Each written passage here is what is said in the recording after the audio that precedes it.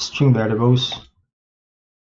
Every variable holds a value, which is the information assigned and associated with that variable. You can change the value of a variable in your program at any time. So strings. A string is simply a series of characters.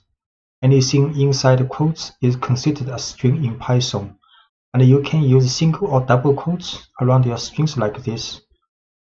So this is a string inside double quotes, and this is also a string inside single quotes, but there are also double quotes inside the single quotes. So this is a string message, and we can print this string hello Python world, and this is also a string. We can also print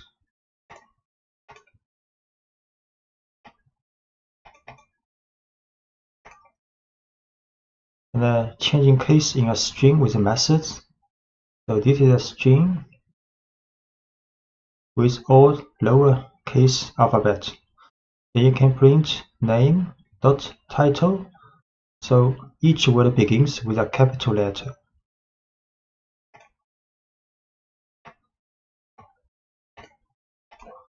Name is a string. If we show all alphabets are lowercase, then we can print this string but with the title method after this string. So A, Ada, Lovelace. So these two alphabets will be uppercase.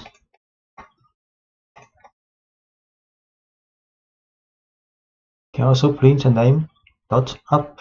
So all alphabets will be uppercase. Or name dot lower, then all alphabets will be lowercase. So we create string name again. We show name as title case. So we can print with uppercase. All alphabets are uppercase now.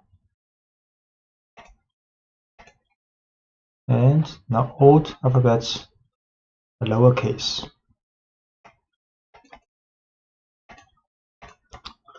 Combining or concatenating strings. So this is a string first name, and this is a string for last name. So you can create a string called full name using first name plus a space symbol and with last name. Then you can print out. So first name Ada, last name is Lovelace. Then full name is addition. So is the string concatenation of first name and last name and with a space. Then can print out his full name Ada space Lovelace. And adding white space to strings with tabs or new lines. So space tabs and end of line symbols are called white spaces. So you can print \t means tab. Add a tab space before text. Then you can print also with \n new line, \n is a new line. And you can combine \n and \t. So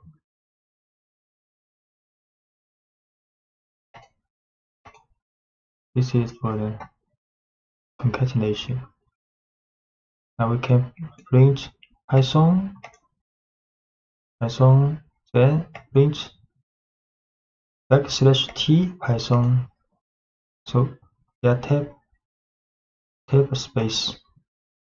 Also print with a new line. The language Python, C, JavaScript. Can also print with a new line and a tab space. New line and a tab space.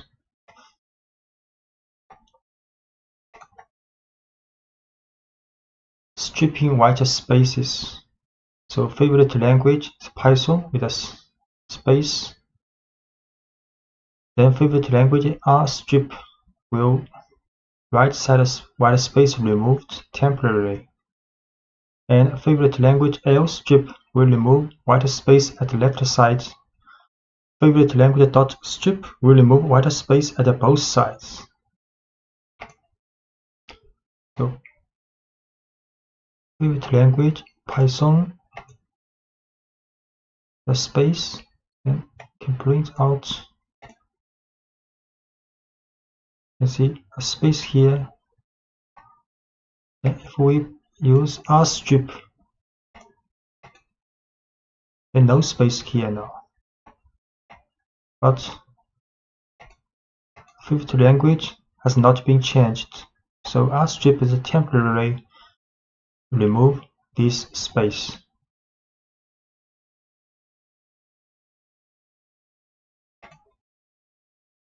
So to remove the white space from the string permanently, you have to store the stripped value back into the variable. So this is favorite language with a string after this, with a space after this string. You can use R strip but assign back to this string variable. So create again favorite language with a string the right side, then we R strip this space and assign back to this variable. Then we show this favorite language again. Now string has been removed permanently.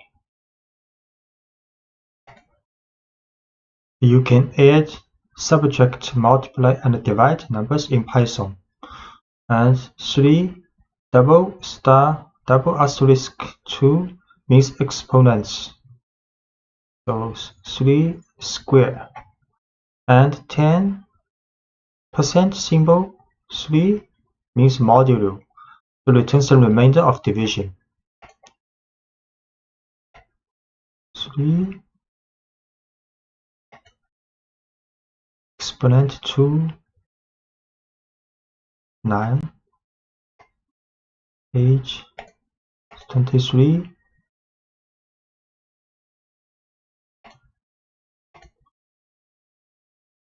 And avoiding type errors with the str function. So age is 23. Next, if we create a string variable called message equals happy plus age plus at birthday, then it will have error because Python not allowed you to add numeric variable with string directly, so you have to transform this numeric variable to the type string before adding together. So now message happy plus strh and plus best birthday. Then we can print a message happy 23rd birthday. A list is a collection of items in a particular order. In Python, square brackets indicate a list, and individual elements in the list are separated by commas. So we can create a list called bicycles with 4 different types as the elements of this list. So we create another list called number list with 5 numbers in the brackets. So this is a string type list, and this is a numeric list. Create a list.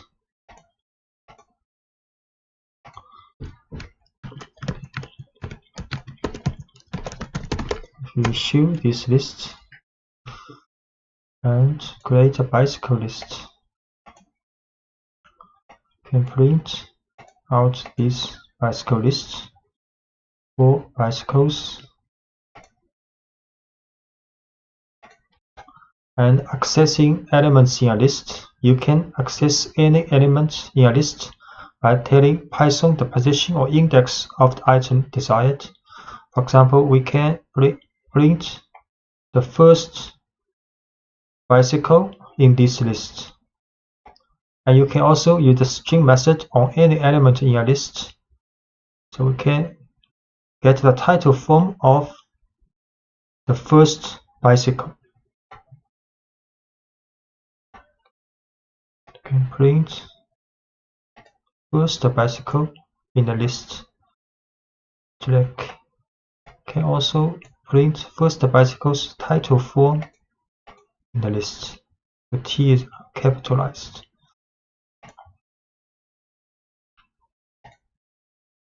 And note that index in the list starts at 0, not 1.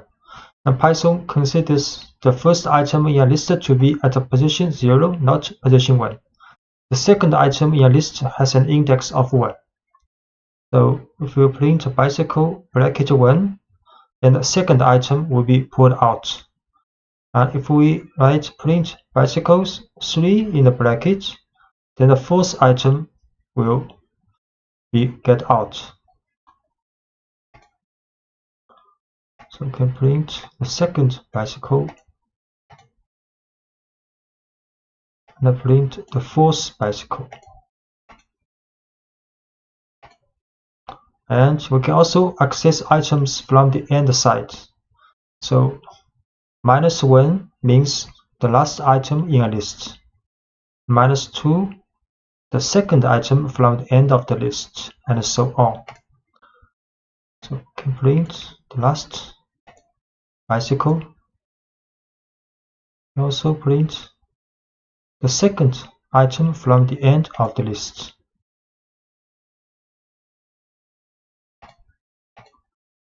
Using individual values from a list, you can use individual values from a list just as you would any other variable. For example, you can use concatenation to create a message based on a value from a list.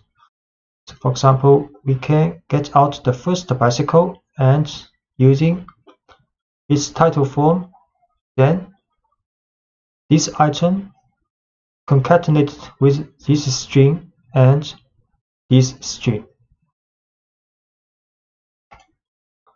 We create a message with concatenation of string and the bicycle's first element with the title form and plus symbol.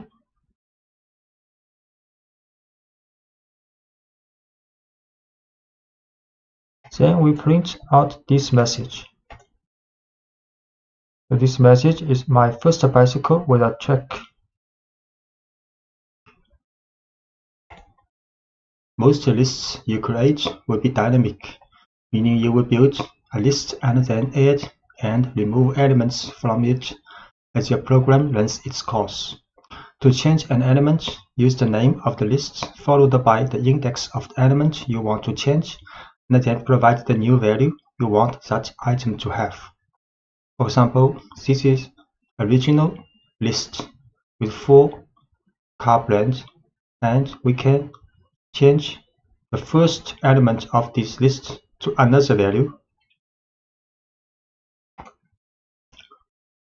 So this is a list with 4 cars. Print. Then we can set the first value to Ducati, and we print again. Now the first value has been changed. And we can also add elements to a list. Python provides several ways to add new data to existing lists.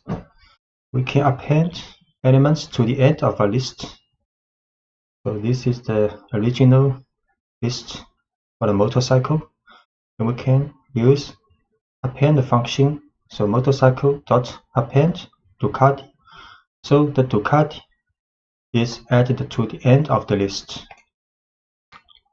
Create this list with 3 motorcycles. 3 motorcycles now. Then we can append Ducati to the end of the list. So now the list has 4 cars now, with Ducati at the last position. You can start with an empty list and then add items to the list using a series of append statements. So we can also create an empty list first with 2 brackets. Then motorcycles, append Honda, append Yamaha, and append Suzuki. Create first an empty list. Then we can append 3 motorcycles. We show this list again. So now the list motorcycle has 3 cars now. And you can also insert elements into a list. So you can add a new element at any position in a list by using the insert method. You do this by specifying the index of the new element and the value of the new item. So this is a list, and we can insert the first position, a new motorcycle here.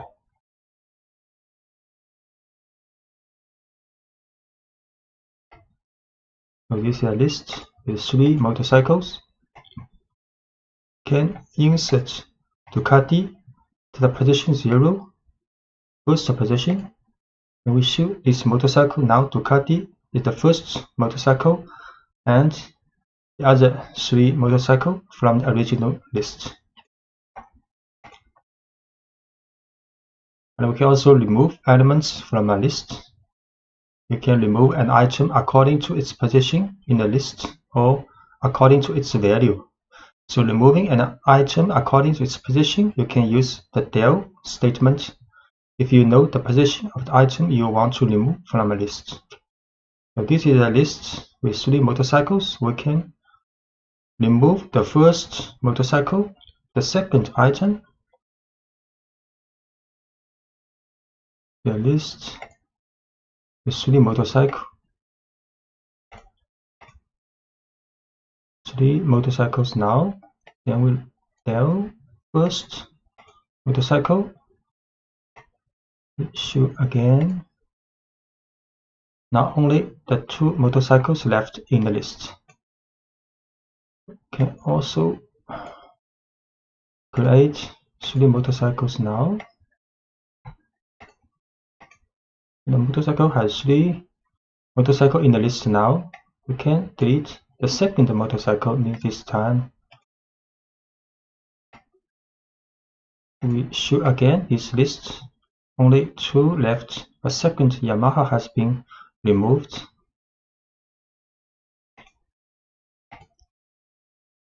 You can use pop method to remove an item. Sometimes you will want to use the value of an item after you have removed it from a list. So the pop method removes the last item in a list, but it lets you work with that item after removing it. So this is a list with 3 motorcycles. So we can use pop method to remove the last one of this list. Then put this removed item in this object.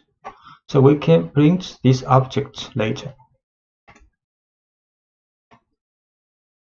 So this is a list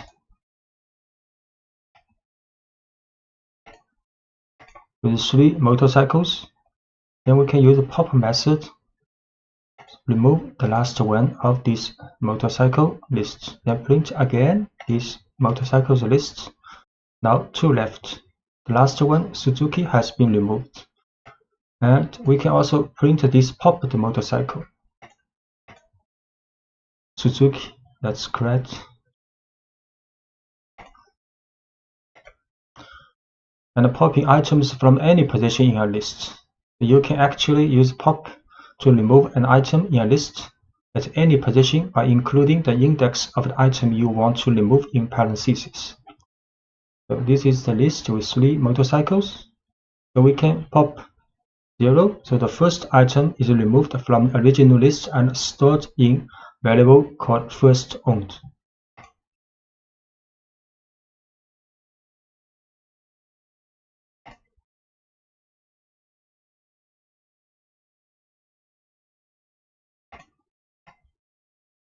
Create this motorcycle list again. So we pop the first one.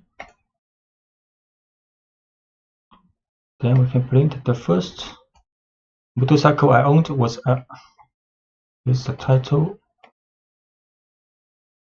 This message is the string concatenated with this popped value with a title form.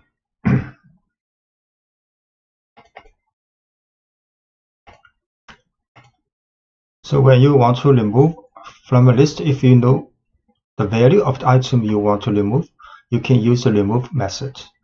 So this is a list with 4 motorcycles. So if we want to remove the item with this value, so we can use motorcycle.remove Ducati. So Ducati is removed, but note the remove method deletes only the first occurrence of the value you specify. So if there is a possibility the value appears more than once in the list, you will need to use a loop to determine if all occurrences of the value have been removed.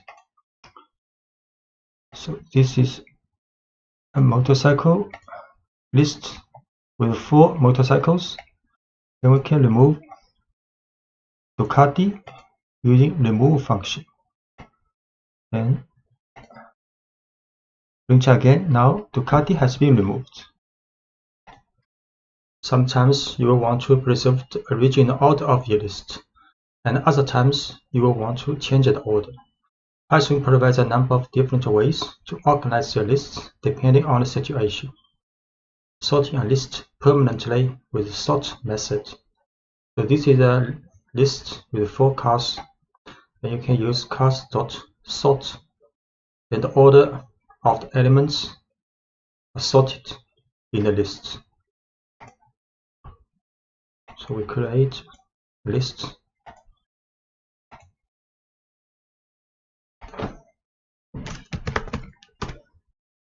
So the order of the elements in the cars, like now, you can use sort.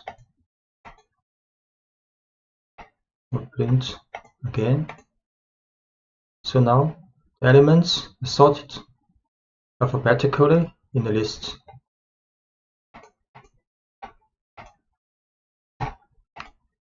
And you can also sort this list in reverse alphabetical order by passing the argument reverse equals true to the sort method. So you can use sort reverse true. This is a car list with 4 motorcycles. You can sort reverse true. Then print again. So now the elements in the list has been sorted alphabetically with a reverse order. So sorting a list temporarily with the sorted function.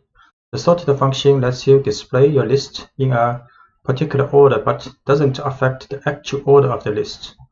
So this is a list of 4 motorcycles. You can use sorted cars. So it will show the list in a sorted order. But if you print this car again, the order has not been sorted. It has the original order. We'll create again this list for the motorcycle.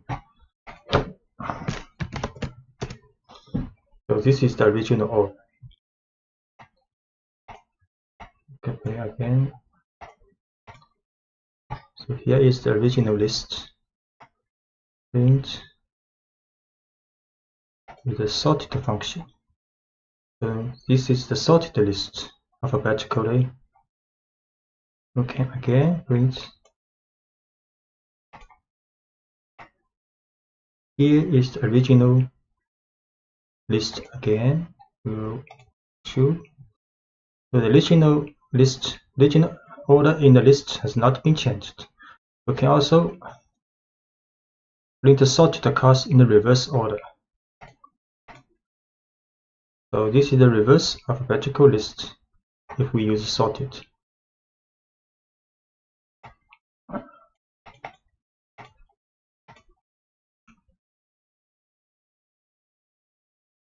So print a list in reverse order. So just to reverse the original order of a list, this may not be the alphabetical order. So just to reverse the original order of the list, you can use the reverse method. So this is the original list. If we use cast reverse and print a cast, then the order of the elements are reversed. So the last one will be printed first. So the reverse method changes the order of a list permanently, but you can revert to the original order anytime by applying reverse to the same list a second time. So we print. This is the.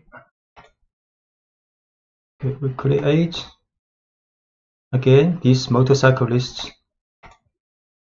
This is the original order, and we use cars dot reverse, then print again,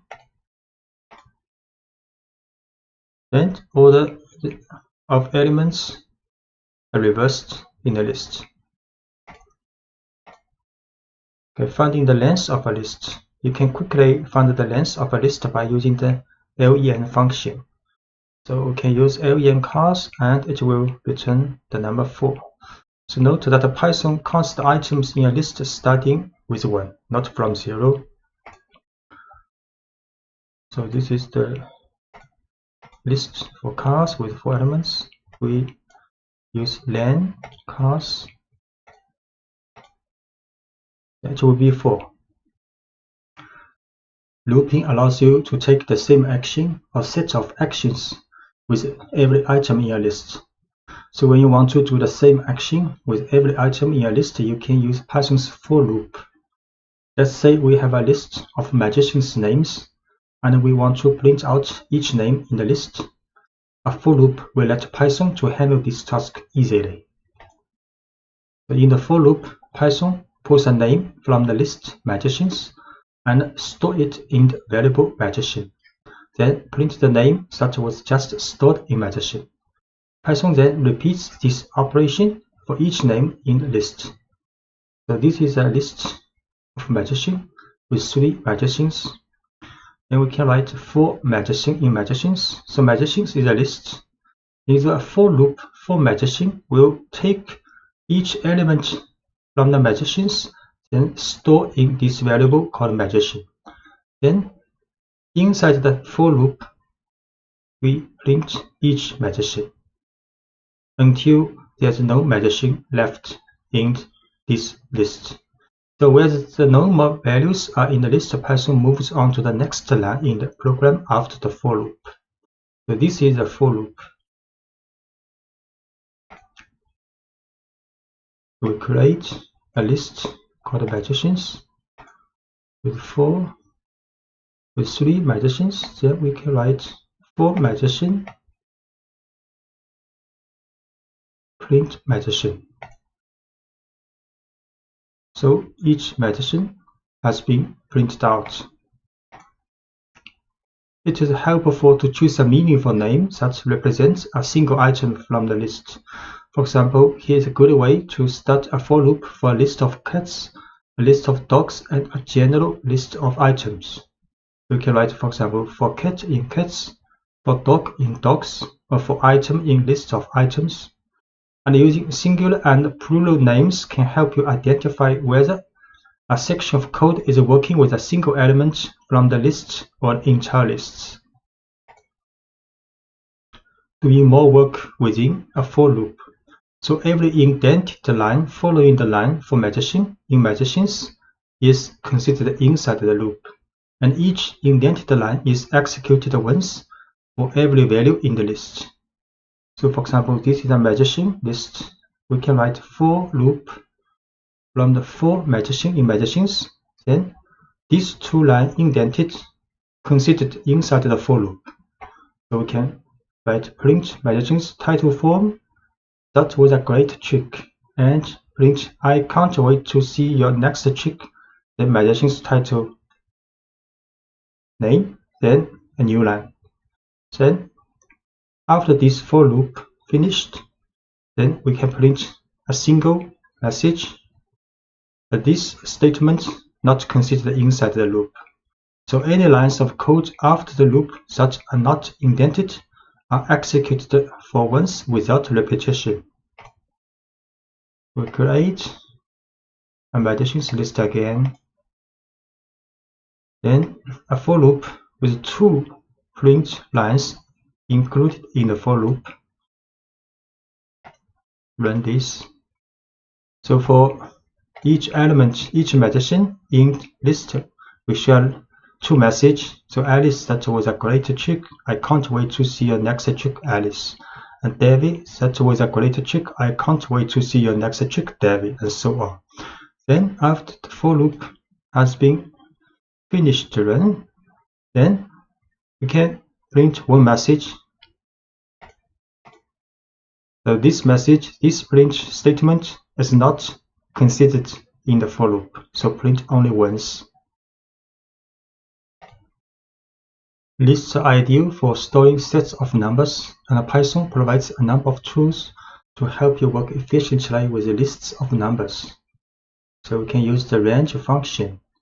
Python's range function makes it easy to generate a series of numbers.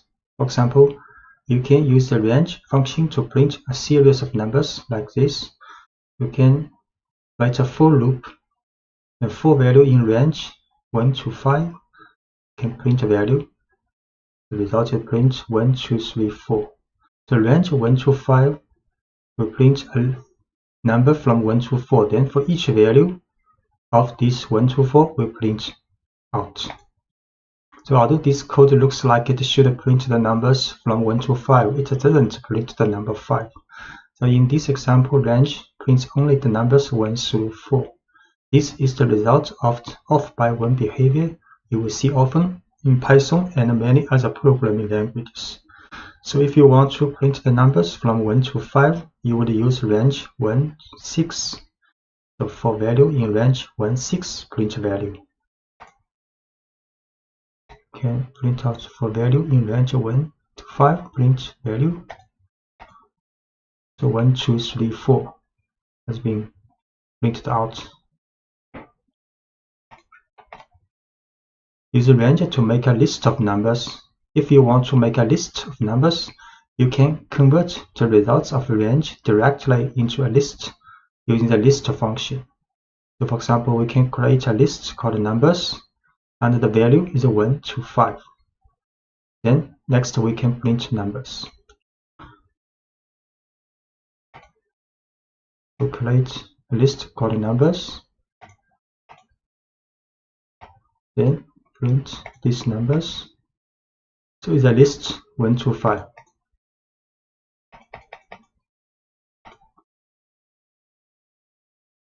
And we can also use the range function to tell Python to skip numbers in a given range. For example, it is how we would list the even numbers between 1 and 10. We can write even numbers is a list, create is a list, and the value is from 2 to 11, not including 11, and with a gap of 2. So the result will be 2, 4, 6, 8, 10. So even numbers is a list in the range 2 to 11 with a gap of 2. Then we print out this list. This list has 5 elements. And you can create almost any set of numbers you want to using the range function. For example, consider how you might make a list of the first 10 square numbers. So we start with empty list, then write a for loop. So for each value in the range 1 to 11, not including 11, then we calculate the square of this value, then assign to square variable. Then in the list of squares, we append this square, and so on. Then when the for loop is finished, we print out this squares list. So we start with an empty list called squares, then we tell Python to loop through each value from 1 to 10 using the range function, and inside the loop, the current value is raised to the second power and stored in the variable square. Then each new value of square is appended to the list squares. So start with the empty list called squares. A for loop for each value in the range 1 to 11. Calculate the square of this value and append to the squares list. Then the loop finished, we can print out this list. So the value is 10 numbers, and each value is the square of the value in the range 1 to 11. And to write this code more concisely, you can omit the temporary variable square and append each new variable value directly to the list. So we can also start with a square list, empty list, then write a for loop with only one statement. So for value in range 1 to 11, we can calculate this square of this value, then directly append to this squares list. Then the for loop finished, then print out this squares list. Start with empty list squares, then for loop for each value in the range 1 to 11. Calculate the square of this value, then append to the squares list. Then print out this list. The result is the same with 10 numbers, and each of numbers is the square of each value in range 1 to 11. A list comprehension allows you to generate this same list in just one line of code. A list comprehension combines the for loop and the creation of new elements into one line, and automatically appends each new element. The following example builds the same list of square numbers you saw in previous lectures, but uses a list comprehension. So we can write squares is list, and inside the bracket we write value asterisk 2, then space, then it's like a for loop for value in range 1 to 11. Then we can print out this squares list. The list comprehension begins with a bracket and the descriptive name for the list, such as squares. Next, open a set of square brackets and define the expression for the values you want to store in the new list. In this example, the expression is value square of this value, which raises the value to the second power. Then write a for loop to generate the numbers you want to feed into the expression and close the square brackets.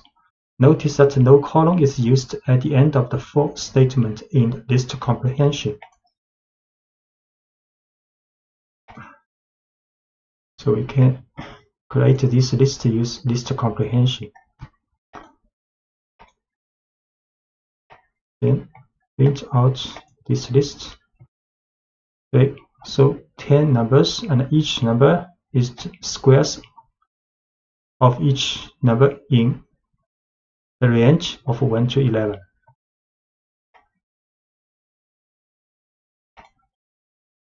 You can also work with a specific group of items in a list, which Python calls a slice. To make a slice, you specify the index of the first and the last elements you want to work with. As with the range function, Python stops one item before the second index you specify. So the following example involves a list of players on a team. So this is a list with 5 players, and we can print players bracket 0 to 3, then it will return the first 3 elements. So the code prints a slice of this list, which includes just the first 3 players. So players is a list with 5 players, then can print the first 3 players, and you can generate any subset of a list. For example, if you want the second, third, and fourth items in a list, you would start the slice at index 1 and end at index 4, so 4 not included. Then it will return the second, third, and fourth element. So from the index from 1 to 3, so the second, third, and fourth elements will be returned. So we print the second, third, and fourth elements. And if you omit the first index in a slice, Python automatically starts your slice at the beginning of this list. So if you just write column 4, then it will return the first 4 elements. So we return the first 4 elements with column 4.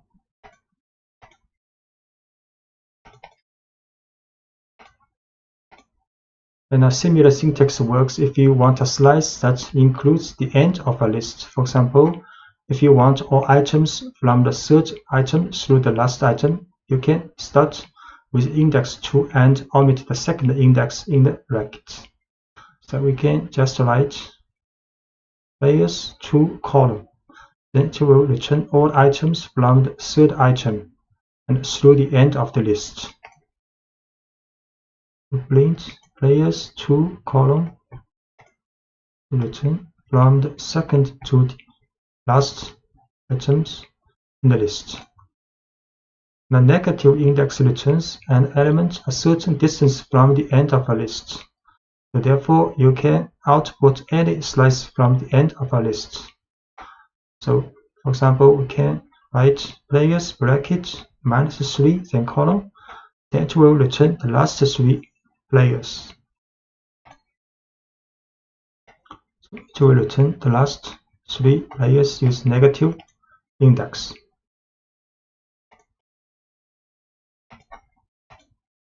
And the looping through a slice. You can also use a slice in a for loop if you want a loop through a subset of the elements in a list. In the next example, we loop through the first 3 players and print their names.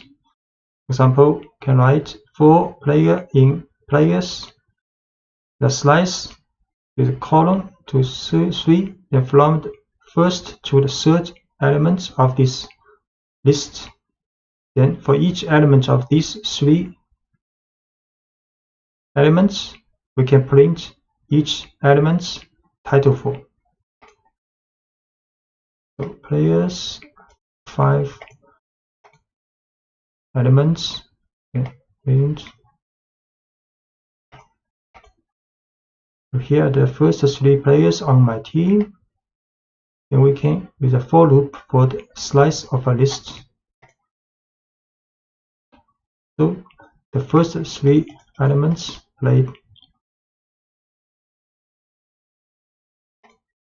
And copy a list. To copy a list, you can make a slice that includes the entire original list by omitting the first index and the second index. So we just use a bracket and a column inside the bracket to copy all the elements of the list. Now this tells Python to make a slice that starts at the first item and ends with the last item, and producing a copy of the entire list. For example, imagine we have a list of our favorite foods and want to make a separate list of foods that a friend likes. This friend likes everything in our list so far, so we can create the list by copying ours.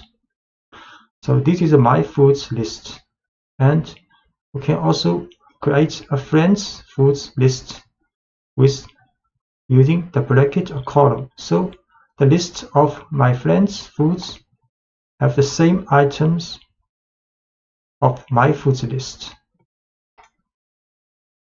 So my foods list, pizza, Faro, carrot cake. Then we can create my friends foods list. Then we print out So my favorite foods are this one, these three, then my friends' favorite food lists. Also these three items lists. To prove that we actually have two separate lists, we will add a new food to each list and show that each list keeps track of the appropriate person's favorite foods. So in the My Foods list, we append cannoli, and in the My Friends Foods list, we append ice cream. Then we print out the C. The My Foods append a new food, and My Friends Foods also append a different food. Then we print to see my favorite foods. So this one is appended to in the My Favorite Foods.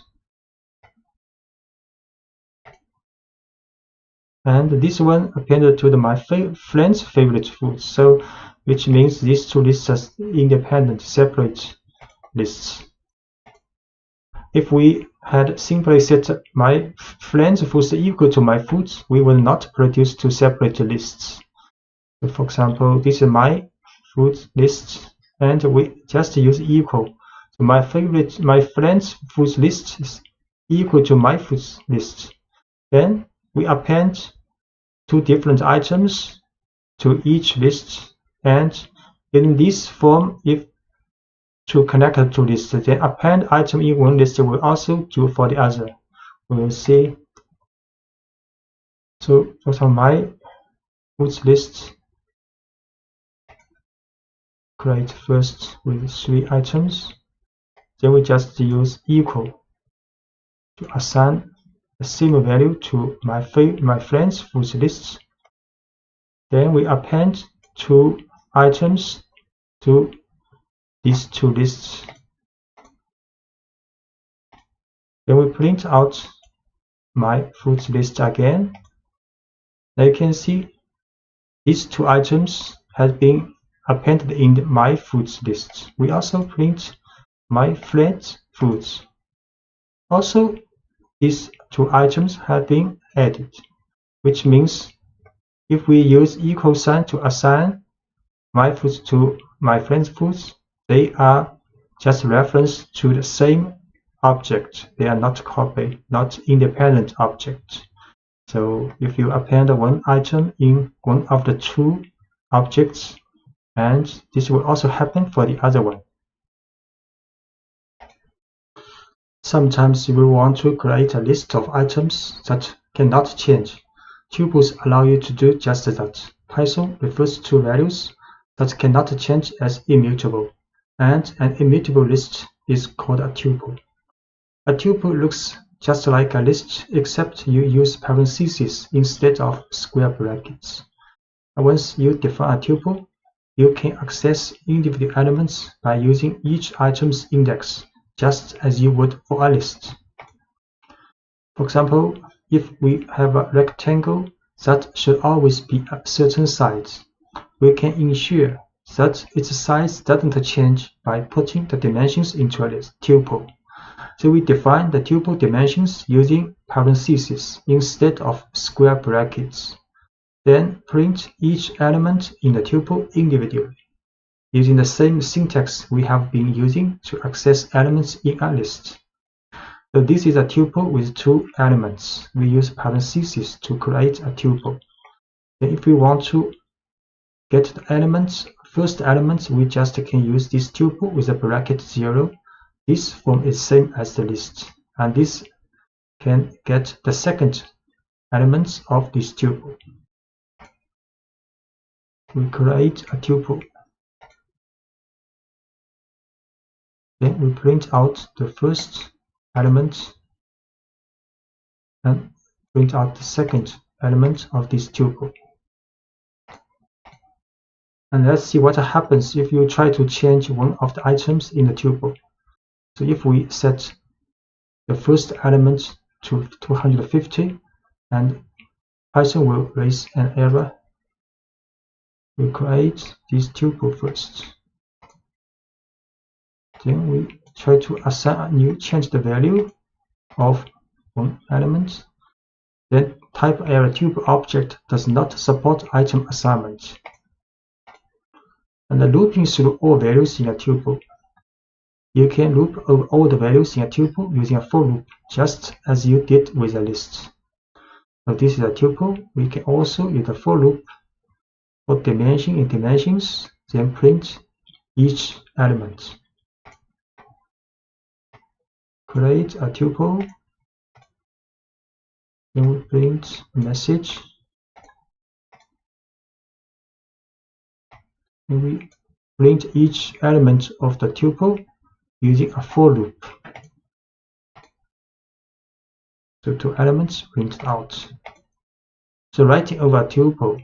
Although you cannot modify a tuple, you can assign a new value to a variable that holds a tuple.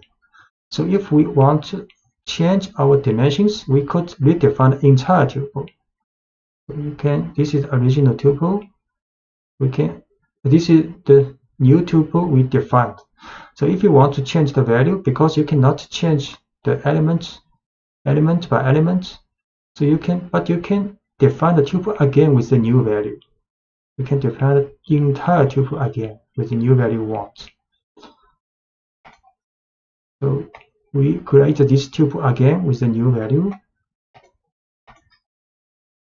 Then we print out. Then using a for loop to print this tuple out. Conditional tests. At the heart of every if statement is an expression that can be evaluated as true or false, and is called a conditional test. Python uses the values true and false to decide whether the code in an if statement should be executed. So if a conditional test evaluates to true, Python executes the code following the if statement. If the test evaluates to false, Python ignores the code following the if statement. A simple example of conditional tests. The following example shows how if tests let you respond to special situations correctly. Imagine you have a list of cars and you want to print out the name of each car. Car names are proper names, so the names of most cars should be printed in title case. However, the value BMW should be printed in all uppercase. Following code loops through a list of car names and looks for the value BMW. Whenever the value is BMW, it is printed in uppercase instead of title case. So this is a car list with 4 cars inside. And we write a for loop. So for car in cars, if this car equals BMW, then we print out this car's uppercase. Else, so if the car is not BMW, we run statement inside the else, then print this car with the title for. So we create car list. Then write a for loop to print each car's name either in title form or in uppercase. So if the car is BMW, then print out in uppercase. So you can see Audi, Subaru, Toyota all in title case, but BMW is in uppercase 4. So checking for equality. Most conditional tests compare the current value of a variable to a specific value of interest. The simplest conditional test checks whether the value of a variable is equal to the value of interest. So if the value is BMW, then we check car equals BMW, then get true. And if the value is Audi, if we check car if equals BMW, then we'll get false. So we assign the value BMW to car, then we use double equal to check if its value is BMW. We'll get the value result true. And if we assign the Audi value to car, then we check again if the car's value is BMW. then you will get false. And ignoring case when checking for equality. The testing for equality is case sensitive in Python. For example, two values with different capitalization are not considered equal. If the car is Audi with title form, but we check car's value is Audi, we'll get a false. So if case matters, this behavior is advantageous. But if case doesn't matter and instead you just want to test the value of a variable, you can convert the variable's value to lowercase before doing the comparison. So we again assign the value Audi with the title form to car. Then we check the condition if the value is equal to Audi with lowercase. But before we run this equal sign, double equal, we add car.lower to transform the car's case to lower before we do the condition test. Notice that the lower function doesn't change the value that was originally stored in car. So the car's case is still Audi. And this lower is just a temporary transform this value to lowercase to do conditional tests. So we see car's value is Audi with title form. Then we check its value equals lowercase Audi to get false. And we set again, for example, car's value is Audi, but we use lower function before doing the conditional test to get true now.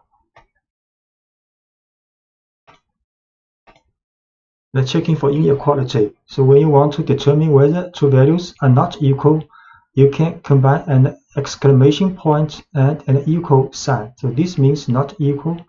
So we will store a requested pizza topping in a variable and then print a message if the person did not order anchovies. So this is request a topping called mushroom, this value. So if request a topping not equal to anchovy, then we'll print holded anchovies.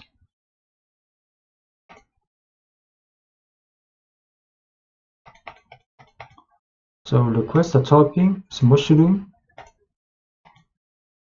We check if this topping not equal to anchovy, we'll print holded anchovies. So this message printed out because this value is mushroom, and we test if this value not equal to anchovy. This test will get true.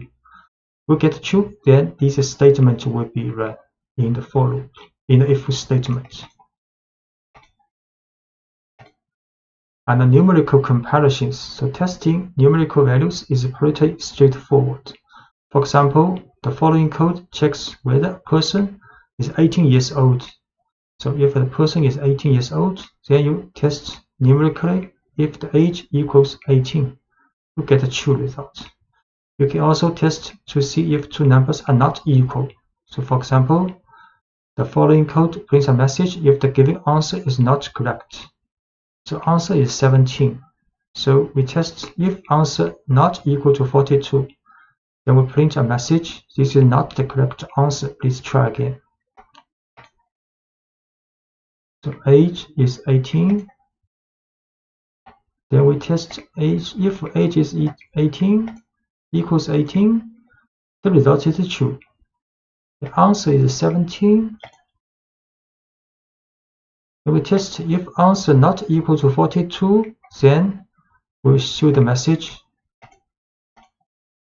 because answer is not equal to 42. The message is printed out.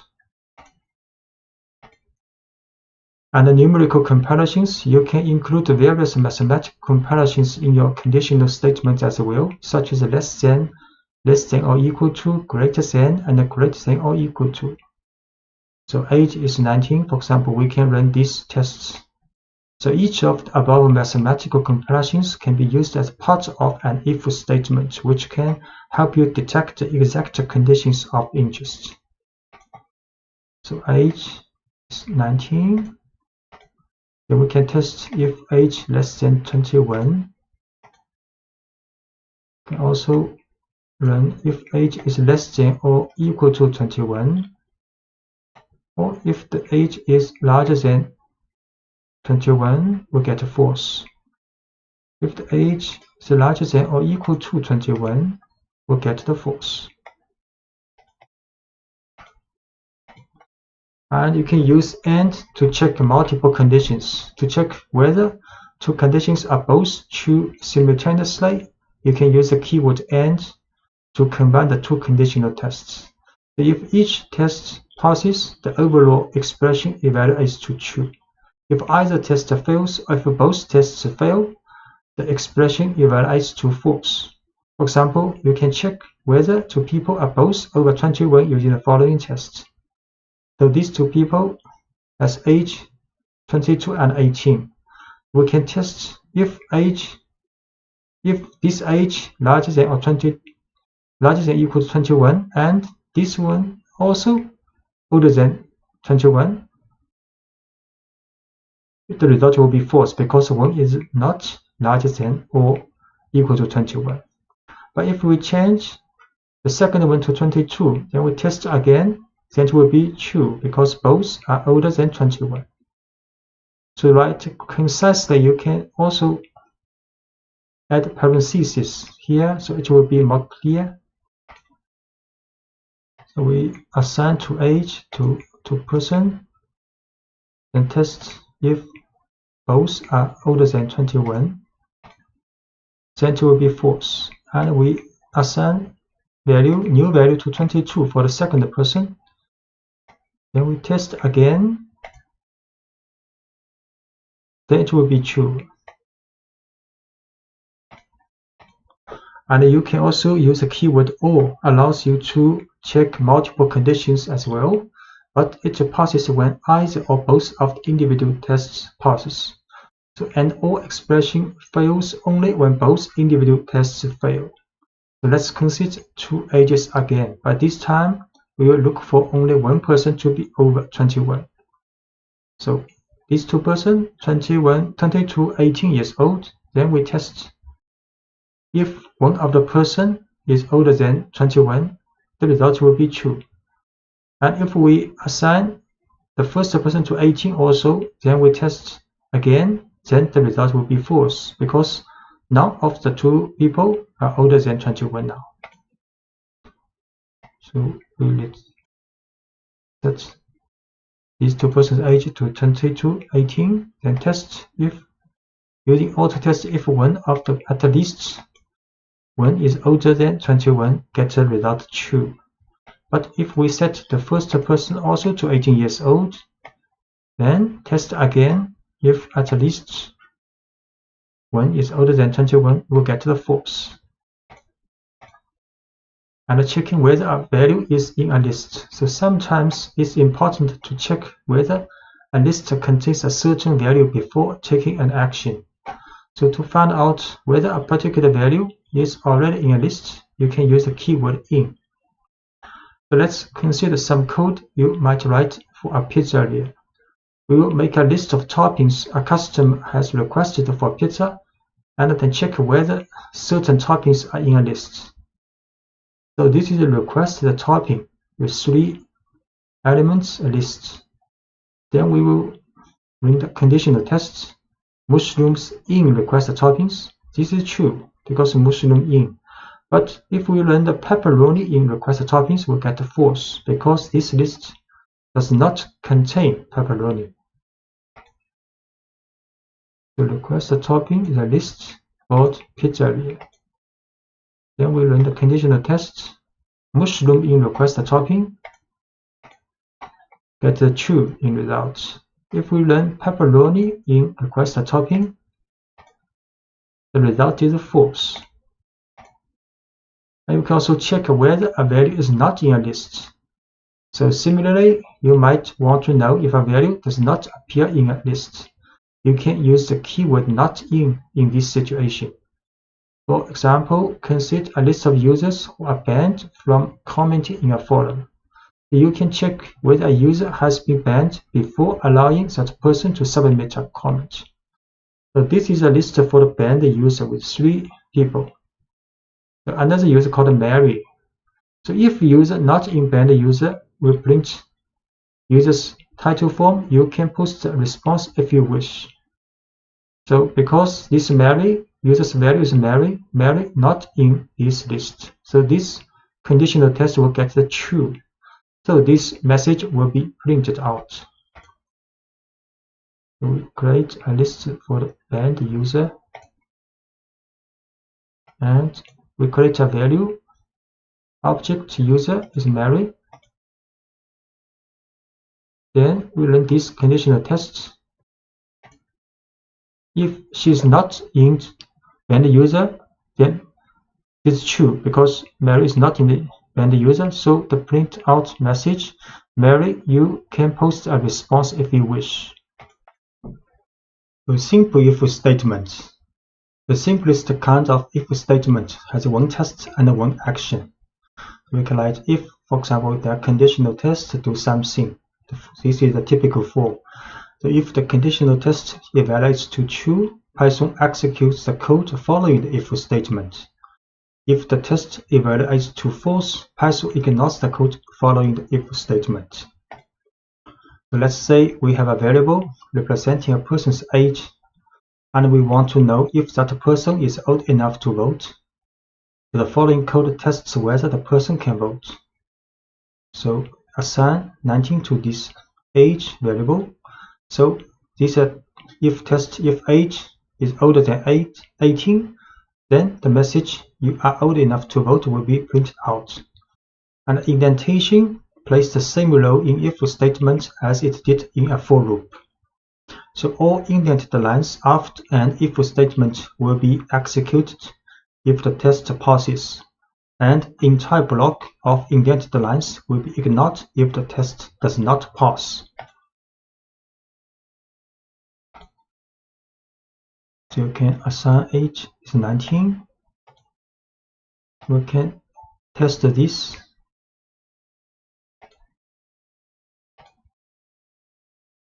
Because it's older than 18, so these 2 statements are run. So you can have as many lines of code as you want in the block following the if statement. So let's add another line of output if the person is old enough to vote, so asking if the individual has registered to vote yet. So these 2 messages will be printed out. And if-else statement. And if-else block is similar to a simple if statement, but the else statement allows you to define an action or set of actions that are executed when a conditional test fails. So we will display the same message we had previously if the person is old enough to vote, but this time we will add a message for anyone who is not old enough to vote. So if we assign 17 to the age, then test if age is 18, is larger older than 18, we will print these 2 messages. But if this test fails, so we will run the else statement.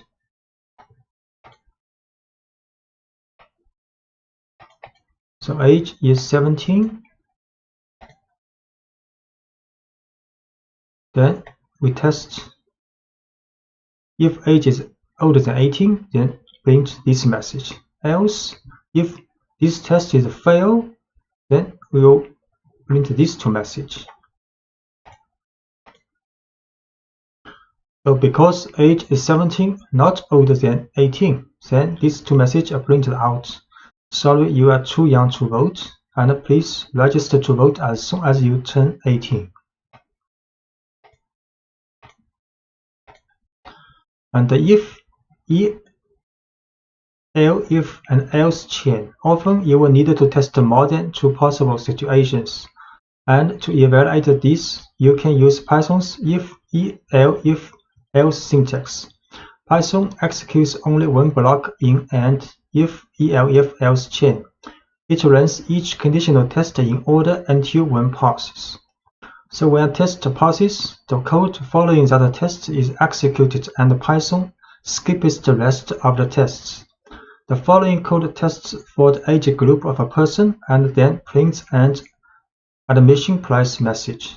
So for example, age is 12, then we run if age is younger than 4, then print this message. But this message, if this is fail, then Python will test this conditional test.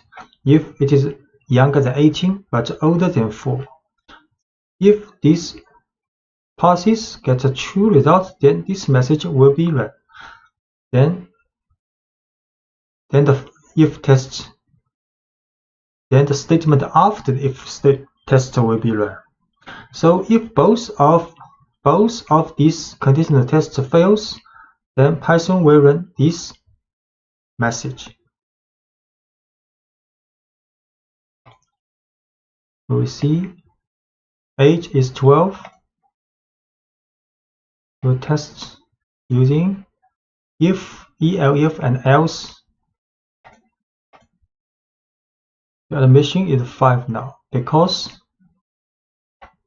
12 is not younger than 4. Then this gets false. Then Python will test the next.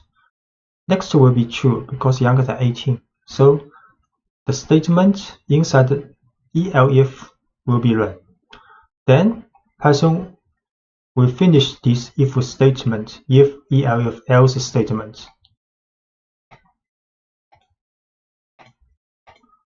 And you can omitting the else block. Python does not require an else block at the end of an if, elif chain. Sometimes an entire block is useful. Sometimes it is clearer to use an additional elif statement that catches the specific condition of interest. So for example, age is 12 again, then we can run if conditional tests, then elif another one, then elif another one, then elif another one. So we do not use else here. We just use very specific conditional test for each age group.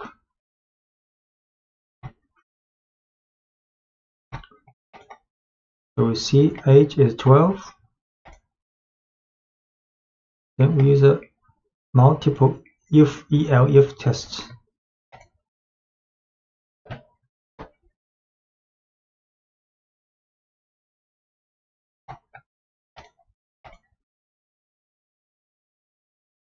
So in this if, elif test, price has been assigned one of each value. Then next we print out this value. You see your admission cost is 5. So age 12 for this group, price 5, because not younger than 4 but younger than 18. And the else block is a catch-all statement. It matches any condition that wasn't matched by a specific if or elif test, and that can sometimes include invalid or even malicious data. So if you have a specific final condition you are testing for, consider using a final elif block and omit the else block. This is what we have seen in this code. You can do some interesting work when you combine lists and if statements. You can watch for special values that need to be treated differently than other values in the list. You can manage change conditions efficiently, such as the availability of certain items in a restaurant throughout a shift. You can also begin to prove that your code works as you expect it to in all possible situations. So checking for special items. So let's continue with the pizzeria example. The pizzeria displays a message whenever a topping is added to your pizza as it is being made. The code for this action can be written very efficiently by making a list of toppings the customer has requested and using a loop to announce each topping as it is added to the pizza. So this is a request a topping list with 3 items. Then we can write a for loop for request a topping in request a toppings for each element of this list. Then we print adding this request a topping. So you can create a list called request toppings. Then you can write for loop. For each request topping in request toppings, print add this request topping. So it's very clear: add mushroom, add green peppers, add extra cheese. Then last one, outside of for loop will print a final message. The job finished. But what if the pizzeria runs out of green peppers, and if statement inside the for loop can handle this situation properly? So this is request topping, and in the for loop we can test using if statement. So if request topping equals green peppers, then a message, sorry, we are out of green peppers right now, will be printed out. Otherwise, if this test is a fail, which means if the request topping is not equal to green peppers, then the message adding this request topping will be printed out. So create request topping again. Then this for loop. In the for loop, we use an if statement to test if it is a green pepper.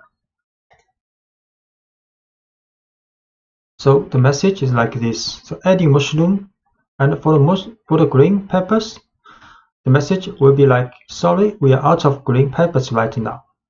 And for the extra cheese will be printed like adding extra cheese. So this is the last message of the for loop.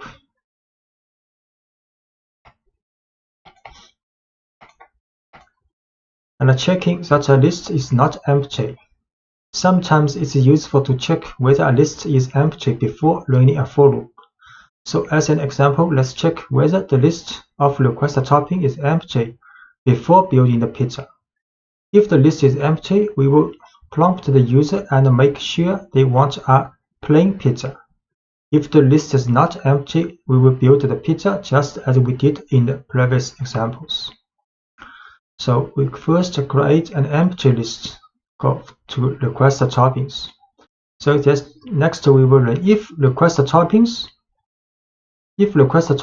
which means if request topping has at least one element and not empty, then it will run the for loop.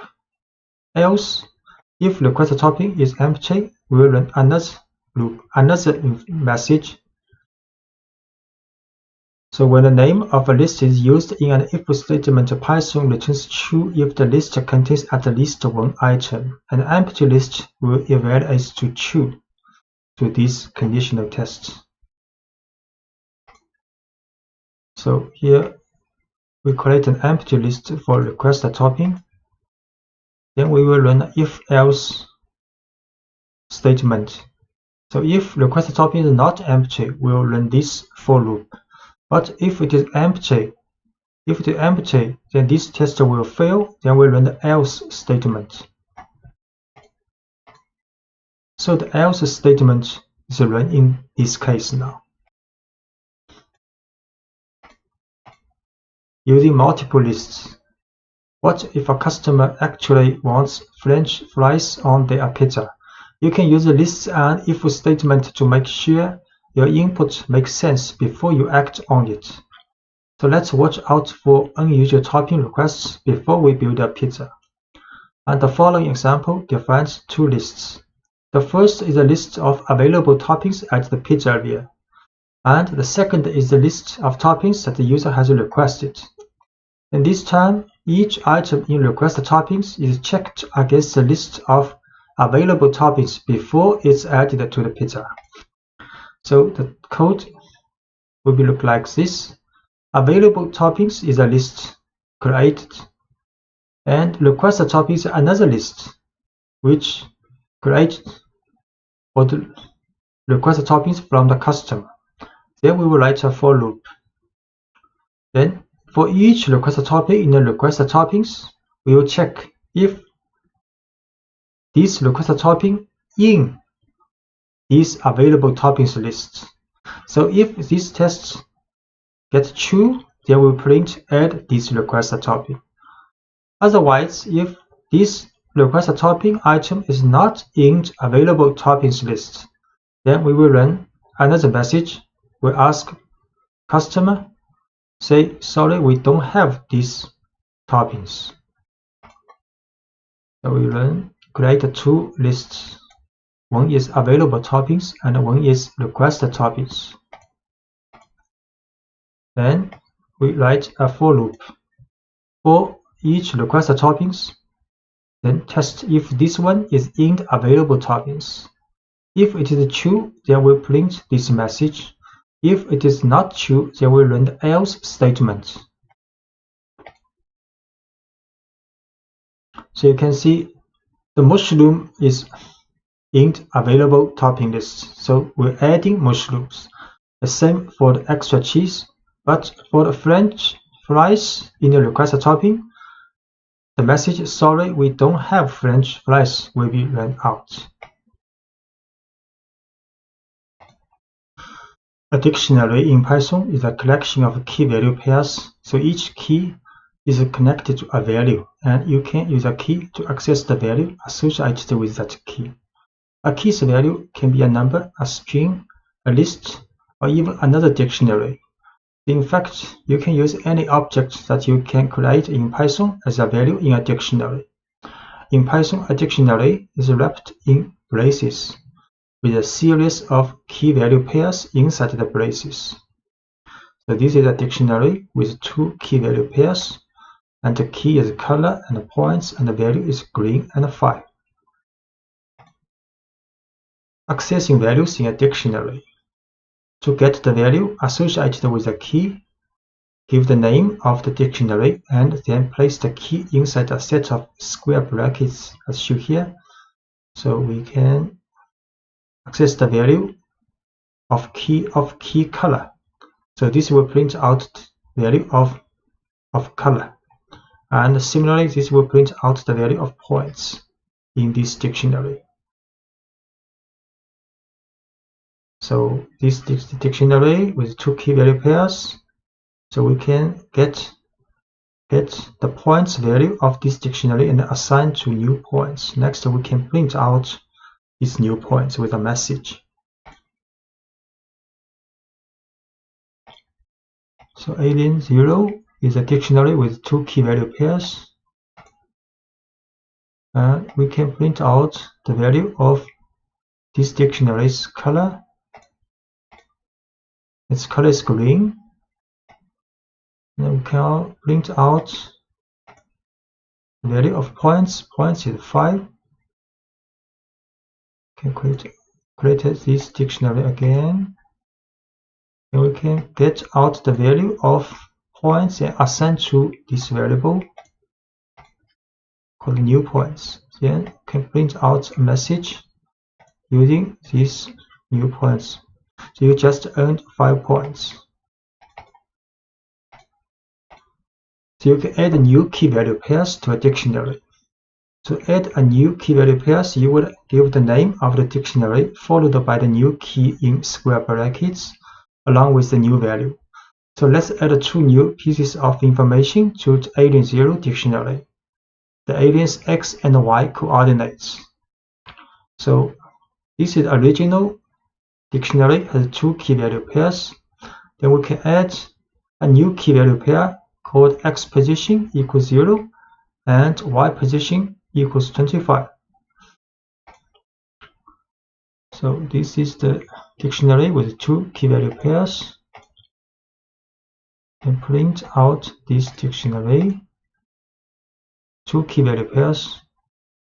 Then we add another 2 key-value pairs. We print out again. Now the dictionary has 4 key-value pairs, color, points, x position, and y position, and their values. Notice that the order of the key-value pairs does not match the order in which we added them. So Python doesn't care about the order in which you store each key-value pairs in a dictionary. It cares only about the connection between each key and its value. And you can start with an empty dictionary. sometimes convenient or even necessary to start with an empty dictionary and then add each new item to it. To start filling an empty dictionary, can define a dictionary with an empty set of braces and then add each key value pairs on its own line. So we can start with an empty dictionary with 2 braces. Then we add 1 key value pairs using alien 0, brackets color equals green, and points equals 5. So add these 2 key value pairs into this dictionary. We start with an empty dictionary. Then we add these 2 key value pairs into a dictionary. Then print out again. Now the dictionary has 2 key value pairs. Can modify values in a dictionary. To modify a value in a dictionary, give the name of the dictionary with the key in square brackets and then the new value you want associated with that key. So for example, consider an alien that changes from green to yellow as a game process progress. So we create a dictionary with only 1 key value pair, color is green. Then we can modify the value of this key color to yellow.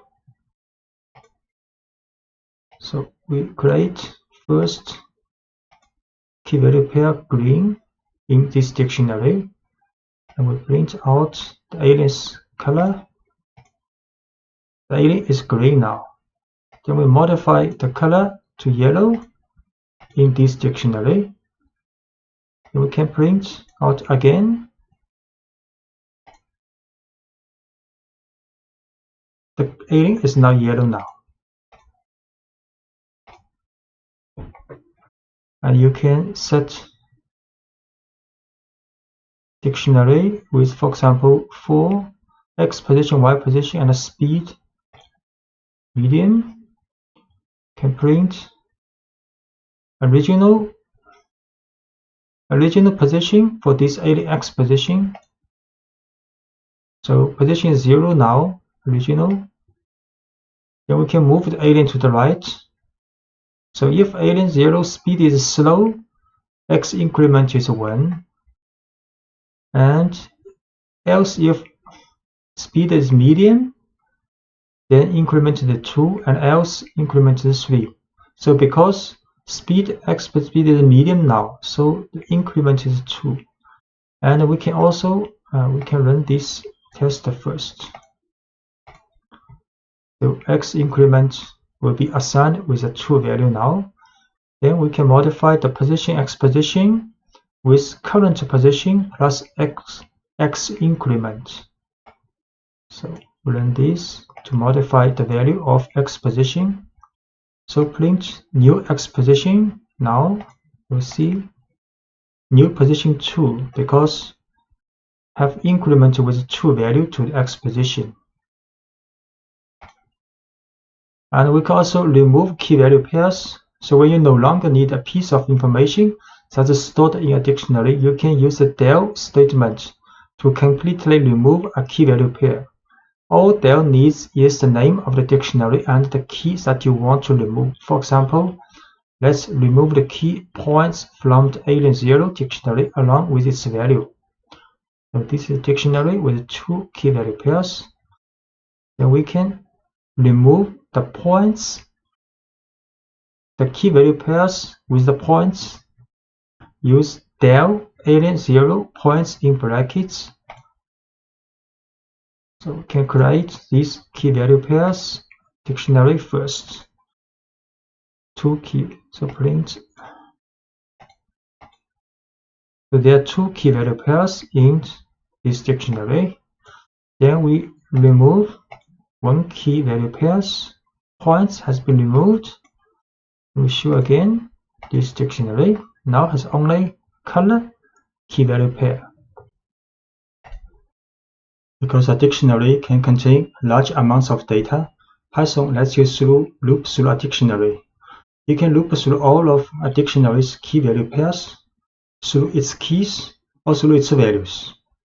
So looping through all key-value pairs, to do so, you could loop through the dictionary using a for loop to write a for loop for a dictionary. So let's consider a new dictionary designed to store information about a user on a website. The following dictionary will store one person's username, first name, and last name. So this is a dictionary called user, and will store username Fermi, first name Enrico, and the last name Fermi. Then we can write a for loop for key value in user this dictionary's items attribute. So this username items attribute will return the key value pairs. Then for each key value pair, we will print key its value and value its value. So you create names for the two variables that will hold the key and the value in each key value pair. You can choose any names you want for these two variables. So you can choose any name for these two variables. The second half of the for statement includes the name of the dictionary followed by the method items, which returns a list of key value pairs. The for loop then stores each of these pairs in the two variables provided. So we can create dictionary for the user. Then we can write a for loop, and in the user zeros items, then we print out this information. So all the key value pairs in this dictionary are printed out. The username value, first name value, last name value.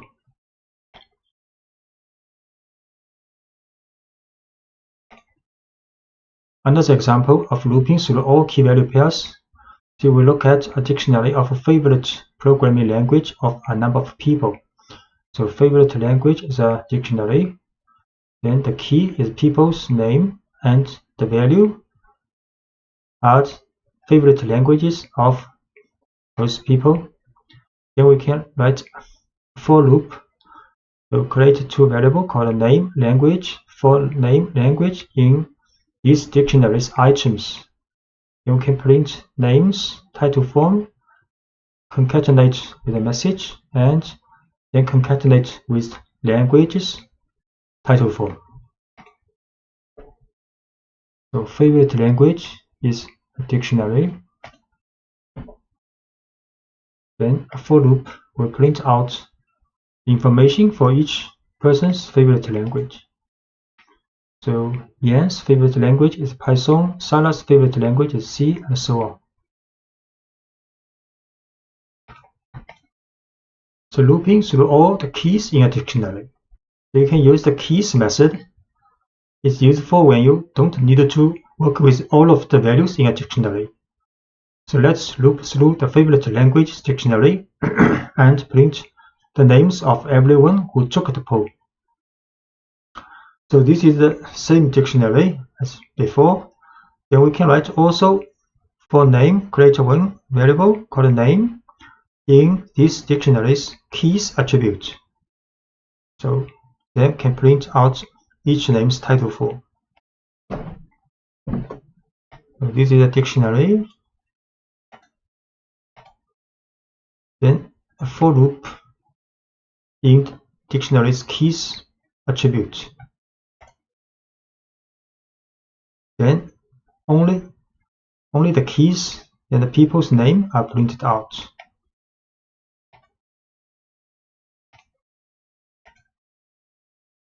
So looping through the keys is actually the default behavior when looping through a dictionary. So the following two codes would have exactly the same meaning. We can write for name in favorite languages. Do not add any methods after this dictionary. Or we can write for name in favorite languages dot keys. These two statements will get the same result.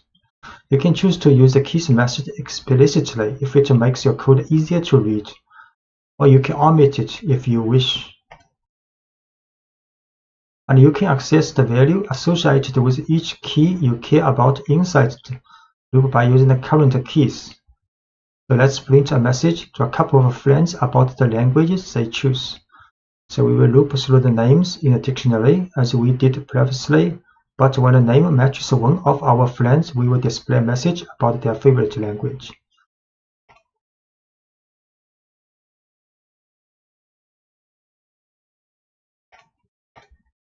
So this is the code. So we create same dictionary as before. Then we have friends, a list, 2 people of our friends.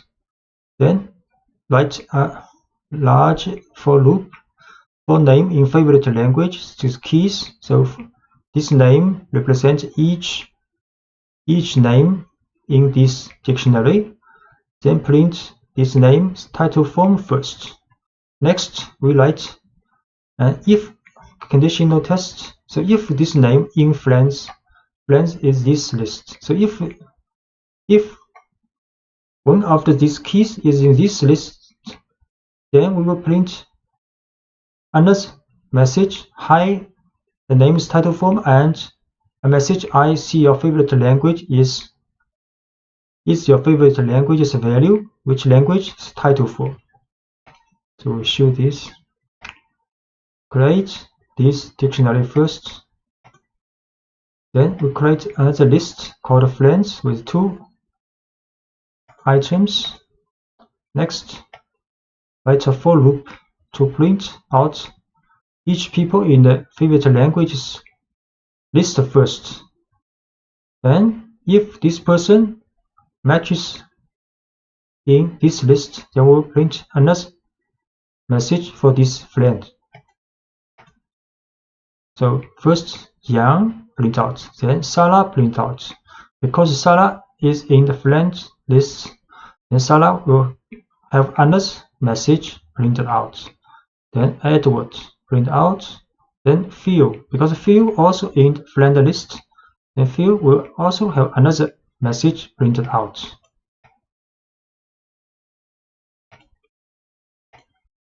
And you can also use the keys method to find out if a particular person was pulled. So this time, let's find out if Erin took the pull. Same dictionary we produce. Then if Erin not in favorite language keys, we use not in. So favorite language.keys will return a list of these keys in the dictionary. The Erin if not in, so print Erin, please take your pull. And the keys method isn't just for looping, it actually returns a list of all keys, and the line simply checks if Erin is in this list. Because she is not, a message is printed inviting her to take the pull. We can create this dictionary first. Then check if Erin not in this dictionary's keys list, we'll print a message. Because Erin is not in, so the message is printed out.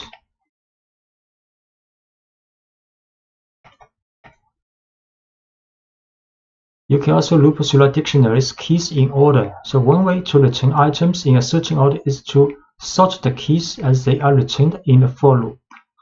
You can use the sorted function to get a copy of the keys in order. So create this list. Then we use naming sorted favorite languages keys, then print out.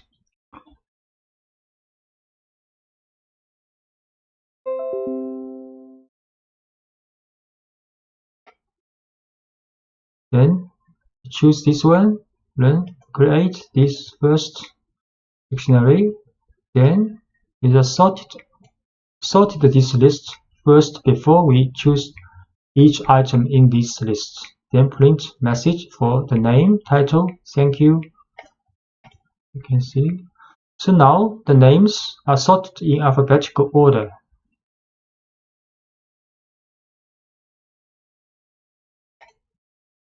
And looping through all values in dictionary. If you are primarily interested in the values that the dictionary contains, you can use values method to return a list of values without any keys. For example, say we can loop through loop and print out programming language pool without the name of the person who chose each language. So this is the same dictionary. Then we can print a message following language has been mentioned. Then write a for loop. In this time, we use the values method for this dictionary, and then for language, the values method will get all values parts in the dictionary. Then we print out these old languages title for. So create this list, the dictionary first, then print a message. Then we use a for loop to print out all languages in this list. Sometimes you will want to store a set of dictionaries in a list, or a list of items as a value in a dictionary. This is called nesting. You can nest a set of dictionaries inside a list of items inside a dictionary, or even a dictionary inside another dictionary. So first, look at a list of dictionaries. In the last lecture, the Alien Zero dictionary contains a variety of information about one alien, but it has no room to store information about a second alien, so much less a screen full of aliens. How can you manage a fleet of aliens? One way is to make a list of aliens in which each alien is a dictionary of information about that alien. For example, the following code builds a list of 3 aliens. So we create 3 aliens with different information, for example, different colors. Then we can store these 3 aliens in a list called aliens. Then next, we can write a for loop for alien in aliens, print out each alien. Actually, each alien is a dictionary's information with key value pairs. A more realistic example will involve more than 3 aliens with code that automatically generates each alien. So in the following example, we also can use range to create a fleet of 30 aliens.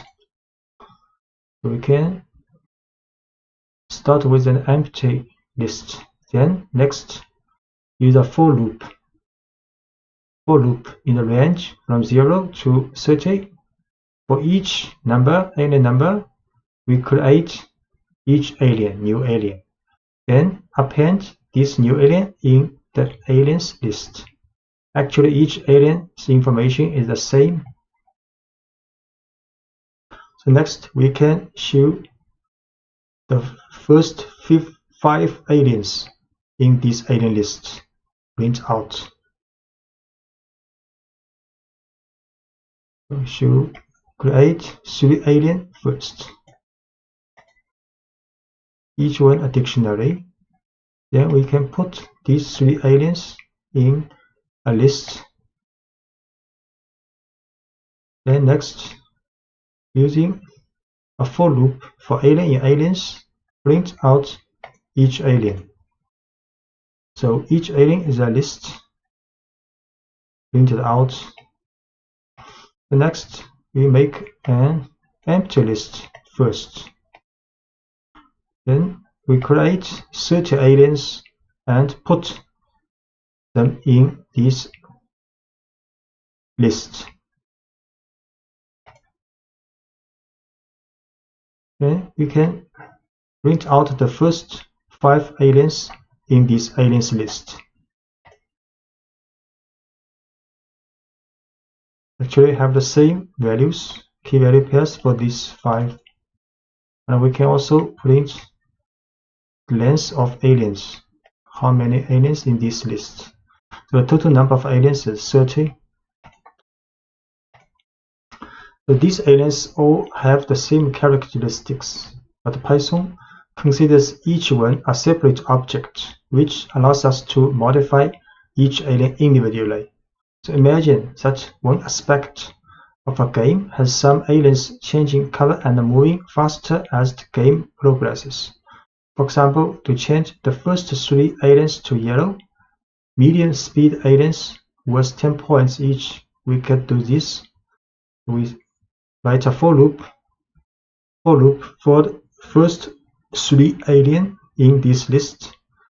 Then the if test, if alien's color is green, then we change it to yellow and change the speed to medium and change the alien's point to 10. So we can set alien's color speed points to this value if alien's color is green in the first 3 aliens.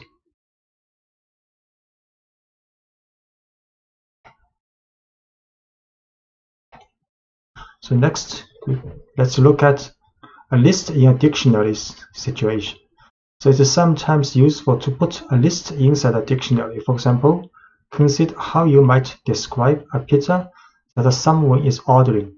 If you were to use only a list, all you could really store is a list of the pizza's toppings. So with a dictionary, a list of toppings can be just one aspect of the pizza you are describing. So in the following example, 2 kinds of information are stored for each pizza: a type of crust and a list of toppings. So the list of toppings is a value associated with the key toppings. To use the items in the list, we give the name of the dictionary and the key toppings as we would any value in the dictionary. Instead of returning a single value, we get a list of toppings. So we make a pizza dictionary. Then inside this dictionary has 2 keys called crust and toppings. So for the crust, there only one value is 6. But for the toppings, is a list of values. Next, we can print out information. You order the pizza's crust. You put this type of pizza with the following toppings. Then inside the toppings, print each topping. So we create a dictionary, pizza, and with 2 keys, especially for the toppings, the keys is a list. Then we can print out information. You order the pizza. Which kind of pizza? The crust, thick pizza. You order the thick crust pizza with the following toppings. Then a loop for topping in pizza toppings. So pizza toppings will get this list because this list is the value of the key toppings. Then this is a list of with 2 elements. Then a for loop for topping in this list can print out each topping. So each topping are printed out.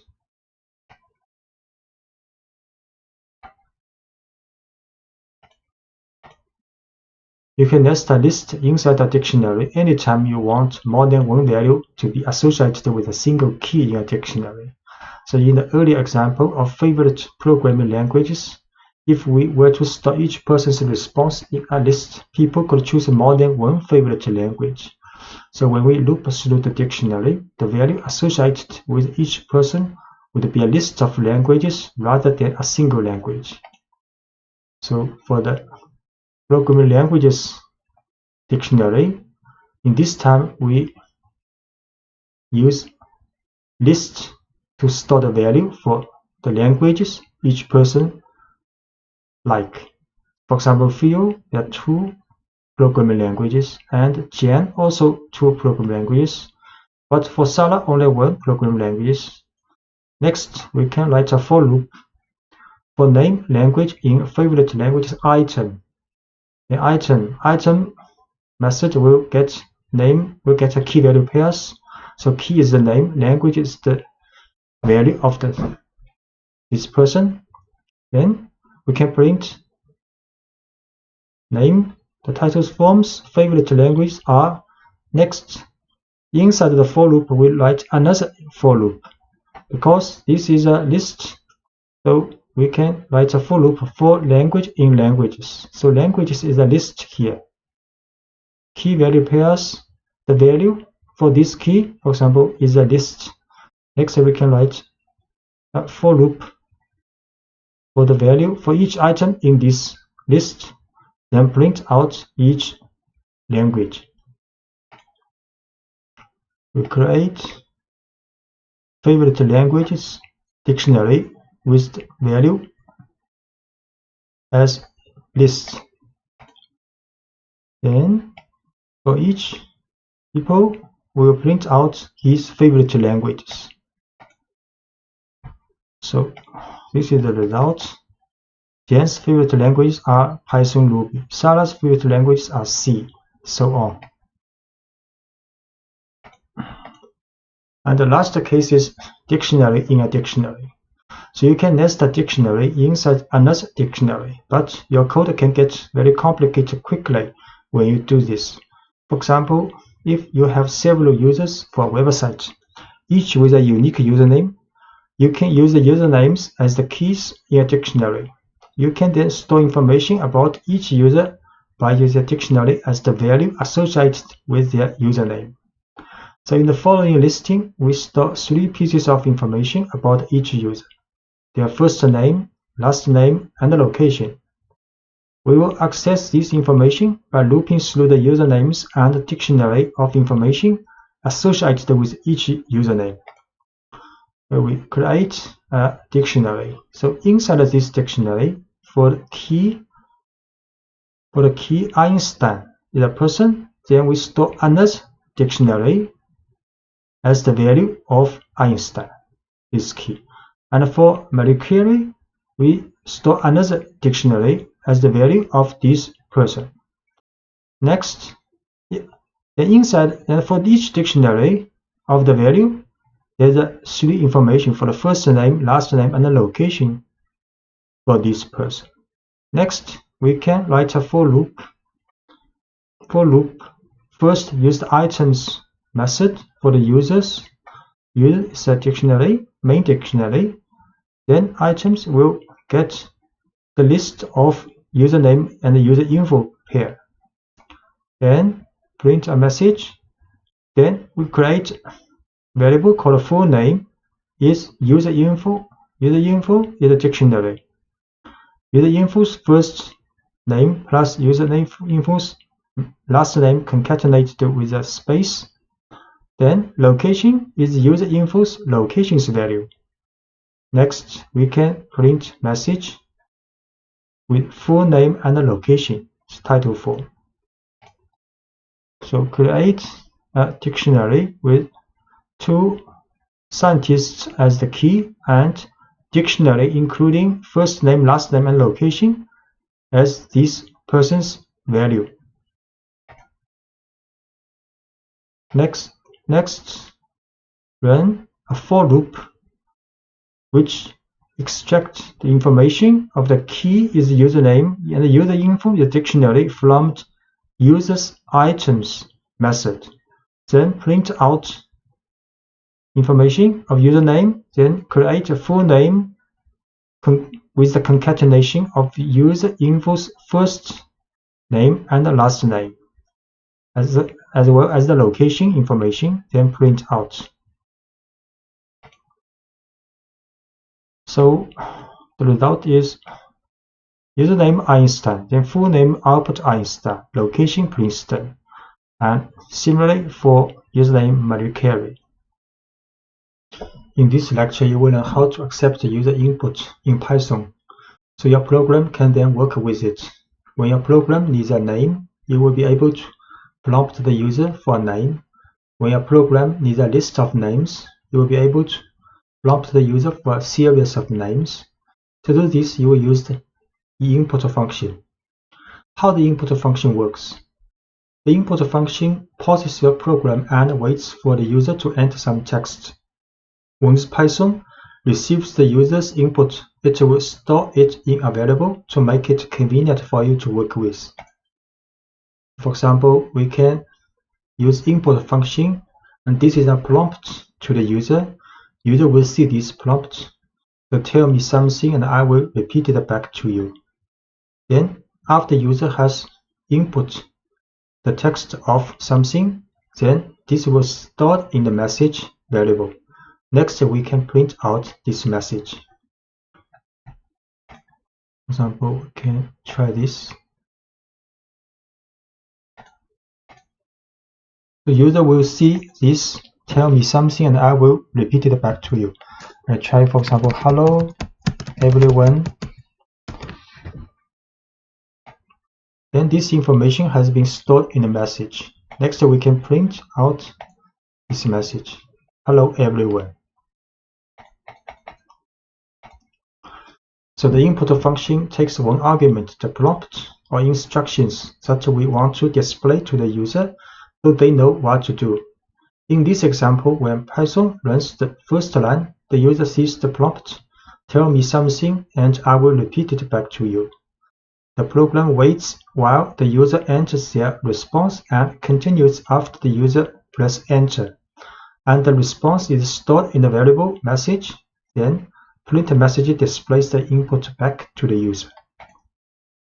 And when you run input in Spider, sometimes comes with internal problem with this function. One way to solve this problem is to upgrade the Spider to version 5.3.0 using command and Anaconda prompt. So you can start Anaconda prompt in Windows Start menu, activate your environment. You have create an environment called NumPy, for example. Then you activate this NumPy environment, use conda activate NumPy. Then you can install Spider with the version 5.3.0 using this command pip install spider equals 0 double equal.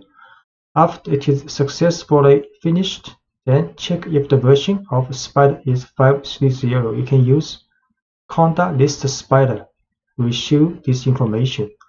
Then you start Spider from Windows. You start menu Anaconda.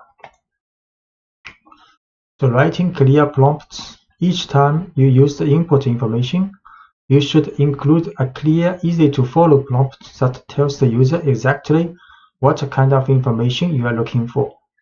Any statement that tells the user where to end should work. For example, add a space at the end of your prompt after the colon in the preceding example to separate the prompt from the user's response and to make it clear to your user where to end their text.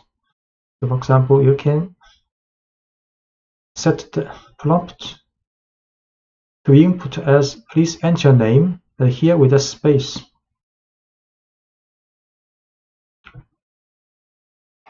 Try.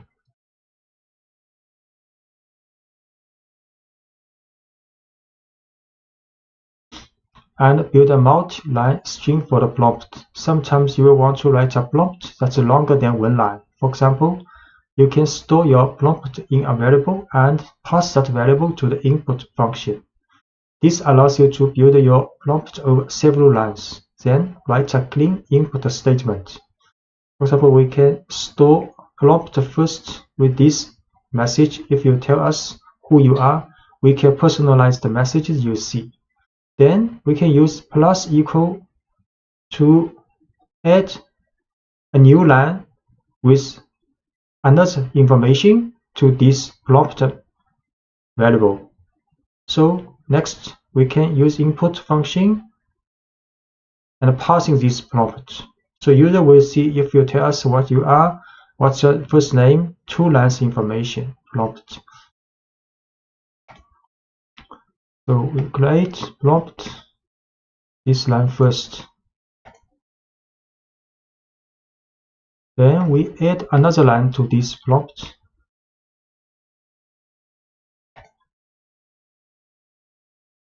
Then we use input and with this prompt to the user. So user will see 2 lines for the prompt.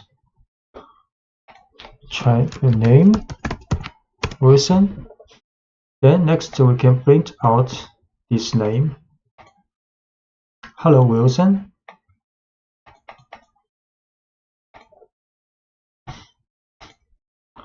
Using int to accept a numerical input. So when you use the input function and the user inputs a number, Python interprets it as a string. If all you want to do is print the input, this works well. But if you try to use input as a number, you have to use the int function, which tells Python to treat the input as a numerical value.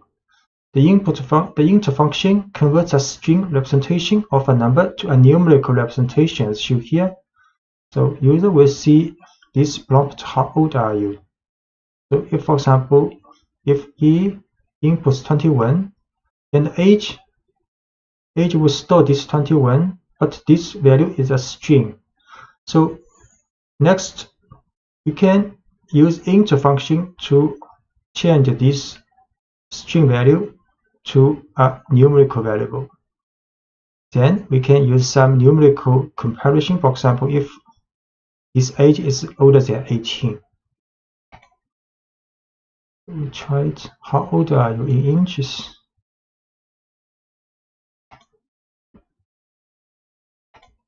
"25", for example. Then we store this height variable and change to int form. Use int function. So now height can be used to do some numerical comparison. For example, if height is larger than 36, print this message. If not, then print else message. So you will be able to write when you are a little older.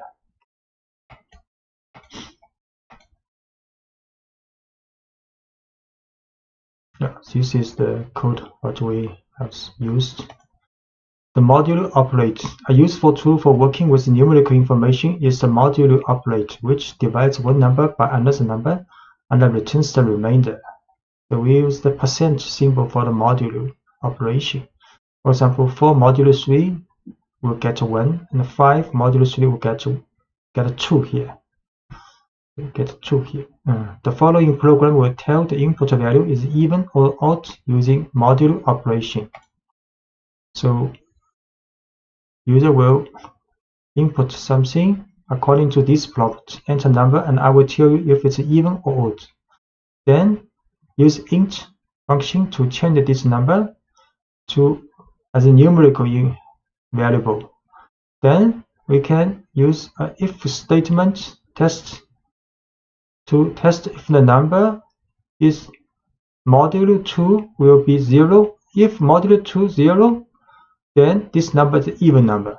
We'll print is even information. If not, then this number is odd number. So first we'll accept a user input. For example, input 19. Then use int function to set number as numerical value. Then we can run this if-else statement. So the number 19 is odd. The for loop takes a collection of items and executes a block of code once for each item in the collection. In contrast, the while loop runs as long as or while a certain condition is true. You can use a while loop to count up through a series of numbers. For example, the following while loop counts from 1 to 5. We set current number to the first initially. Then we do a while loop, check if current number less than or equal to 5, then print this current number. Then inside this while loop, we also increase this current number with 1. Then it will go back, check again if this condition still true. So and so on until run the current number if not less than or equal to 5, then the while loop stops. So in the first line, we start counting from 1 by setting the value of current number to 1, and the while loop is then set to keep running as long as the value of current number is less than or equal to 5. The code inside the loop brings the value of current number and then adds 1 to that value with current number equals 1. And this operator is shorthand for current number equals current number plus 1. So Python repeats the loop as long as the condition current number less than equal to 5 is true. We will show current number with 1, assigned with 1 first. So while loop, while this condition is true, will print out this number and then increase this number with 1. So this 5 number is being printed out. So letting the user choose when to quit. So in the following program, we define a while loop. We then define a quit value and then keep the program running as long as the user has not entered the quit value. So prompt, we create prompt value message, the 2-line, tell me something and I will repeat it back to you. Then enter quit to end the program. So we start with an empty string called message. Then our message is not quit, is not equal to quit. If this is true, then we will let user to input some message with this prompt. Next, then print message. So this while loop will run until user input quit. So if user do not input quit, this while loop will always run forever to print the message you have input. But if you input quit, then while loop will stop immediately.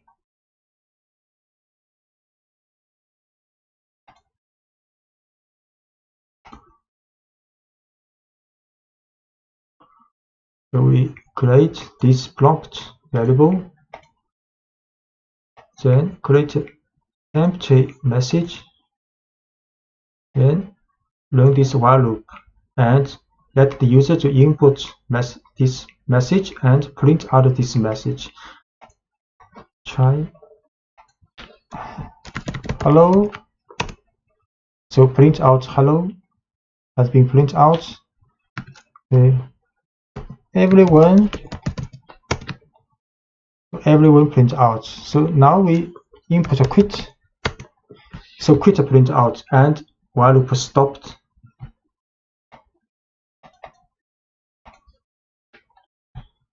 This program works well, except that it prints the word quit as if it were an actual message. So actually quit is not the message wanted to be printed out. The simple if test fixes this.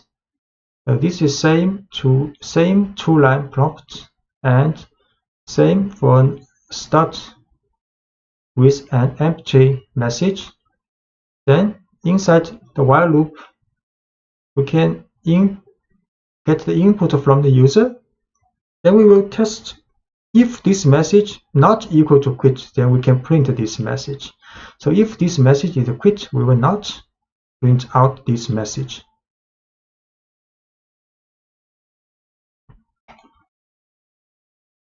So we can try this.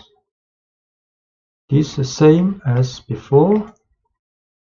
Then the while loop has been changed with adding an if statement. If the message is not quit, then we print out this message. Then hello. Then hello is printed out. Everyone printed out. But we input a quit, message not printed out, and while loop also stopped. Using a flag. So in the previous example, we had the program perform certain tasks while a given condition was true. But what about more complicated programs in which many different events could cause the program to stop running? So if many possible events might occur to stop the program, trying to test all these conditions in one while statement becomes complicated and difficult. So for a program that should run only as long as many conditions are true, you can define one variable that determines whether or not the entire program is active. This variable, called a flag, acts as a signal to the program. So we can write our program so they run while the flag is set to true, and stop running while any of several events sets the value of the flag to false. So let's add a flag to the previous program. This flag, which we will call active, so you can call it anything. We'll monitor whether or not the program should continue running. So we set create to their message, prompt message.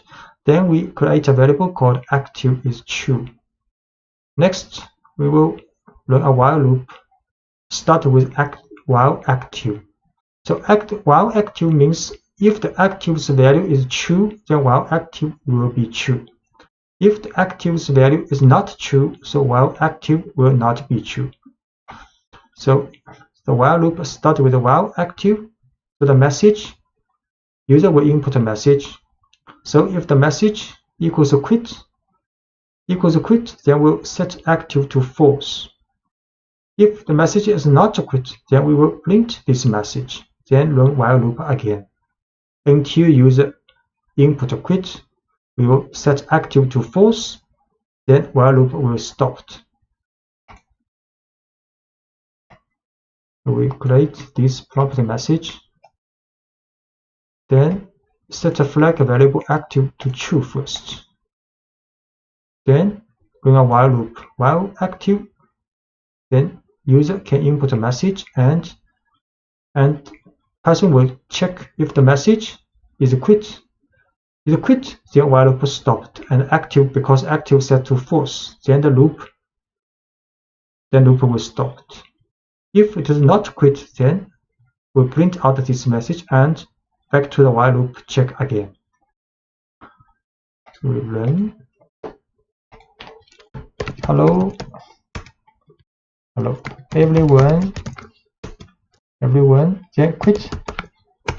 It stopped, while loop stopped. Using break to exit a loop. To exit a while loop immediately without running any remaining code in the loop. So regardless of the results of any conditional test, you can use the break statement. The break statement directs the flow of your program. You can use it to control which lines of code are executed and which aren't. So the program only executes code that you want it to when you want it to. For example, consider a program that asks the user about places they have visited.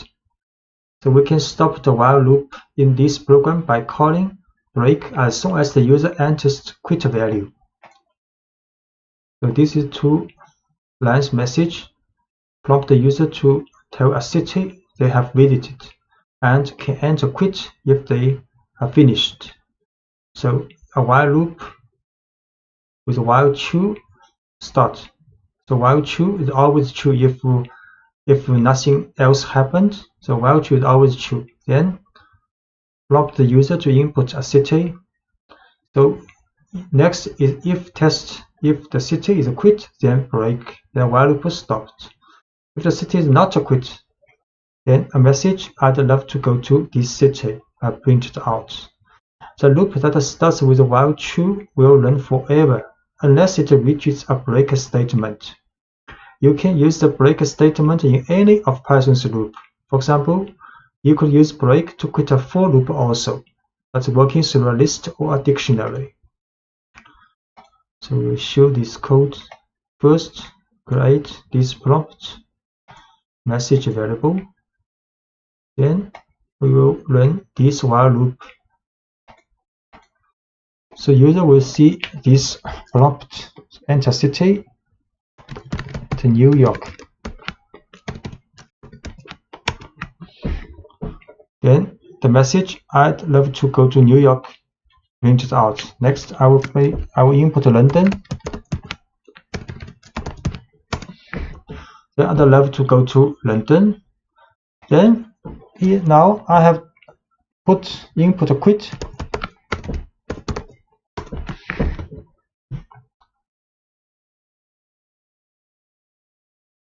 So the while loop stopped.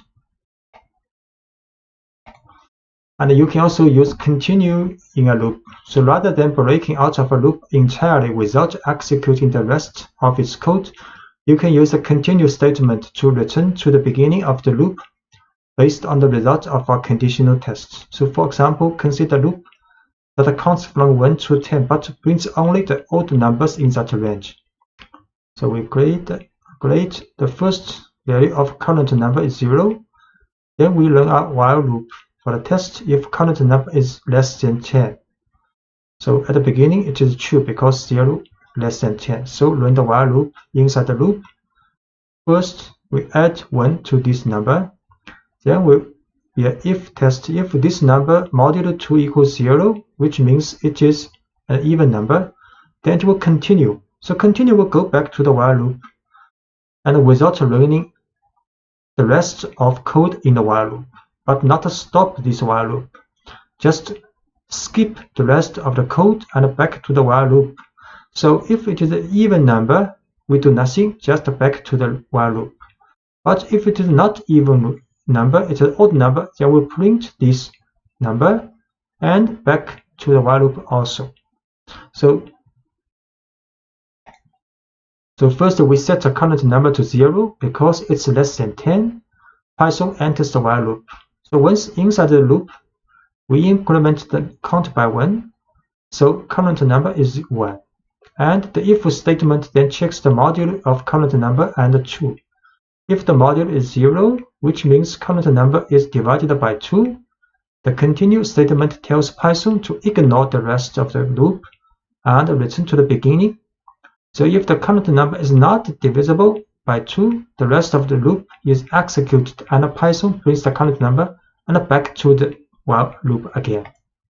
So we will show current number is 0. Then a while loop will print out only odd number. So only odd number 1, 3, 5, 7, 9 are printed out, and the even number not printed out, and the code using continue. So you will not stop the while loop, just skip the rest of the code in this run. To keep a track of many users and pieces of information, we will need to use lists and dictionaries with our while loops. A for loop is effective for looping through a list, but you shouldn't modify a list inside a for loop because Python will have trouble keeping track of the items in the list. To modify a list as you work through it, use a while loop.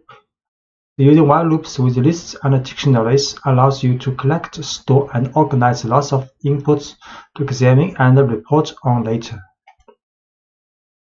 So we can move items from one list to another. So consider a list of newly registered but unverified users of our website.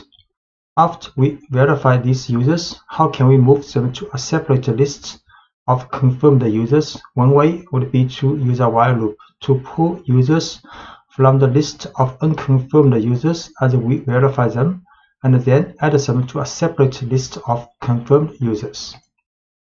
So this is a list of unconfirmed users. Then we create an empty list called confirmed users. The next use a while loop. So while loop, the purpose of this while loop is to move each unconfirmed users to verify and then to confirm the users list. So while unconfirmed users means if unconfirmed users list is not empty, there are users in this list, then we will run the while loop.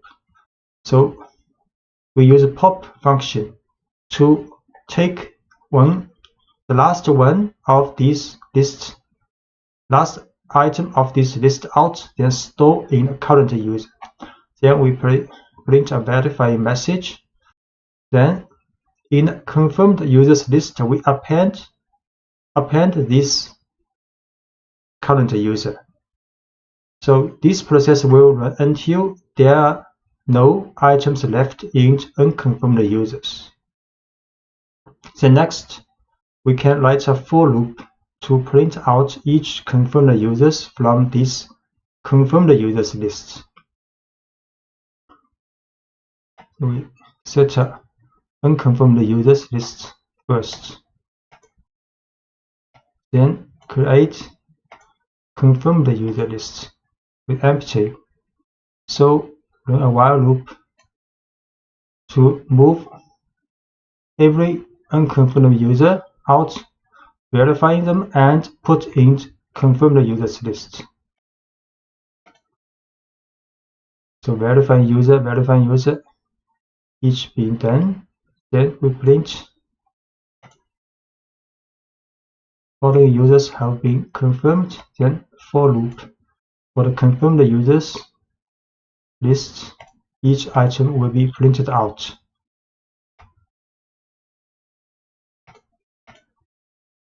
And you can remove all instances of specific values from a list. The remove function will remove the instance that appeared only once in the list. But what if you want to remove all instances of a value from a list? Say you have a list of pets with the value cat repeated several times. To remove all instances of that value, you can run a while loop until cat is no longer in the list. So this is a list with pets. The cat occurs 3 times here. Then we can write a while loop. So while cat in pets, then we will remove cat. So while cat in cat means while cat exists in this list, it still have cats list exists in this list, then we'll remove this cat. So until there are no cat in these pets, then the while loop will be finished. So we create these pet lists and print cat, cat, cat. Then a while loop will remove each one cat in the list, and we print pets again. There are no cats now in the list. So filling a dictionary with user input. You can prompt for as much input as you need in each pass through a while loop. So let's make a pooling program in which each pass through the loop prompts for the participant's name and the response. We can store the data we gather in a dictionary. So first, we create an empty dictionary, then set a pooling active flag to true. So while pooling active, then user will see prompt what is your name. Then the response is input and user input name to name variable. Similarly, user will input the mountain's information for the response variable. Then for the dictionary, this dictionary created here, we add key value pairs for name, the person, and its response, the value of this mountain. Then repeat is another input for user to enter. The prompt is would you like to let another person respond? So if the user does not enter no, then process will be continue, and the user can go back to the while loop, and the user can input again the name and the information for the response with mountains, then add another key value pairs in dictionary. So this process will until user enter no in the repeat input. If the user enter repeat input with no, then pooling active flag will be false. So back to the while loop, pooling active will not be successful, then the while loop is stopped. So next, then we can print out information from this dictionary with the function items and get name response pairs, each name response pairs, and print it out in this message. So we set this empty dictionary first, then while loop.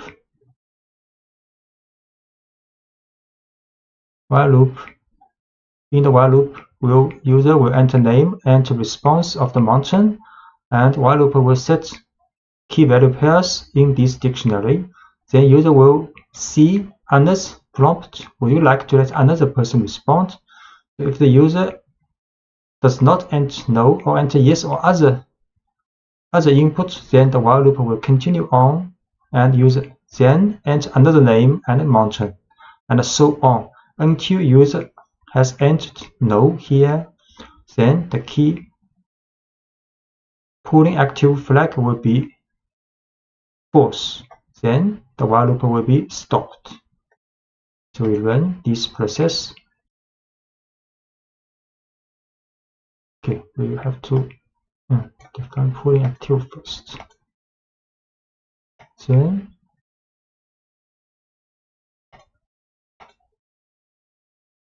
what's your name? Wilson. Himalaya is mountain. Would you like to let another person respond? Yes. What's your name? Shirley. What the mountain would you like to climb someday? Kilimanjaro. Would you like to let another person to respond? This time enter no. So the while loop stopped. Then we print out the results. Pulling results, and for name items, a for loop to get out all the key value pairs in this dictionary, and print out all information. Wilson would like to climb Himalaya, and Shirley would like to climb Kilimanjaro. In this lecture, you will learn to write functions, which are named blocks of code that are designed to do one specific job.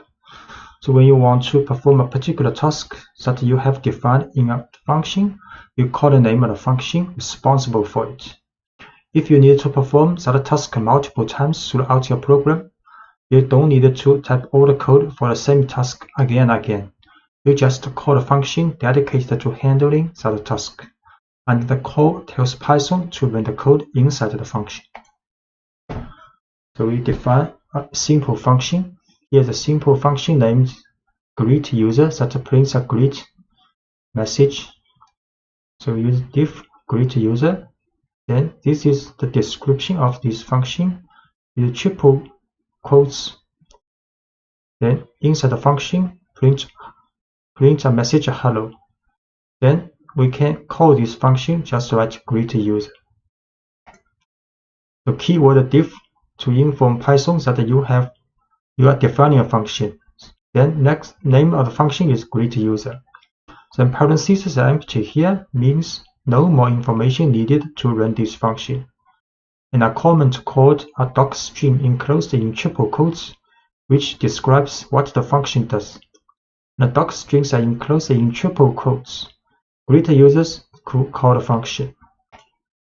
So we define a function called greet user, and inside the function print hello message. Then we call this function just print greet user and parentheses. The function greet user can not only tell the user hello, but also greet them by name. So for the function to do this, you enter username in the parentheses of the function's definition at the diff greet user. So by adding username here, you allow the function to accept any value of username you specify. So if we want to print message with different username, so we can put a parameter here in the definition of function in the parentheses. So inside the function, print message will take this information of username and print a message. So when we call this function, we have to add a name, for example, Jesse here. So the variable username in the definition of greet user is an example of a parameter, a piece of information the function needs to do its job. And the value Jesse in greet user Jesse is an example of an argument. An argument is a piece of information that is passed from a function call to a function. So when we call a function, we place the value we want the function to work with in parentheses. In this case, the argument Jesse was passed to the function greet user, and the value was stored in a parameter username. Note that people sometimes speak of arguments and parameters interchangeably. So we create again this function greet user with the username as a parameter. Then we can print a message using this username. The function defined, then we call this function and adding a Jesse here in the parentheses. So the message "Hello Jesse" is printed out. Because a function definition can have multiple parameters, a function call may need multiple arguments. You can pass arguments to your functions in a number of ways. You can use positional arguments, which need to be in the same order the parameters were written. Keyword arguments, where each argument consists of a variable name and a value, and the lists and dictionaries of values. So, positional arguments. When you call a function, Python must match each argument in the function call with a parameter in the function definition. The simplest way to do this is based on the order of the arguments provided. So values matched up this way are called positional arguments. To see how this works, consider a function that displays information about pets. The function tells us what kind of animal each pet is and the pet's name. We define a function called describePet with two parameters needed to run this function. First is animal type, second is pet name. Then in the function definition, we print a new line, then a message "I have this type, animal's type." Then print another line, this animal type's name is this pet name's title form. So when you call this function, you have to write describePet, then the type first, then name second. Or you can run again, call the dog is the type, then Willy is the name. So we define this function first. Then we call this function. Then I have a hamster, my hamster's name is Harry. We call again with this information input. I have a dog, my dog's name is Willy. So order matters in positional arguments. You can get unexpected results if you mix up the order of the arguments your function call when using positional arguments.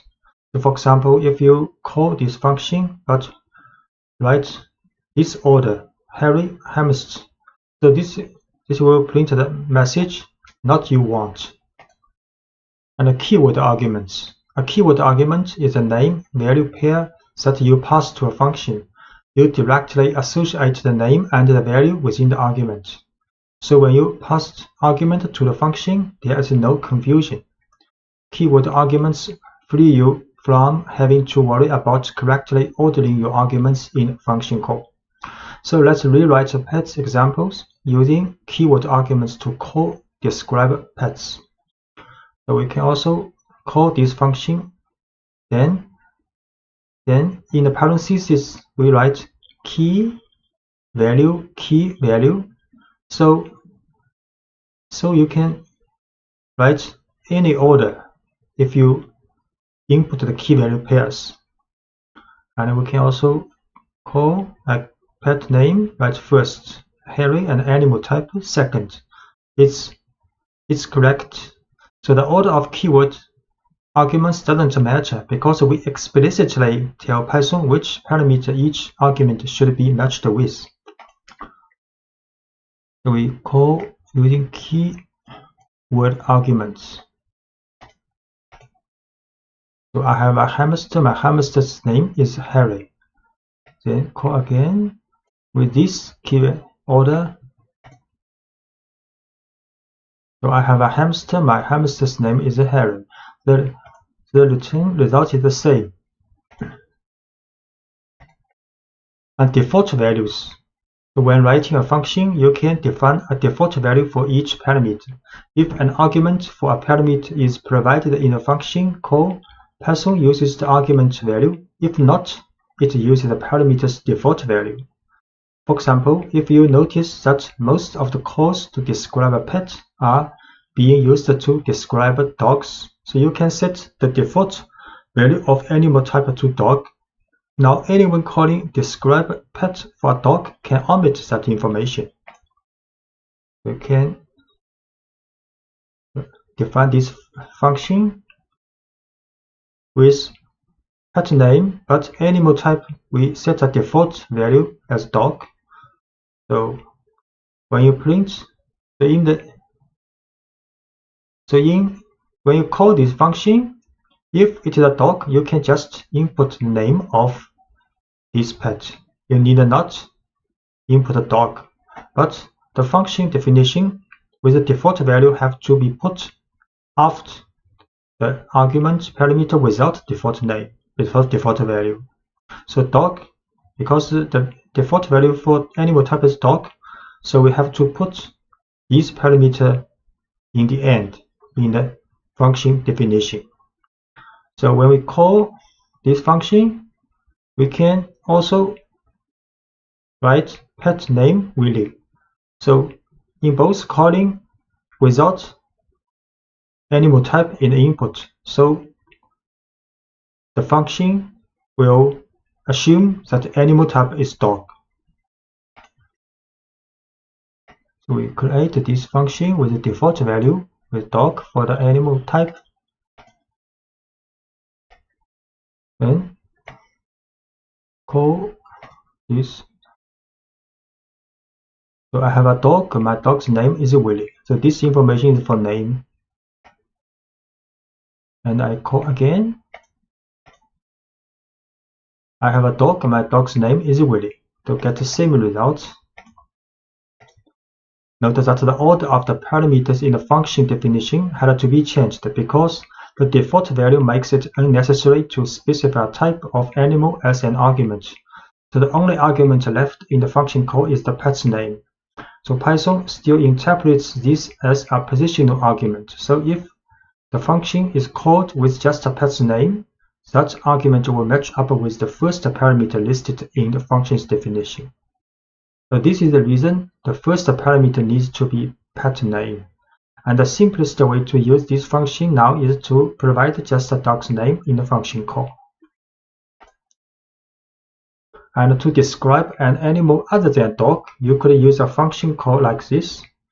So if we describe a pet, but the pet is not a dog, so we have to input pet name is Harry and animal type is hamster. Because the position arguments, keyword arguments, and default values call can be used together, often you will have several equivalent ways to call a function. For example, we will have a dog, the name is Willy, so we can describe a pet, Willy, which we have seen, and describe a pet name is Willy, these two we have learned. And if a hamster name is Harry, we can write Harry here, hamster second, because this is in the definition is the second place for the type, but with a default value because the hamster is not dog, so we have to input hamster here. But you can also write pet name is Harry, animal type is hamster. This is very clear. And because we use keyword and value type, so we can also write animal type first, hamster, then pet name Harry second. No problem. This it works correctly. So we will try this equivalent calls. So these two we have run. I have a dog, my name is Willy. Then if I have a hamster named Harry, I can run this first. Then can run this calling. We get the same result. My hamster's name is Harry. And this one also correct. My hamster's name is Harry. Return values. A function doesn't always have to display its output directly. Instead, it can process some data and then return a value or set of values. The value the function returns is called a return value. The return statement takes a value from inside the function and sends it back to the line that called the function. So returning a simple value. Let's look at a function that takes a first and a last name and returns a neatly formatted full name.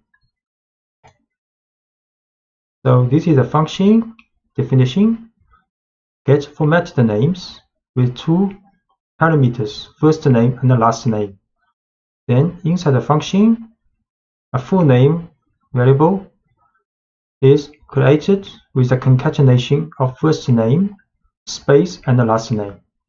Then a return statement return full names title form. So when we call this function get formatted name with input information for first name and the last name, then the return value of this full names title form will be saved back to musician. Then next we can print this musician. We create this function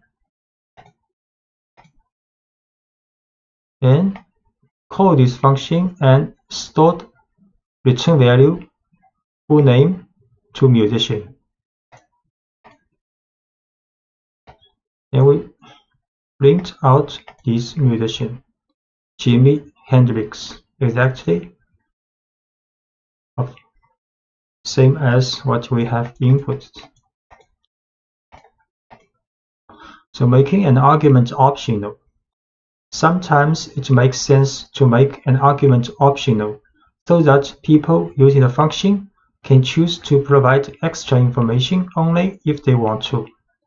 You can use default values to make an argument optional. For example, say we want to expand get formatted name to handle middle names as well.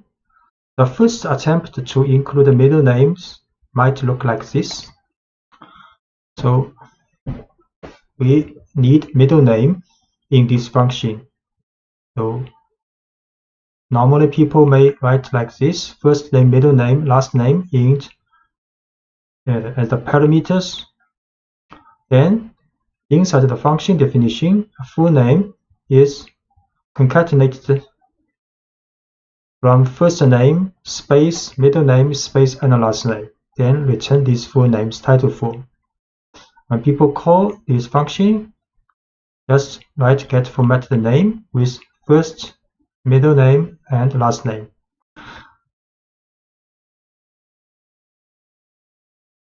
So we try this function definition and call this function with first name, middle name, and the last name. The positional argument. Passing position arguments. So then after calling this function, the musician will get the value of this returned value full name. Then we print this musician. So first name John Hooker Lee printed out. This function works when given a first, middle, and a last name. The function takes in all three parts of a name and then builds a string out of them.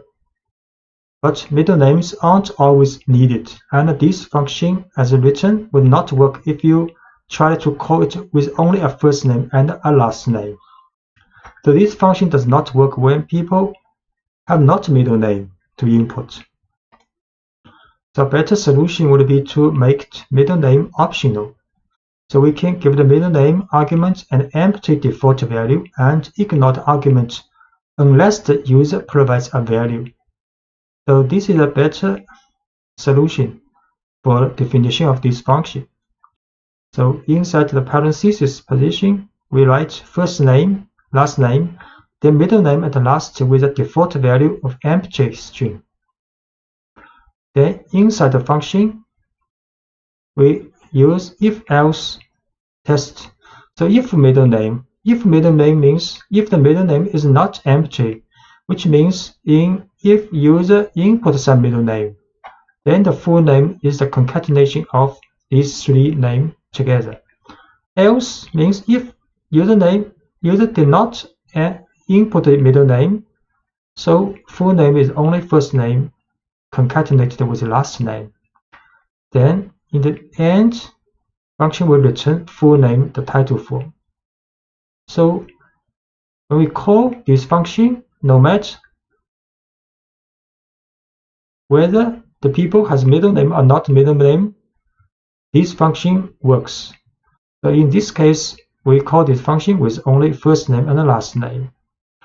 Then in this case, we can call function with first name, last name, and middle name. Just note middle name have to be put in the last place, because in the definition, first name, last name, then middle name. We create this function first with middle name as default, has a default empty string. Then we call this function with only first name and last name. Then we print so only first name, last name. And we call this function with first, last, and middle name input. Then print this musician. Now three name, first name, middle name, and last name.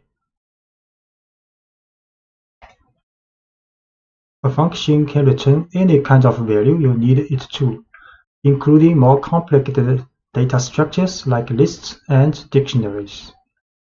For example, the following function takes in parts of a name and returns a dictionary representing a person. We define a function called buildPerson. Information in parameters are first name, last name. So the person is a dictionary created in the function. And for this dictionary, there are two key value pairs. First is the first value is the first name from the parsing of this first name, and key last, the value is last name passed from these positions parameter. So then function return person, this dictionary, when you call this function. So next we call this function buildPerson, then with information for first name, last name passing. We create this function with a return a dictionary of a person. Then we call this function and with passing first name and the last name, and stored back to the musician. So the musician is a dictionary because this function returns a dictionary. So we print out this musician is a dictionary with first two key value pairs. Key first value is Jimmy, last is key, the value is Hendrix. And you can easily extend this function to accept optional values like a middle name, an age, an occupation, or any other information you want to store about a person. For example, the following change allows you to store a person's age as well. So we define a function called buildPerson, but this time we add another parameter called age with default value is empty string in addition to first name and the last name. So inside the function, we create a dictionary called person with two key value pairs, first and last first. Then we run a if test if age. So if age means if user input age when calling this function, then we create another key value pair for this person's dictionary. Then key is age and the value is the age user input. Then in the end, we return this person dictionary. So when you call this function, you input Jamie, Hendrix, first name, last name, then you add a key value pair like age equals 27. Then the musician will be a dictionary include information with a key value pair for first name, last name, and age. We define this function with age as a default empty string value in addition to first name and the last name, and return this person if age is input with a value, then the person has key value pair for age also. And we call this function, and the return person's dictionary will be stored in the musician with input Jamie, Hendrix, and age 27. Then we print out this musician. So now musician is a dictionary with 3 key value pairs: first name, last name, and age. Using a function with a while loop, you can use functions with all the Python structures you have learned about so far. For example, let's use the getFormatTheName function with a while loop to greet users more formally. It is the first attempt at greeting people using their first and last names. So you can define a function with 2 parameters, first name, last name. Then inside the function, create variable called full name with the concatenation of first name, space, and last name. Then return these full names title form. Then we write a while loop. So while true, it will be always true if nothing happens. So in the while loop, print message for the user to input a name, and if user input a Q, then it will be quit. Then the while loop will stop. Then next, create 2 variable called fName, get the information of the first name, the LName get information of last name user input. Then format the name, calling this getFormatTheName function, and store the return value of full name to format the name, then print message including this formatted name. In the previous example, we use a simple version of getFormatTheName that doesn't involve middle name, and the while loop asks the user to enter their name, and we prompt for their first and last name separately. But there is one problem with this while loop: we haven't defined a quit condition, and the while loop will be run infinitely. We want the user to be able to quit as easily as possible, so each prompt should offer a way to quit. The break statement offers a straightforward way to exit the loop at either prompt. In the following example, we add a message that informs the user how to quit, and then we break out of the loop if the user enters the quit value at either prompt. So the program will continue greeting people until someone enters Q for either name. So we change the while loop here. After user see the input for the first name, after user input, there will be a if conditional test. So if user input Q for the first name, then it will be break, then the while loop will stop. So if the next for L last name input from the user also will be a if test. If this time user input Q, then also will be break.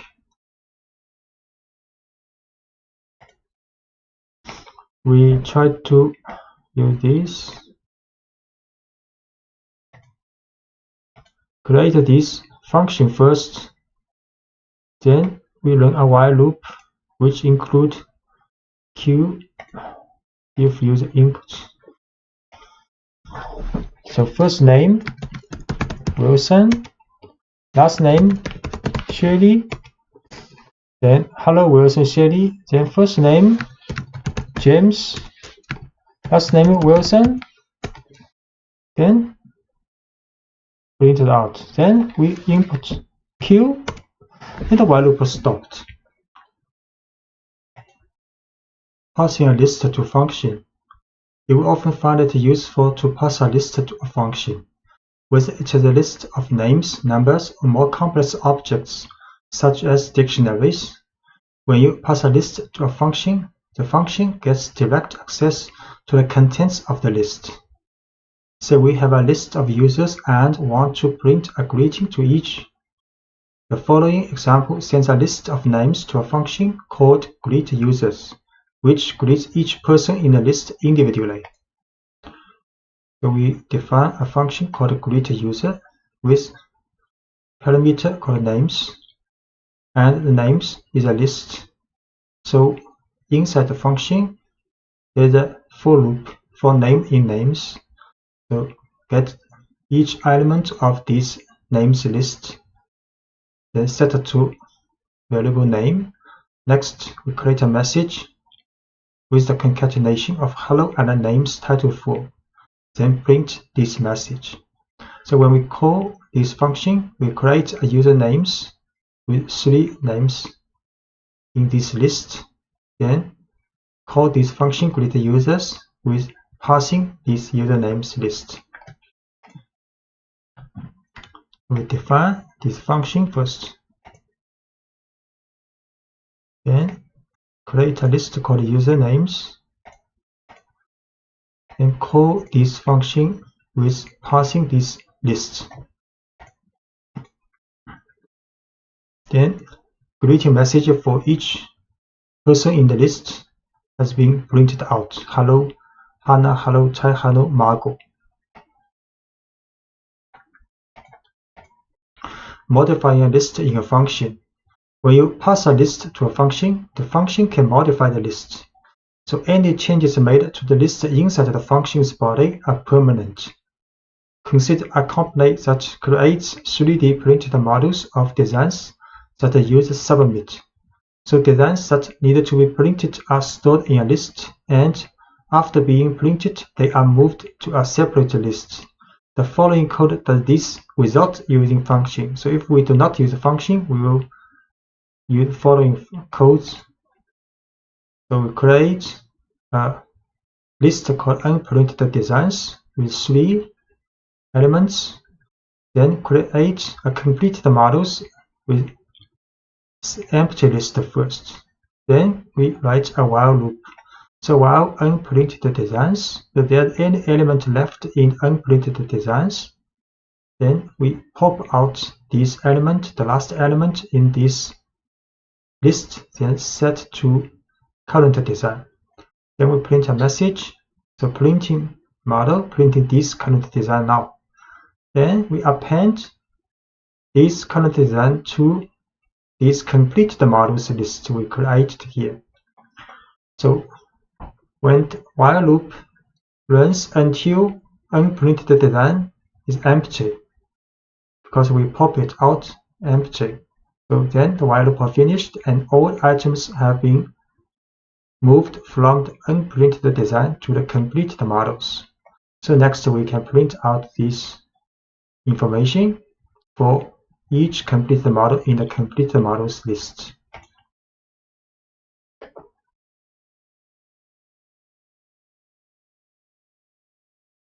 So we create these 2 lists, then use a while loop to move all items from unprinted design to completed models. So printing model, so each element has been printed. Then we print a message following having completed, then a for loop in this completed models list, print each model. Each model has been completed. So we can recognize this code by writing 2 functions, each of which does one specific job. The first function will handle printing the designs, and the second will summarize the prints that have been made. So we define the function print models with 2 parameters, a list of design that need to be printed and a list of completed models. So given these 2 lists, the function simulates printing each design by printing the list of unprinted designs and filling up the list of completed models. Then define a function called showCompleteModels with one parameter, the list of completed models. So given this list, showCompleteModels function will display the name of each model that was printed.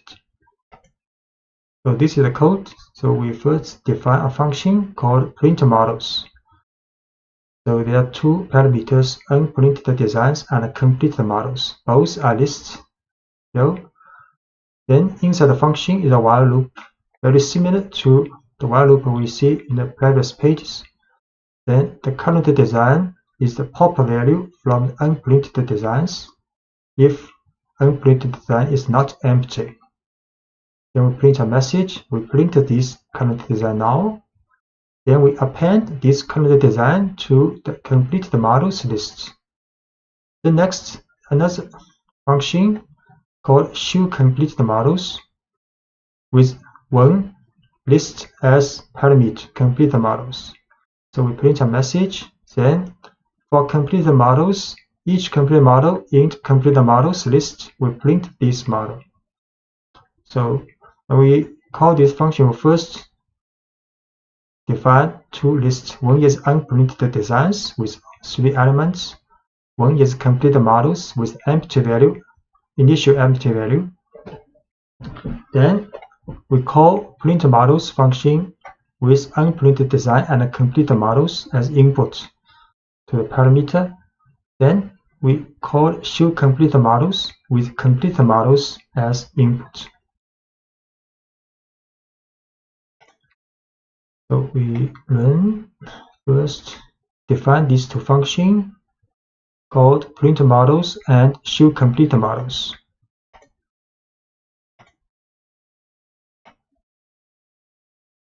Then we define two lists. One is unprinted design and one is complete design with empty lists. Then we first call printModels with input as unprinted design and completed models as parameter input. So 3 models has been printed. Then we show the printed models. So the completed models now has 3 elements, and if we run show the unprinted design again, it is empty now. So which means for the calling this function, printModel calling this line, we input two lists, and both have been changed. So for the unprinted designs, it's empty now, and for the completed models, it's now full of 3 completed models. So passing lists to the function will be changed. And preventing a function from modifying a list. So sometimes you want to prevent a function from modifying a list. For example, say that you start with a list of unprinted design and write. In this case, you can address this issue by passing the function a copy of the list, not the original. So any changes the function makes to the list will affect only the copy, leaving the original list intact. So you can send a copy of a list to a function like this. So if we call this function again, we can use the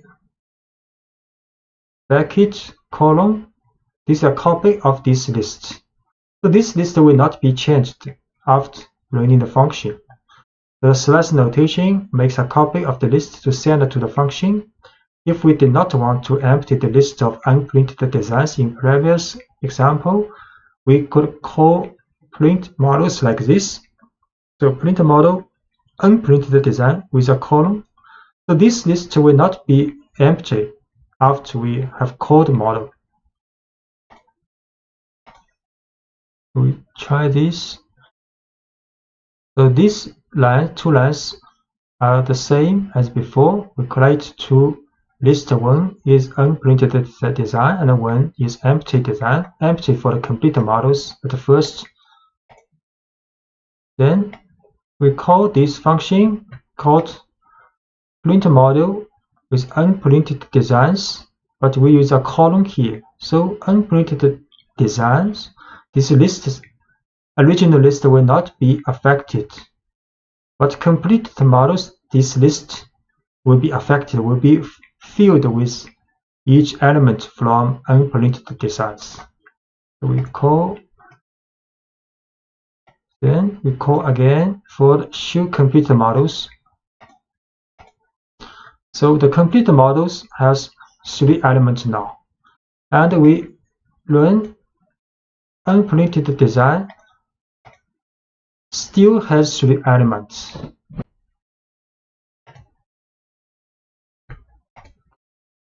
Passing an arbitrary number of arguments to function. Sometimes you won't know ahead of time how many arguments a function needs to accept. Fortunately, Python allows a function to collect an arbitrary number of arguments from the calling statement. For example, consider a function that builds a pizza. It needs to accept a number of toppings, but you can't know ahead of time how many toppings a person will want. The function in the following example has 1 parameter, asterisk toppings, but this parameter collects as many arguments as the calling line provides. So we define a function called makePizza with the parameter asterisk toppings. Then we print these toppings. And when we call this function makePizza, we can input 1 argument pepperoni, or we can input with 3 or many more arguments when we calling this function. So the asterisk in the parameter name toppings tells Python to make an empty tuple called toppings and pack whatever values it receives into this tuple. So in these 2 cases, pepperoni or mushrooms, green peppers, extra cheese will be stored in these star toppings, and this asterisk toppings will be a tuple, will be used in the function.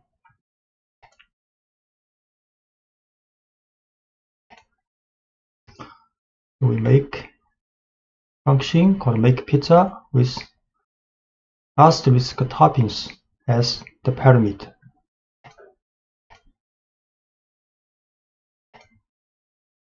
Then we call this function, this time with only 1 item, pepperoni, as the argument for this parameter. Then it will in output print this one with tuple with only 1 element. Then this time call this function but with 3 toppings as arguments input. Then Python will print out a tuple with 3 elements.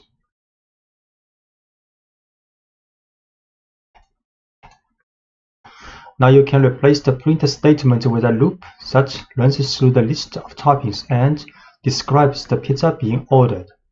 We can make some change for this function. Then we can print a statement and then a loop for each topping inside this toppings list. So this tuple is also a list.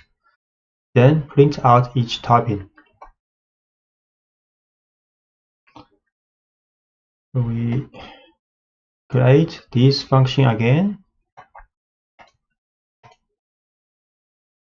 Then we call with the same argument as before.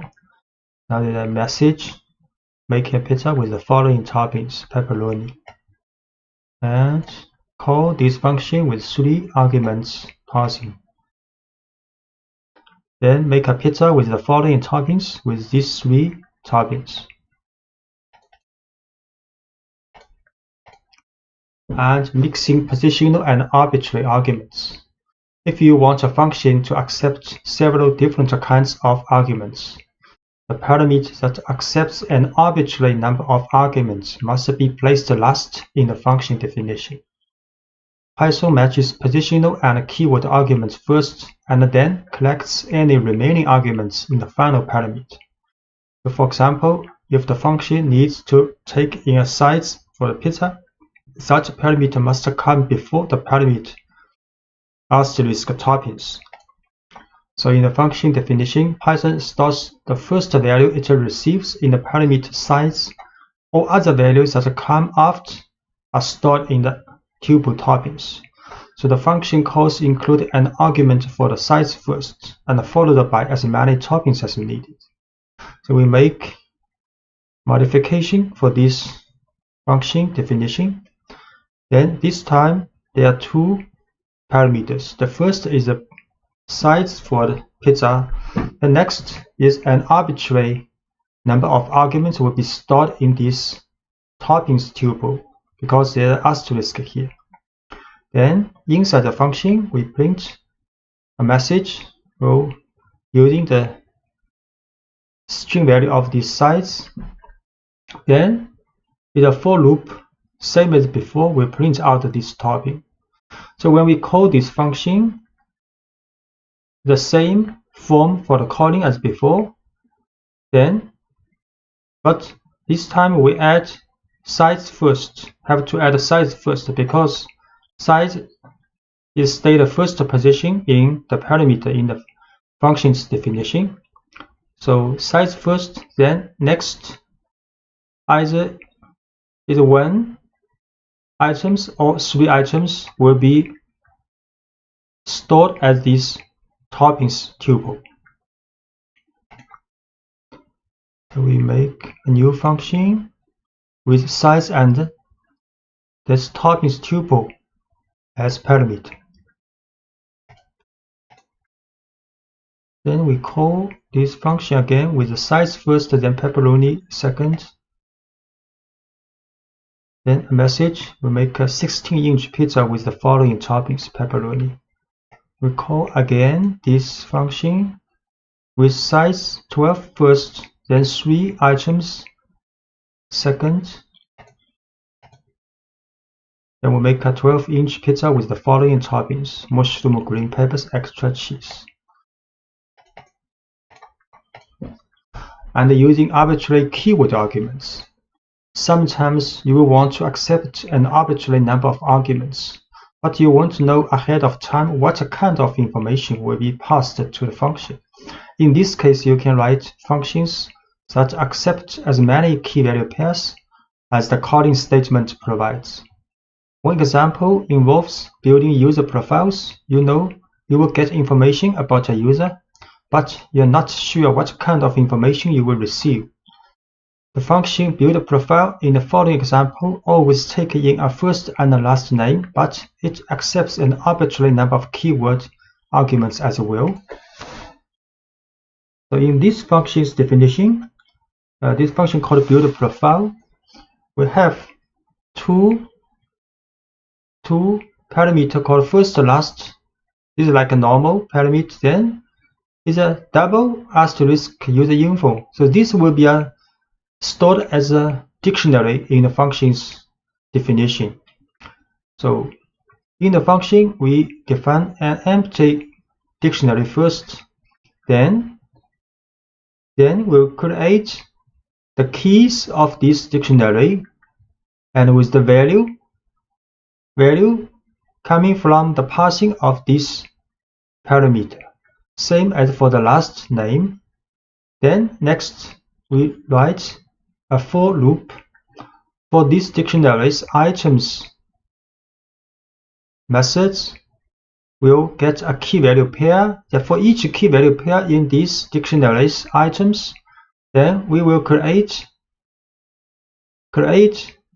new key and value pairs and use this information from this user's info. So this user's info is a tuple or is a dictionary when we call this function, and the extra information after first and last, these two values will be stored in this dictionary. So this for loop will use this dictionary and put these key value pairs in dictionary profile. Then in the end, function returns this profile, the dictionary, which include all the key value pairs from last name, first name, last name, and user infos. So when we call this function, we will add first, last name's value first. Then we will add several key value pairs as we want.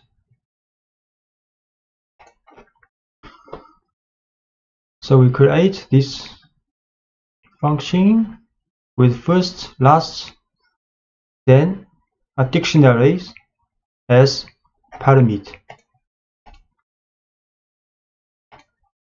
We call this function with Albert Einstein as first and last name, then location as Princeton, field in physics as two extra key value pairs.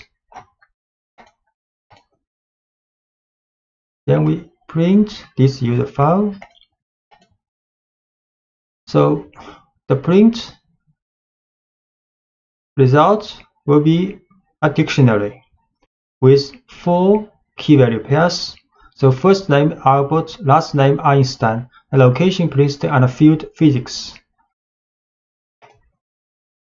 Once you have created a function or a dozen functions, you can go a step further by storing your functions in a separate file called a module, saved into same directory as your current source file, and then importing that module into your main program.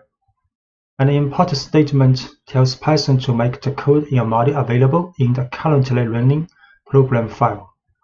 So storing your functions in a separate file allows you to hide the details of your program's code and focus on its higher level logic. It also allows you to reuse functions in many different programs. So when you store your functions in separate files, you can share those files with other programs without having to share your entire program. There are several ways to import a module. So importing an entire module. To start importing functions, we first need to create a module. A module is a file ending in .py that contains the code you want to import into your program. So let's make a module file called pizza.py that contains the function make pizza. So this function is written in the file pizza.py in the working directory. So this function is same as the function we made in the previous lectures, with size and these tuple toppings as input parameter. Then print a message with the size of this pizza and print out each topping.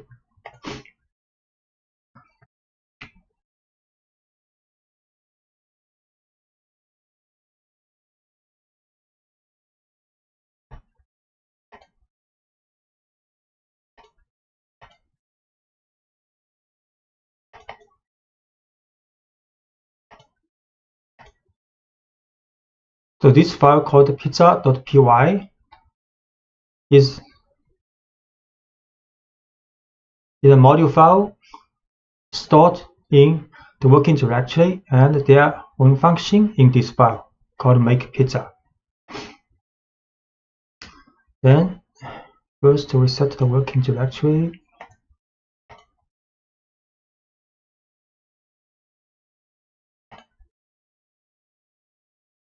Then we can import the module pizza. We just create it and then make 2 calls to make pizza using the form.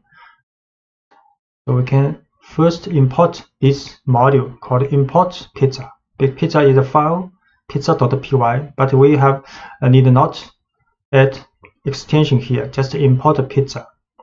Then we can call this function make pizza using pizza.makePizza. Then is the argument for the input. Similarly, we can use pizza.makePizza and input with size, then more than 1 toppings for the pizza. So when Python reads this file, the line import pizza tells Python to open the file pizza.py and copy all the functions from it into this program. To call a function from an imported module, enter the name of the module you imported, pizza, followed by the name of the function make pizza, and separated by a dot. This code produces the same output as in the previous lecture, that without storing function into a module. So we import pizza first. Then we can use make pizza.pizza with argument parsing. So output making a 16-inch pizza with the following toppings: pepperoni. Similarly, we can call this pizza with 3 toppings and 1 side. So that's correct.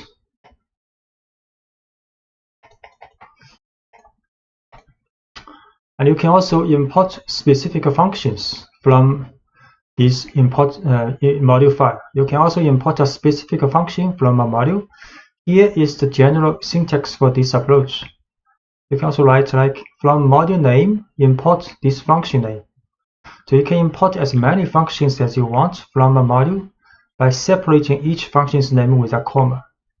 So if the module file contains more than 1 function and you want to import these functions, you can write from module name, this file, import the function, first function, second function, third function, and so on.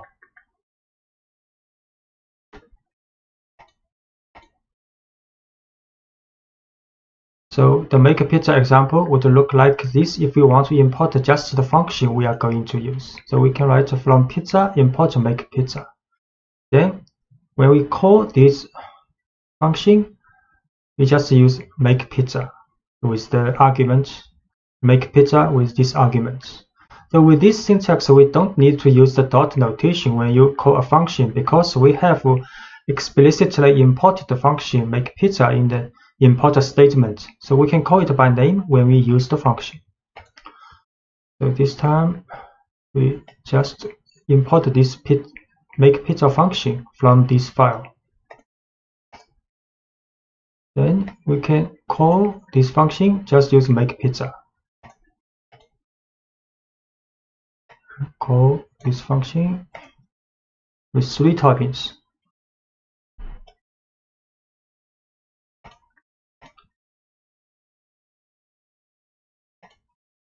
And using s to give a function an alias. So if the name of a function you are importing might conflict with an existing name in your program, or if the function name is long, you can use a short unique alias, an alternate name similar to a nickname for the function. You will give the function this special nickname when you import the function. The general syntax for providing an alias is like, so from module name, import function name is an alias. So here we give the function make pizza an alias mp. So by importing make pizza as mp, so the s keyword renames a function using the alias you provide. So you can write from pizza import make pizza as mp. Then we can call this function using mp now with the parameter parsing. mp now with the parameter parsing. We can from pizza import make pizza as mp. Then we can use mp16 pepperoni to call this function. You can make a call with mp12 mushroom, green peppers, extra cheese. So the output of this calling is the same. We use s to give a module an alias. You can also provide an alias for a module name. The general syntax for this approach is import module name as an alias. So giving a module a short alias, like p for pizza, allows you to call the module's functions more quickly. So calling p.makePizza is more concise than calling pizza.makePizza. So we can import pizza as p. So we can call module with p.makePizza. p.makePizza. So we can import module as p. Then call module with p.makePizza 16 pepperoni. P.makePizza 12 and with 3 topping.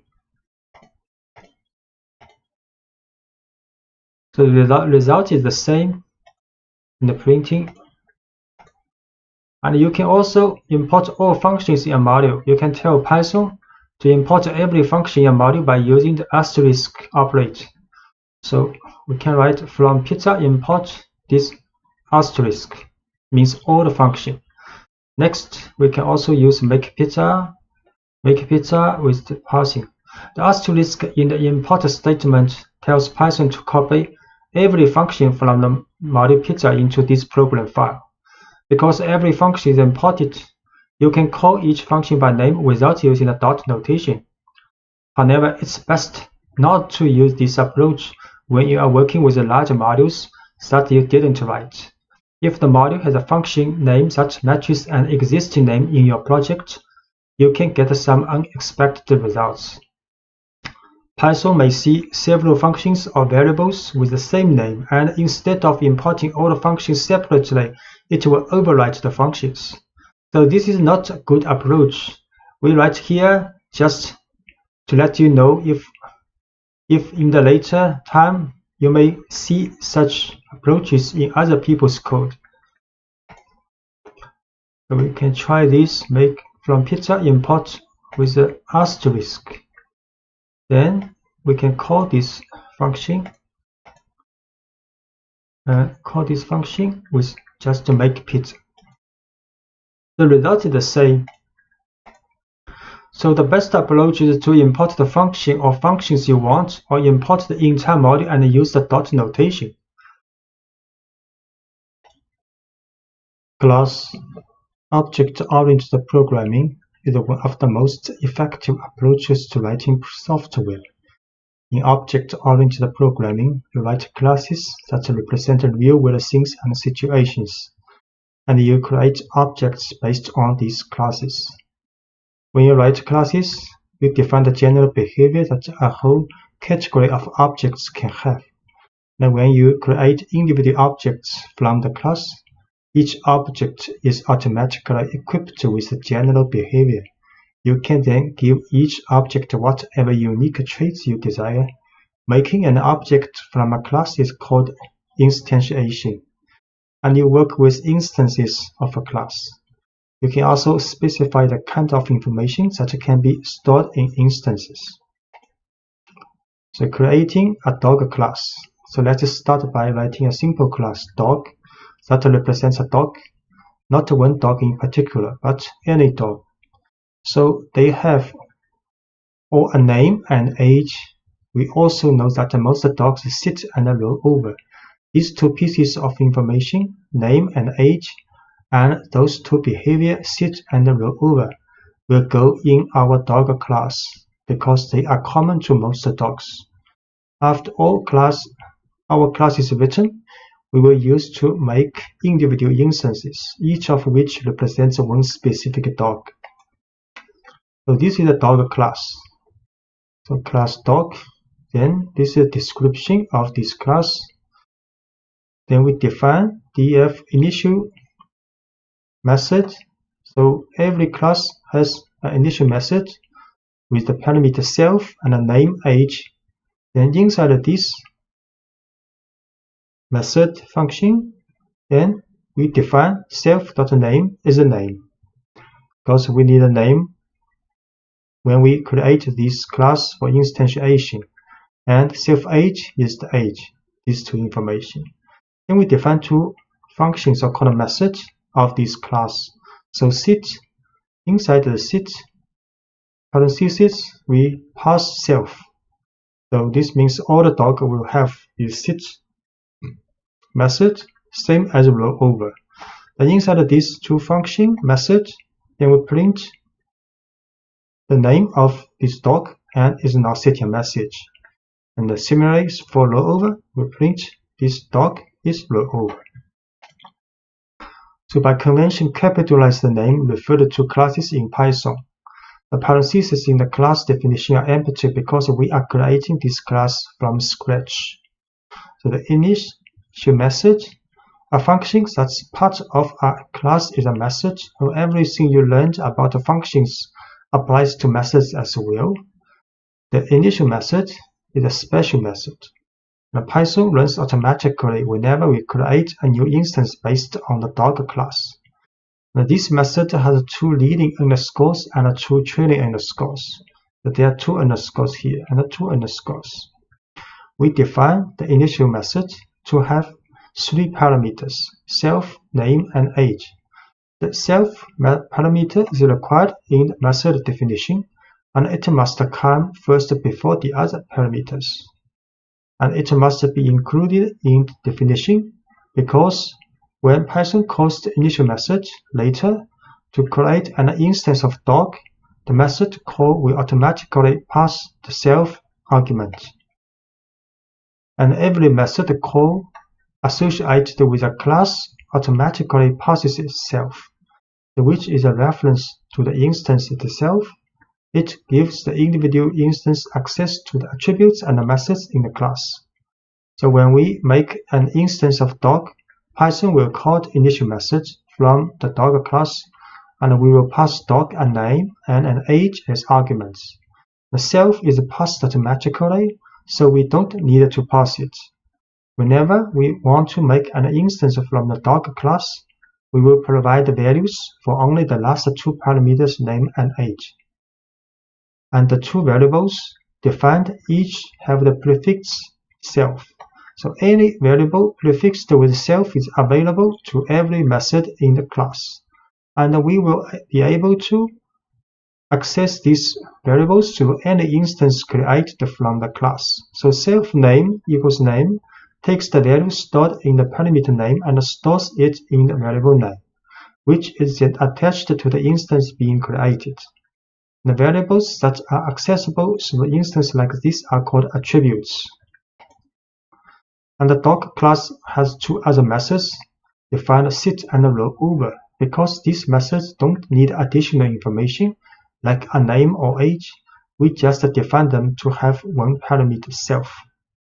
They all be able to sit and roll over. For now, sit and roll over don't do much. They simply print a message saying the dog is sitting or rolling over.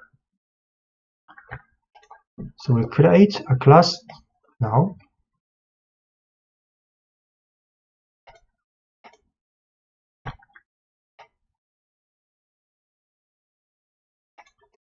Then making an instance from class.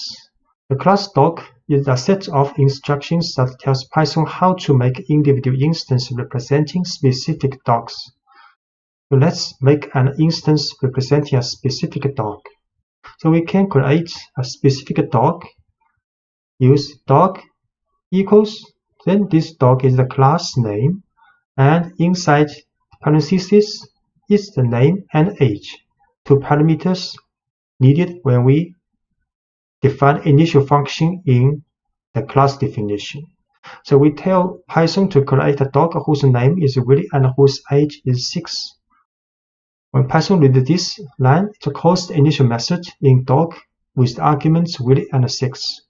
The initial method creates an instance representing this particular dog and sets the name and age attributes with the values we provided. The instance is stored in variable myDog. We create an instance myDog with Willy and 6 age old. And we can create another dog called your dog, name is Lucy and 3 years old.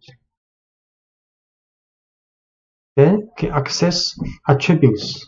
To access the attributes of an instance, you use dot notation. So we can get the name and age of my dog using myDog.name and myDog.age.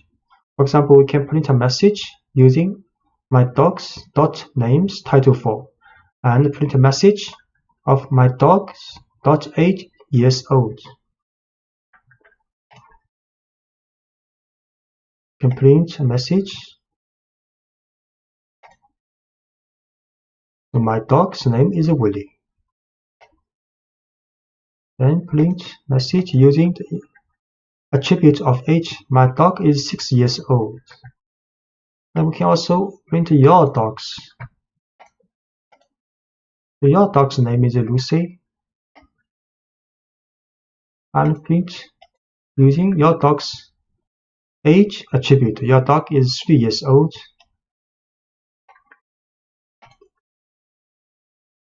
And we can also call methods. Methods actually is the function. So we can also use dot notation to call my methods defined in dog. So let's make our dog sit and roll over. So my dog dot sit.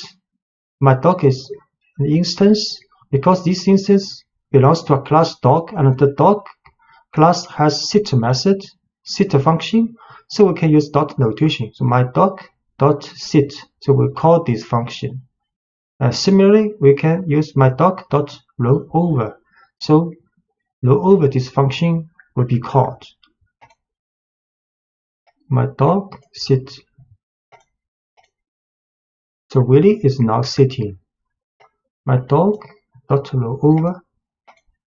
So Willie is now rolling over. And your dog can also sit. Lucy is now sitting. Of course, your dog can also roll over.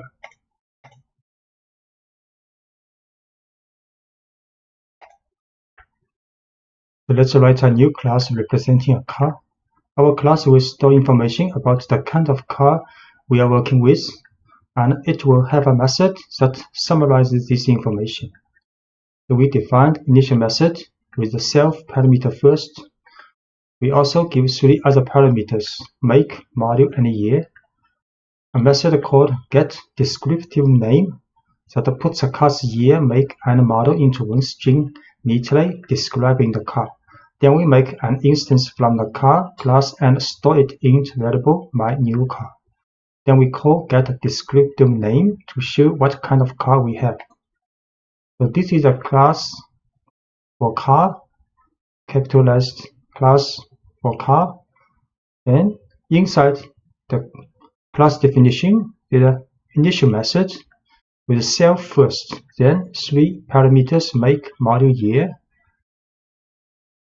With the information, when we calling this, when we make an instance of this car, we will put and input this information. Then for this initial method, we'll pass this 3 information to the attribute of this car called make, model, and year. Then a method called getDescriptiveName with the parameter self will create a variable called longName, which concatenates the information of year, make, and model together. Then we'll return these names title form. So next we can make an instance of this car class called myNewCar with 3 information for make, model, and year. And we can also call this method getDescriptiveName for myNewCar. So we see create this class.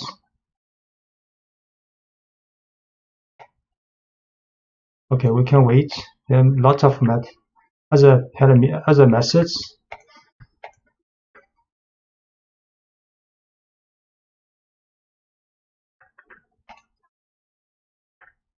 We can also set a default value for an attribute. So every attribute in a class needs an initial value, even if that value is 0 or an empty string. So in some cases, such as when setting a default value, if you do this for an attribute, you don't have to include a parameter for that attribute.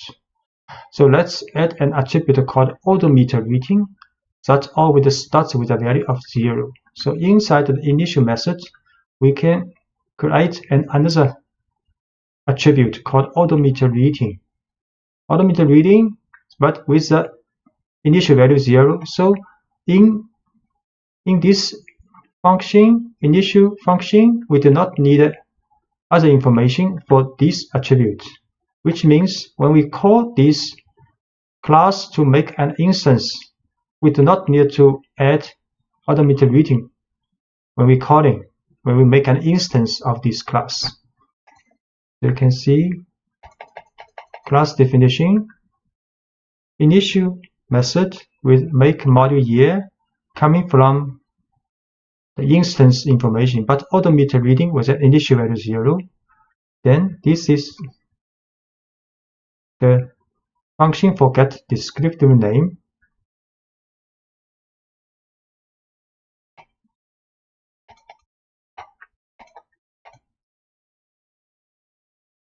Then we will also add a method called read odometer that help us read each car's odometer. So read odometer function with self as parameter will print this car's odometer reading attribute in the message. So when we have this instance called my new car, we can use this method with dot notation, my new car dot read odometer. So calling method read odometer will read a car's current mileage. So we can this function define read odometer self, then we print out this car's odometer reading attribute in the message. And we can also modify attribute values. You can change an attribute values in 3 ways. You can change the value directly through an instance, set the value through a method, or increment the value, add a certain amount to it through a method. So modifying an attribute value directly, the simplest way to modify the value of an attribute is to access the attribute directly through the dot notation of an instance.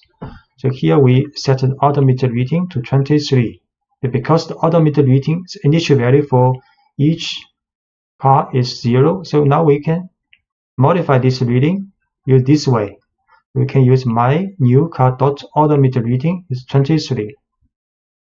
So next we use my new car dot read odometer. We'll get this new value. We will try this. We create this car class.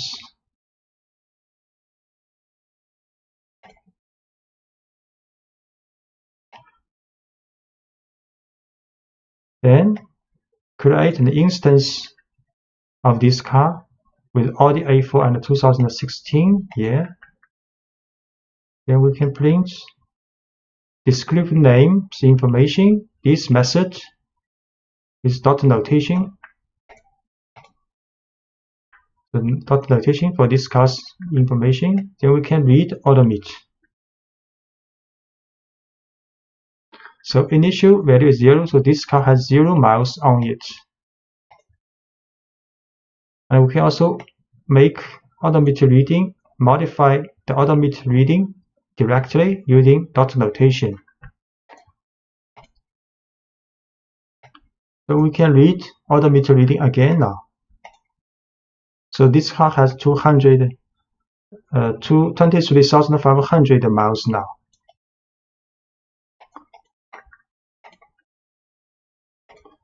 So you can also modify an attribute value through a method. So instead of accessing the attribute directly, you can pass the new value to a method that handles the updating internally. Here is an example showing a method called update odometer.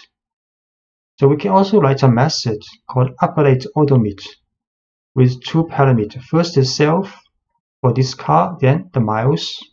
So next, int function definition of update odometer. You can write self dot odometer reading. Self is this car dot odometer reading is this attribute. Then equals the miles we passing for this function with the new value.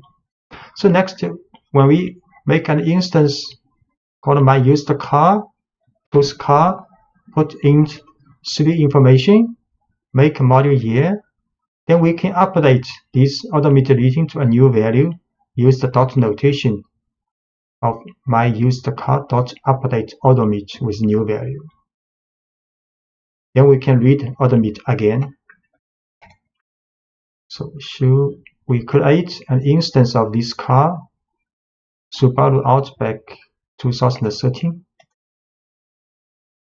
So then print the get information name of this car dot notation. So the information is printed out 2013 Subaru Outback. Next, we can update odometer reading of this car to 23,500 with this method. Then we can read odometer reading. So this car has 23,500 miles on it.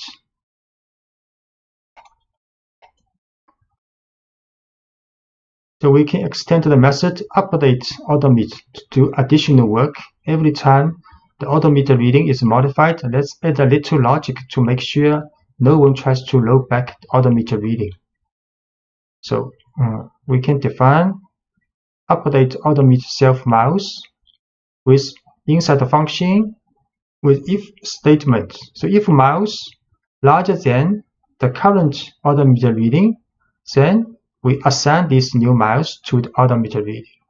So if this conditional test is not true, which means the miles is less than the current odometer reading, we will not assign these new miles to the odometer reading.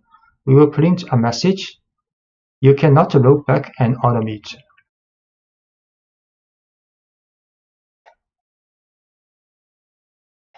So this is the function for update odometer reading in the class definition.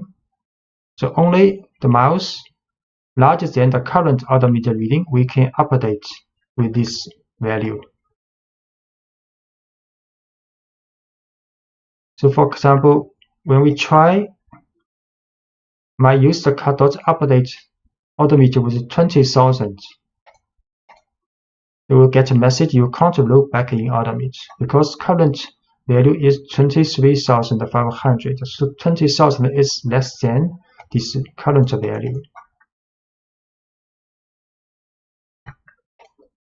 So incrementing an attribute value through a method. So sometimes you will want to increment an attribute value by a certain amount rather than set an entirely new value. Say we buy a used car and put 100 miles on it between the time we buy it and the time we register it. Here is a method that allows us to pass this incremental amount and add that value to the odometer reading. So we can define a function called increment odometer, with self is the car and miles is increment the value with two parameters. So inside the function, we can write self means that this car dot odometer reading plus equal means odometer readings attribute of this car will be incremented with this value miles, which have been passed for the function. So when we create this instance called my used car of car class with the information Subaru Outback 2013, we can use a function, use dot notation with my used car dot increment odometer this function, and with input value was 100. So then the car's odometer reading will be incremented with 100 miles upon the current value. Then we can also read odometer reading. So we'll try create an instance first called my used car. Then we print out the information of this car. Then we read odometer of this car is 0 miles now. Then we can update this car's odometer reading.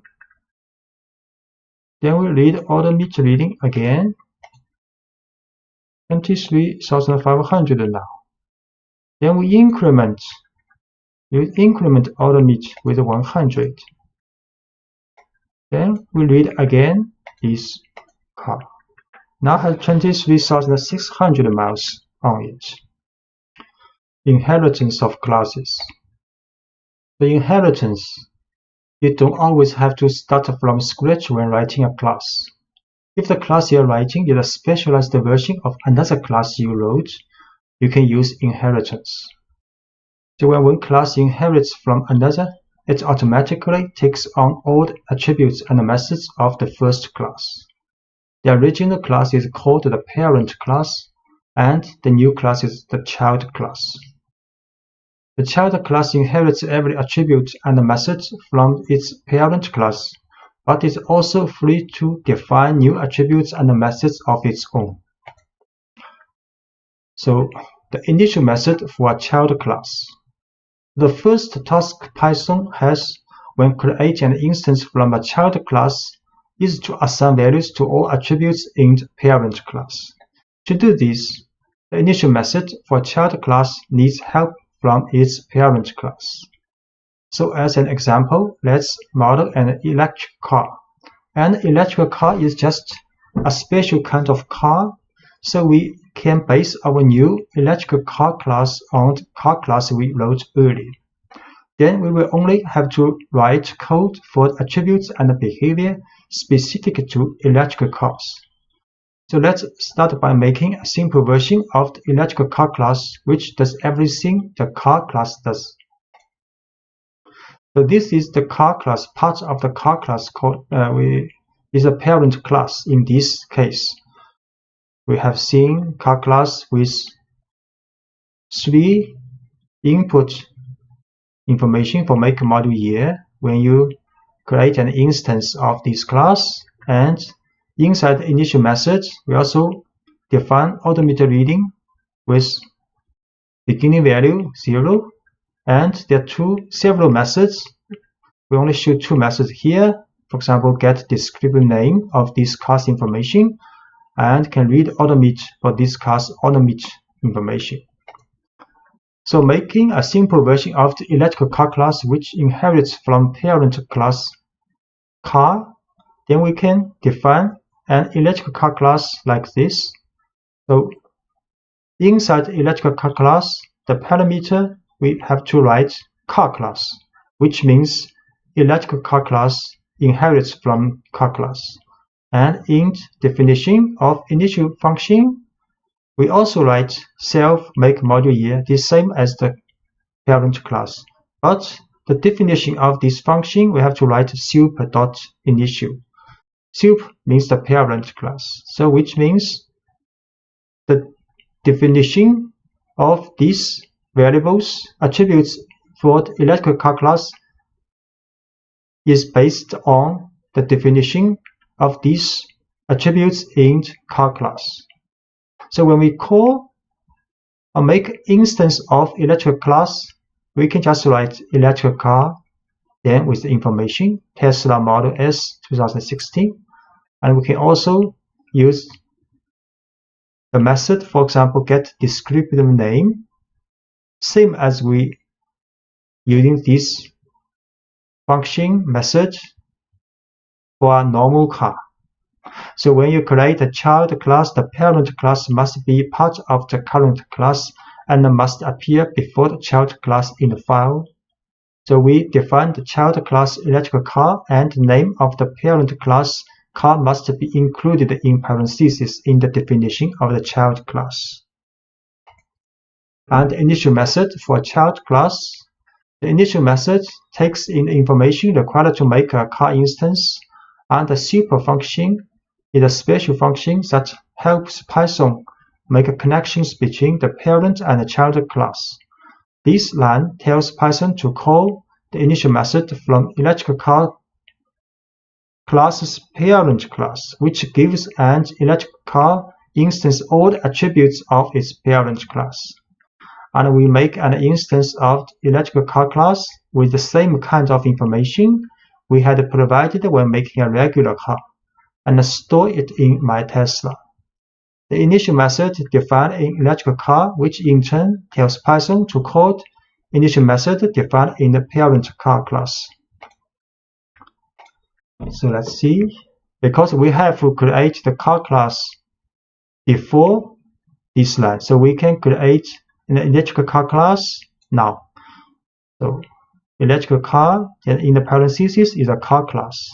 So this means electrical car class is inherited from car class. Okay, so initial method self, model, make, year, and super, have to write a super.initial make, model, year.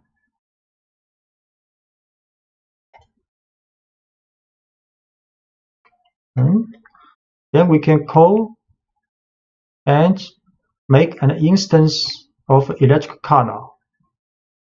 With Tesla Model S 2016, then we can use this method which defined in the parent class. So get descriptive name. Although we do not need to create this function in electric car class definition because we inherit from car class, and the car class has this method defined in car class definition. So we can use this. The information is 2016 Tesla Model S. Working with attributes and methods for the child class.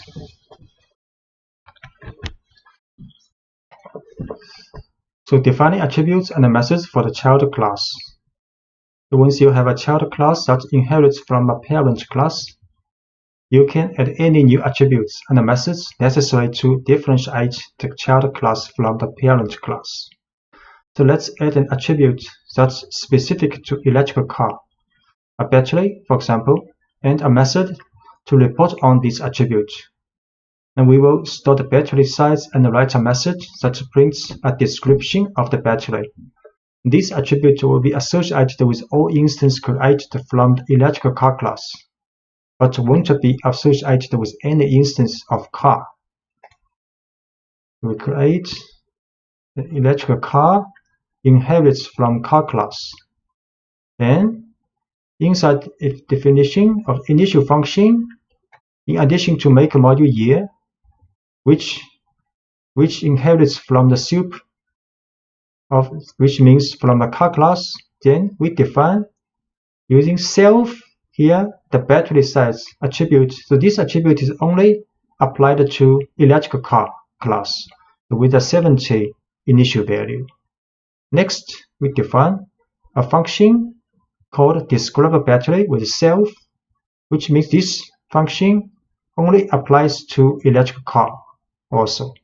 Then we print out this electric car's batteries information in message. So next we can create an instance of electric car with these three information. Then we can print and to call this function get descriptive name. Then next we can call this method called describe battery, which can get the battery's information of this electric car. We create this first. Create this electric car class. Then make an instance now. Then can print out car's information. Then we can also call the describe battery function of this car. So this car has a 70 kWh battery.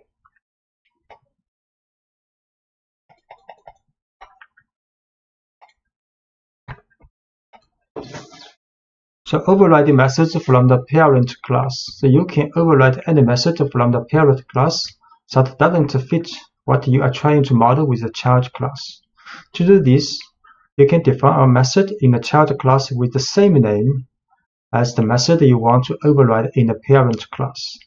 So Python will disregard the parent class method and only pay attention to the method you define in the child class. Say the class car, the parent class, is a method called fuel gas tank. And this method is meaningless for an all-electric vehicle, so you might want to override this method. So here is one way to do that.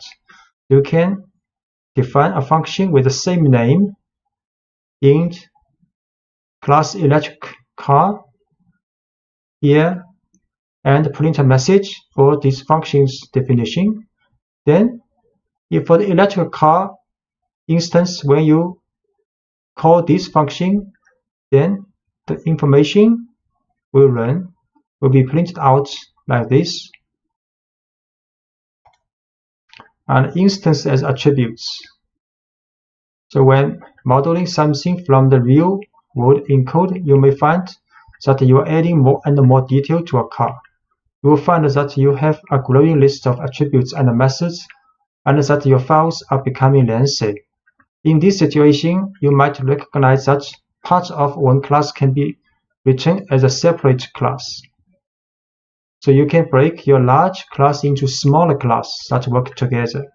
For example, if we continue adding details to the electrical car class, we might notice that we are adding many attributes and methods specific to the car's battery.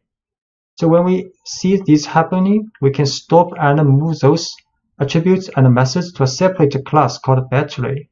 Then we can use a battery instance as an attribute in the electrical car class. So what this means, you can see you can create a battery class.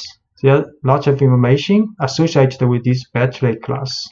So first, define initial method function for this battery class. So there's attribute called battery size created, and battery size initial value is 60. Then we can describe this battery function created, then show the battery size. You can also define a function called getRange. So if battery size is 60, the range is 140. So if the size is 55, the range is 155. Then we can print out the message of the range of this battery. So this is a battery class with battery size as attribute and two functions. Then next we can create an electrical car class inside the initial function definition. In addition to this make module year information, we can add an attribute battery, but this time the attribute's value is the instance of battery class now. So this electrical car class has attribute make, module year, and battery. And make, module year are the information we input when we make an instance of electrical car. But the battery is an instance of the battery class. So next, when we make instance of electrical car, we can print information of this car. Then we can use this car's attribute battery to describe a battery function. We can also call this car's battery's attributes getRange function. These two functions defined in class battery in the previous page. So in the electrical car class, we now add an attribute called battery. This line tells Python to create a new instance of battery with a default size of 60, because we are not specifying a value, and store that instance in the attribute battery. This will happen every time the initial method is called, and the electrical car instance will now have a battery instance created automatically. Then we create an electrical car and store it in the variable myTesla. But when we want to describe the battery, we need to work with the car's battery attribute and methods. So these two lines use dot notation. MyTesla's battery dot describe battery is a function defined in class battery. Similarly, myTesla.battery dot getRange, this function defined in class battery. So we show this, create a class called battery.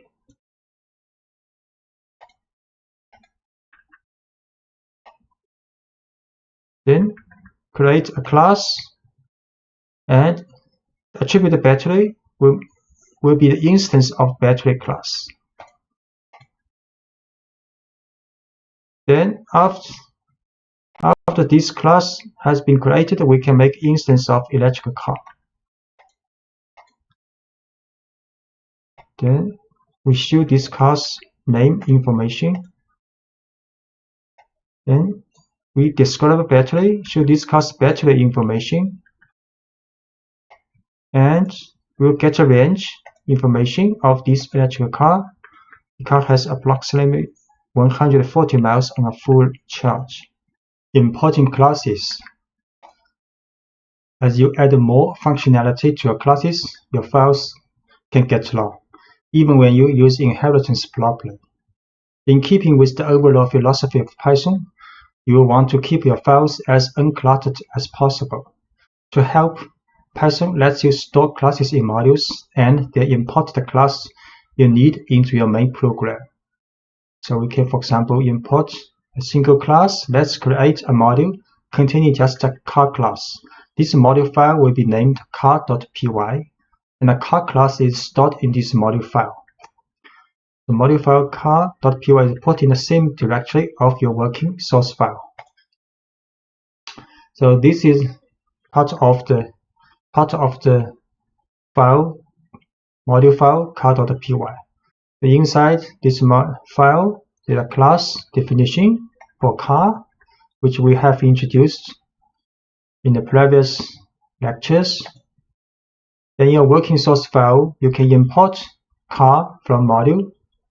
So this car is a class from module car.py. So from car, import car. So this is the file name without the .py. The file name, module name, then import this class. So next we can make an instance of this car, and we can also print out this instance descriptive information. We can also add automated reading for the function automated reading attribute to this car with 23, then use the function of this car to read automate.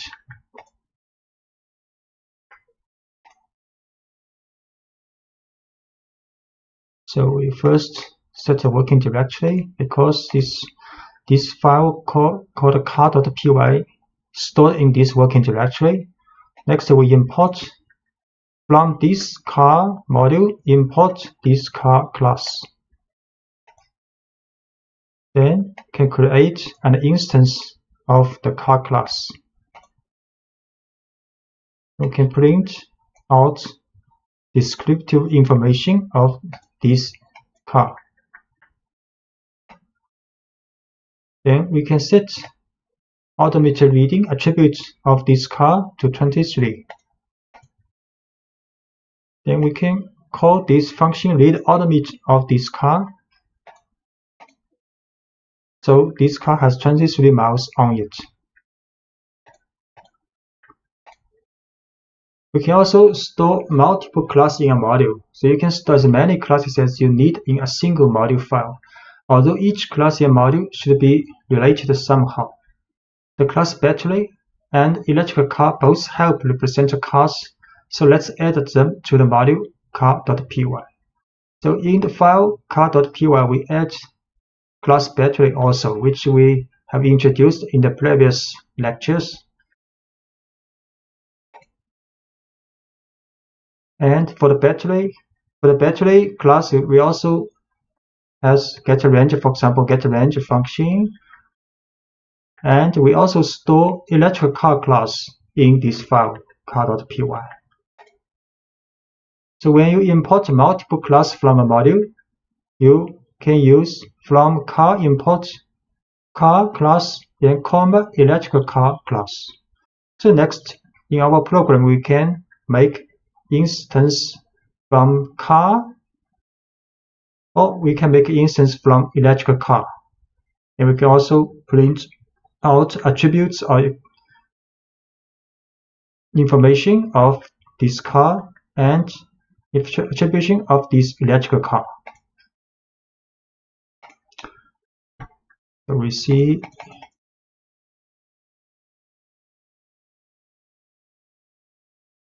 can import electrical car from this car module. Can create an instance and print out descriptive information of this electric car, and we can print out descriptive battery of this electric car. We can also run this, call this function getRange of the battery attribute of this car. So import multiple class from this module. Then we can create a normal car with information Volkswagen Beetle 2016. Then print out descriptive information of this car. Then we can create an electric car instance called My Tesla. We can print out name information, model information of this car. So we can also import an entire module. So you can import a car. This is a car's file name, module name. So import a car. Next, when we create instance of car class, we have to write car dot this car class. So this is the module name. This dot notation dot class name with information. Similarly, we can create an electrical car. Use car dot car is the module name dot electrical car is the class name, and we can also show the information. So we import. This time we import the whole entire module. Import car. Then we can create a normal car instance. Use the car dot car class, and you can print out the descriptive name information of this car.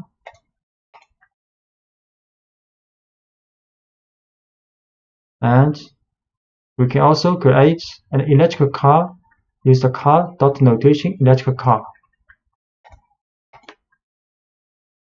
And print out information of this electrical car.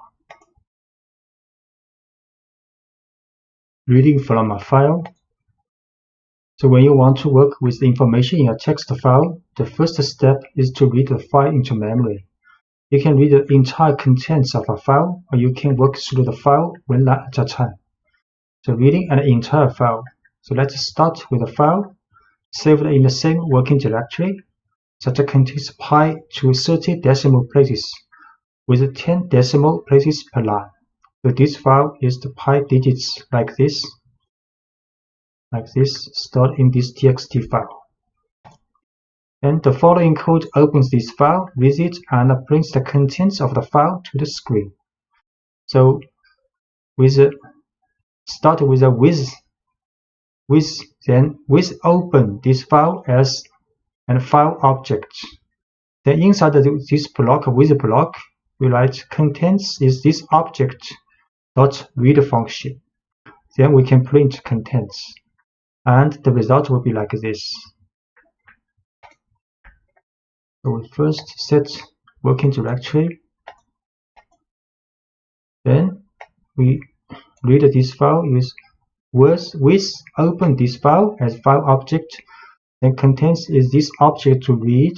Then print this information, but we use rstrip here. We will talk about it later. So output like this. And the open function returns an object representing the file. The read method then reads the entire contents of the file and store it as one long string in variable contents. Notice close is not needed because Python will close it automatically when the time is right. And the only difference between this output and original file is the extra blank line at the end of the output. The blank line appears because read returns an empty string when it reaches the end of the file, and this empty string shows up as a blank line. So if you want to remove the extra blank line, you can use rstrip in the print statement. So that's why we use rstrip here. Rstrip here because we want to remove this blank line in the reading.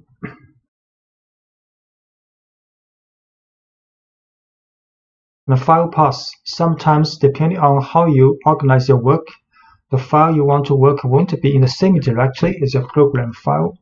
To get Python to open files from a directory other than the one where your program file is stored, you need to provide a file path which tells Python to look in a specific location on your system. So we use a relative file path can tell Python to look for a given location relative to the directory where the currently running program file is stored. So on Linux and OS X system, you have to write, for example, with open test. Test is a directory relative to your current working file. Then the file stored in this directory as open as file object. On Windows system, you use a double backslash instead of a forward slash in the file path. You can use with open test to double backslash, then this file name as file object. So now the file is stored in the test location relative to this working file. So we can run this because we use a Windows system. So we open this file as file object and can then read this file and print out. It also works. And you can also use an absolute file path to tell Python exactly where the file is on your computer regardless of where the program that's being executed is stored. So on Linux and OS system, you can use like this for the absolute path.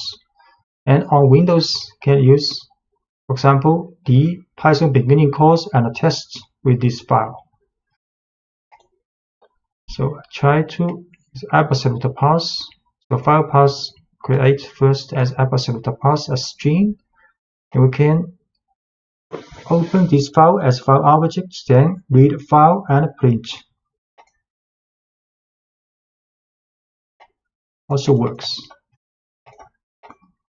And read line by line. You can use a for loop on the file object to examine each line from a file one at a time. For example, this is file name. You can open this file, then inside the with block, write a for loop. For line in file object, then print this line. Read line by line. File pass first. Then with open this file, then read line by line. For line in object, print this line. So every line is printed out. And these blank lines appear because an invisible new line character is at the end of each line in the text file. The print statement adds its own new line each time we call it, so we end up with two new line characters at the end of each line, one from the file and one from the print statement. So we can use rstrip on each line in the print statement to eliminate these extra blank lines. So we can use rstrip here also to remove the extra blank line. Rstrip here this time. So now it's much better.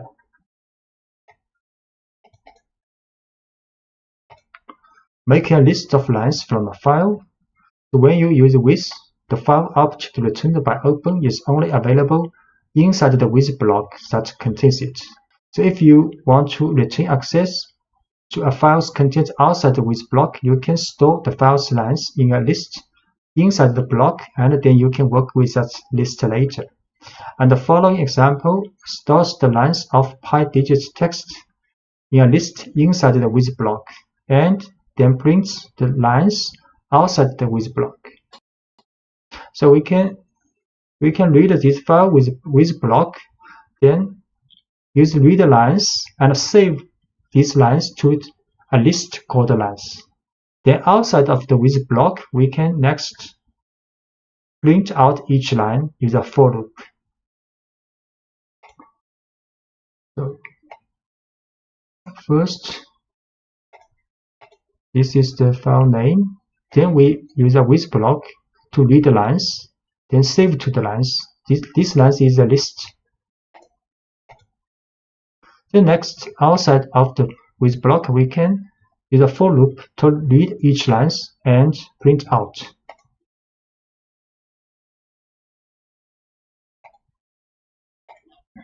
Working with the file's contents, after you have read the file into memory, You can do whatever you want with that data. So let's briefly explore the digits of pi. First, we will attempt to build a single string containing all the digits in the file with no white space in it. So file name, then we open this file, then read the lines and store back to the lines list. Next, we can create an empty string called pi string. Then for line inlines this list, we will use concatenate with odd lines with this string. Then print out a long string. Next, we can print out the length of this string.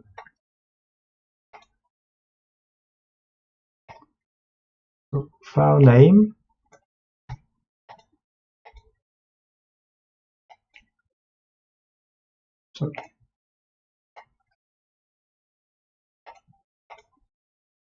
name, then read lines and store to this list lines, each line. Next, pi string is not a space string. Then for each line, we can take this lines string, then use rstrip,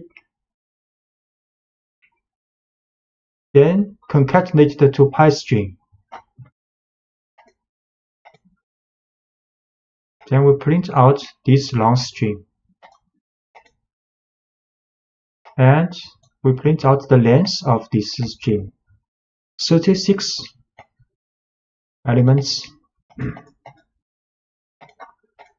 And the variable pi string contains the white space that was on the left side of the digits in each line, but we can get off that by using the strip instead of rstrip. So here we use strip. Strip can get the white space on the left side also. File name, read lines, but use strip this time. Then print pi string. So it is a long string without white space. Then length of this string 32 now. And the larger files, 1 million digits, the code in previous example would work just as well on much larger files. If we start with a text file that contains pi to 1 million decimal place instead of just 30, we can create a single string containing all these digits. We'll print just the first 50 decimal place. The file this time the file name is pi million digits. We open this file and read the lines. Then we create a pi string, empty string. Then for each line, we will concatenate all the strings for each line. Then we will print out the first 52 decimal place of this string. And we will print the length of all the string.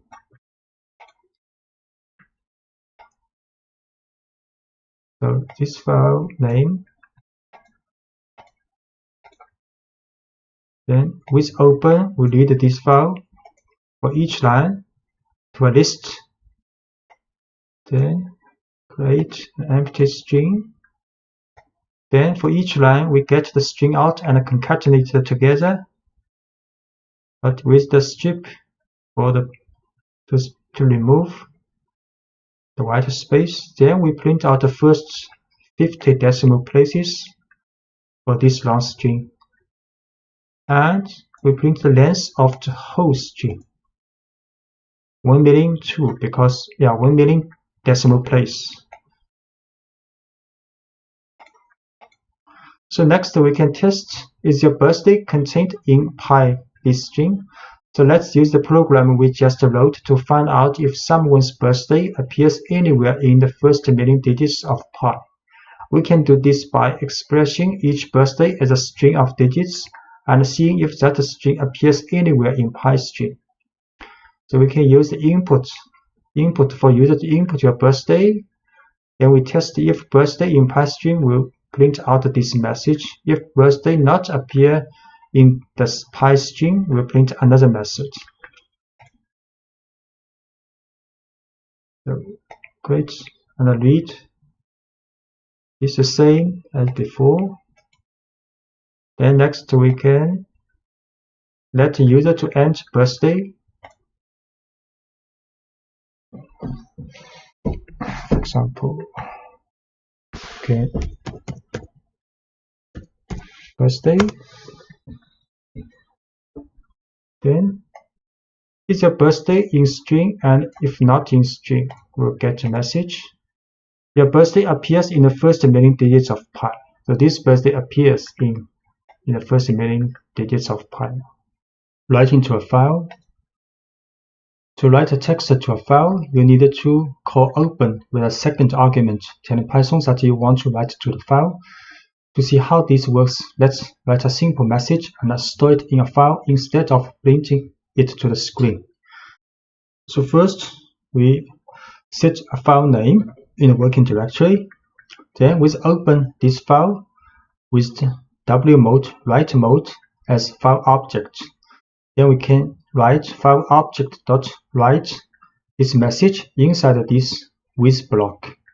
So the argument W tells Python that we want to open the file in write mode.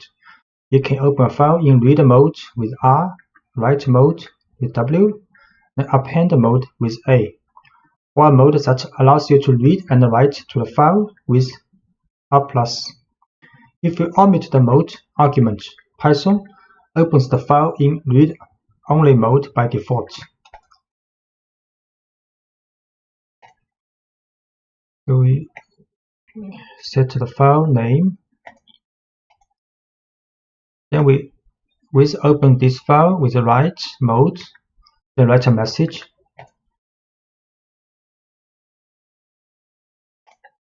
Then we open this file in the working directory, create it. To the message in this file now. The open function automatically creates the file you are writing to if it doesn't already exist. However, be careful opening a file in write mode W, because if the file does exist, Python will erase the file before returning the file object. Python can only write strings to a text file. If you want to store numerical data in a text file, you will have to convert the data to string format first using the str function. So we can also write multiple lines. The write function doesn't add any new lines to the text you write. So if you write more than one line without including new line character, so including new lines in your write statement. For example, we write this file again. We open this file with the write mode. Then first we write this message. Then we add a new line. Then we write next message, new line. We try this.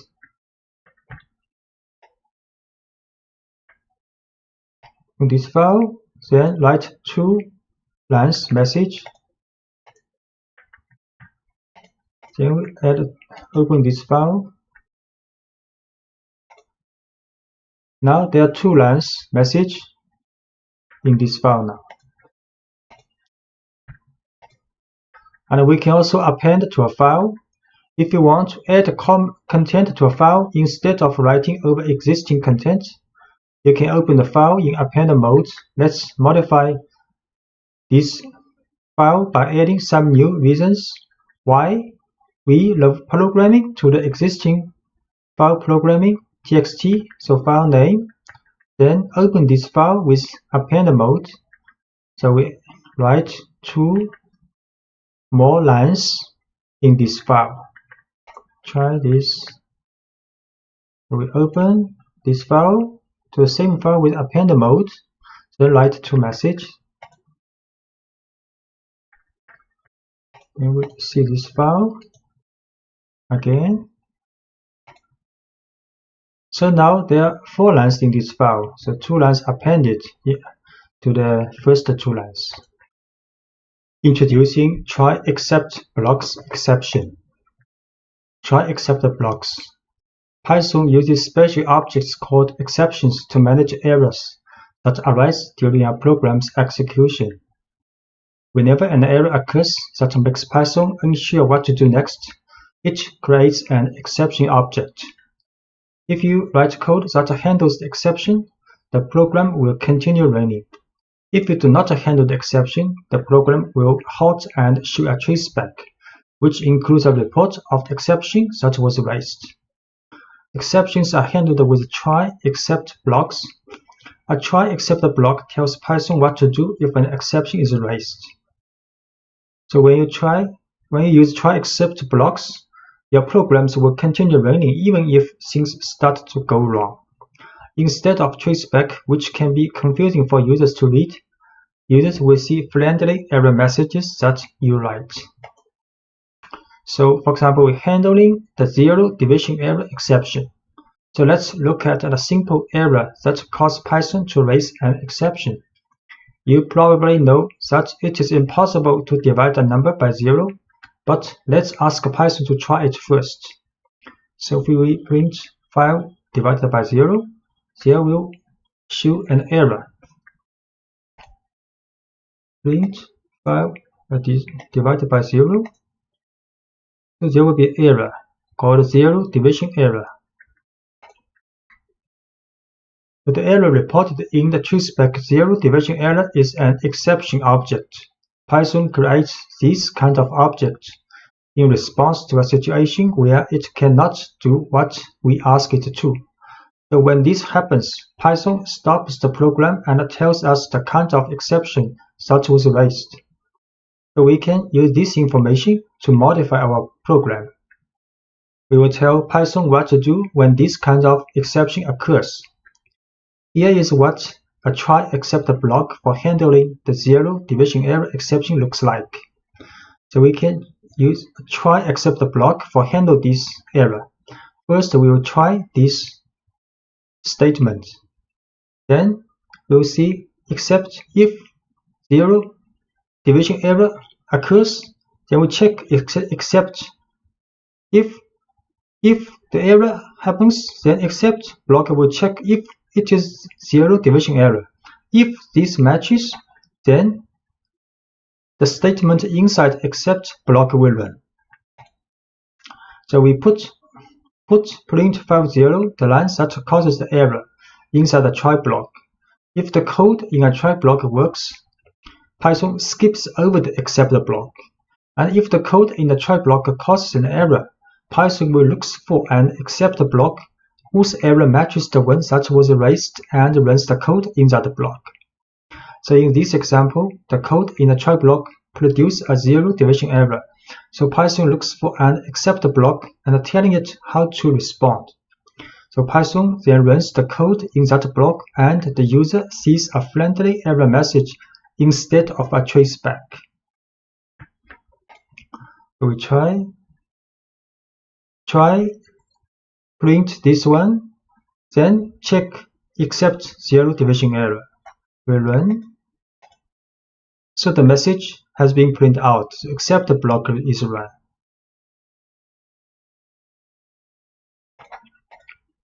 We can use try except else to prevent crashes.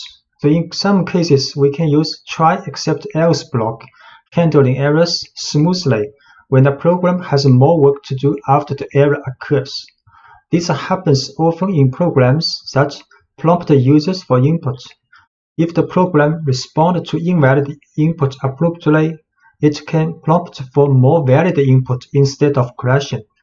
So let's create a simple calculate that does only division.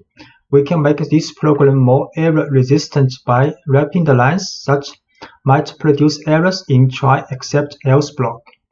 So the error occurs on the lines that performs the division, so that's where we will put the try except block.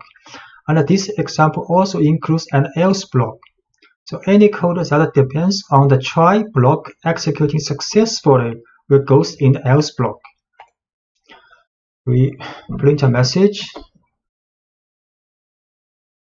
then print another message, then if while true, let the user to input first number.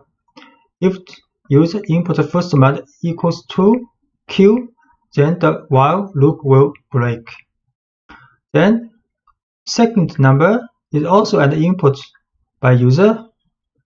Next, we'll run a try except else block. So in the try is division between int value of int value first number divided by int value of second. So if this statement runs successfully, then the else block will run. Print this answer.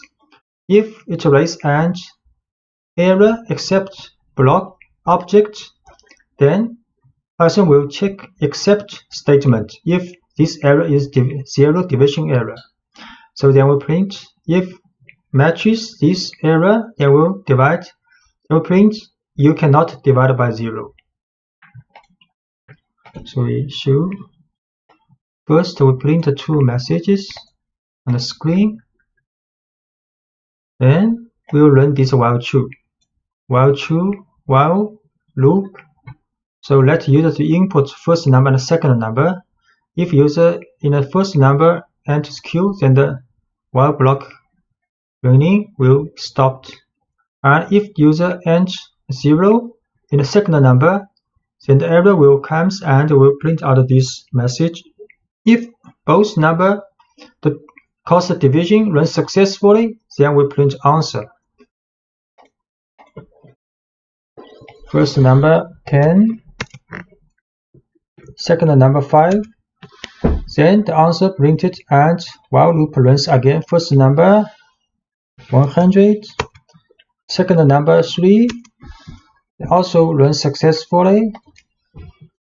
Then first number 19, second number 0. Then you can't divide by 0. Message is printed out. Then the while loop is not stopped. You can also try next first number. For example, write Q, then stopped while loop. So handling the file not found error exception. So one common issue when working with files is handling missing files. The file you are looking for might be in a different location. The file name may be misspelled, or the file may not exist at all. You can handle all of these situations in a straightforward way with a try except block. So let's try to read a file that doesn't exist. The following program tries to read in the content of Alice in Wonderland, but file Alice 1 text has not been saved in the same directory as the current working source file. So we try to read this file, but this file does not exist. We'll see how it happens. So file is alice1.txt. We open this file, then try to read this file. The file not found error happens. So Python cannot read a file from a missing file, so it raises an exception. No such file or directory. So to handle it, you can use a try block that will begin just before the line that contains open to look for and accept blocks that matches that error, and the result is a friendly error message instead of a traceback. We can change with the try except block, then open this file, then read. So if this block successful, the accept block will be skipped. And if try block raise an exception object with error, so the accept block will be checked if the error matches file not found error. If it matches, then the message and this block will be run. So the code in the try block produces a file not found error. So Python looks for an accept block that matches that error. Python then runs the code in that block, and the result is a friendly error message instead of a traceback. So we try this file name. Then use try except block. So now the message is run, the file, this text does not exist. So we can also analyze text using try except else block. So for example, you can analyze text files containing entire books. The texts used in the following example come from Project Gutenberg, which maintains a collection of literary works that are available in the public domain. Now let's pull in the text of Alice in Wonderland and try to count the number of words in the text. We will use the string method split, which can build a list of words from a string, then count the items in the list to get a rough idea of the number of words in the text. So this is the file we want to work with, and we write try to read this file. If it's not successful, then except block will be implemented to check if the error is file not found error. And we'll run this message if it matches. If try block successful, then the else block will be run. We'll split the text first, then count the words, then print out the message how many words this book has. We try this. Alice, this book, then try except else block to read and count the words. So to run successfully, this text has about 29,000 words. And we can also create a function holding the whole try except else block. We can move the try except else block to a function called count words. So it will be easier to run the analysis for multiple books. And missing this file has no effect on the rest of the program execution.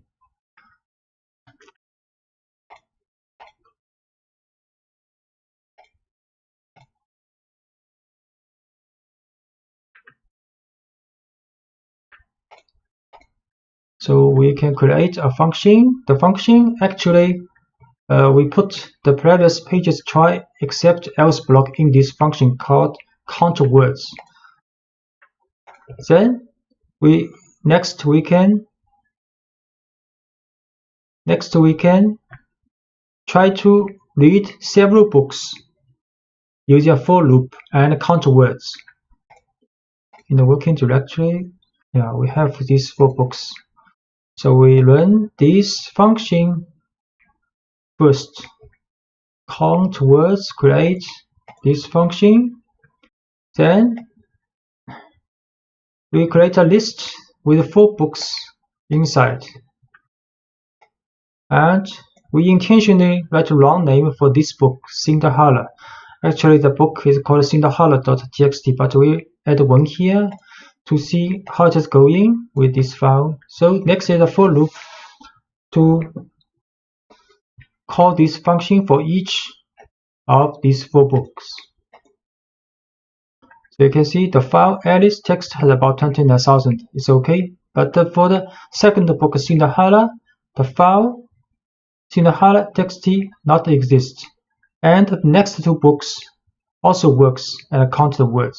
So there's quite a friendly message and smoothing running for the program with try except else block.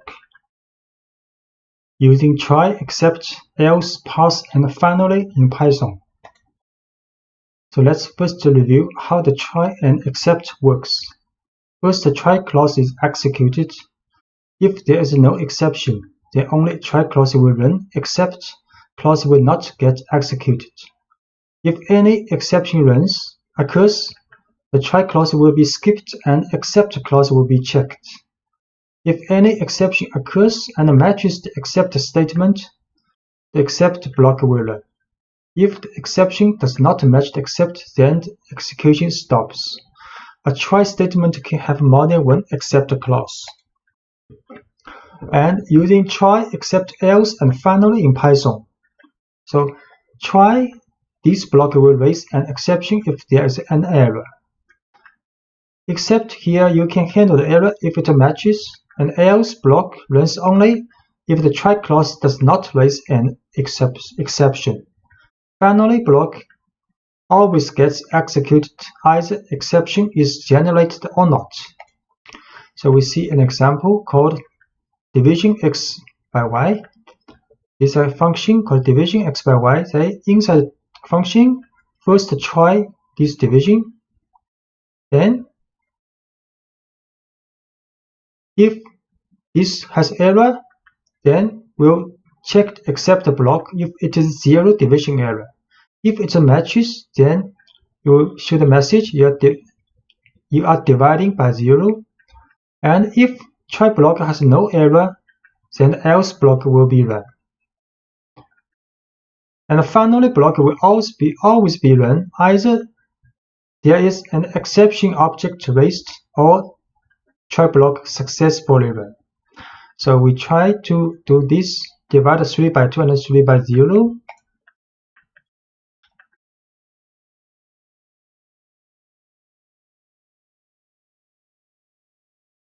This is called floor division. See, create this function, then try to run this. 3 by 2, the answer is 1, and this always executed. So finally block also run, and the answer is run. So answer is run, else block is run because there's no error in the try block. If we try to divide 3 by 0, the message is sorry you are dividing by 0, so except the block is run. And this is always executed, so finally block is also run.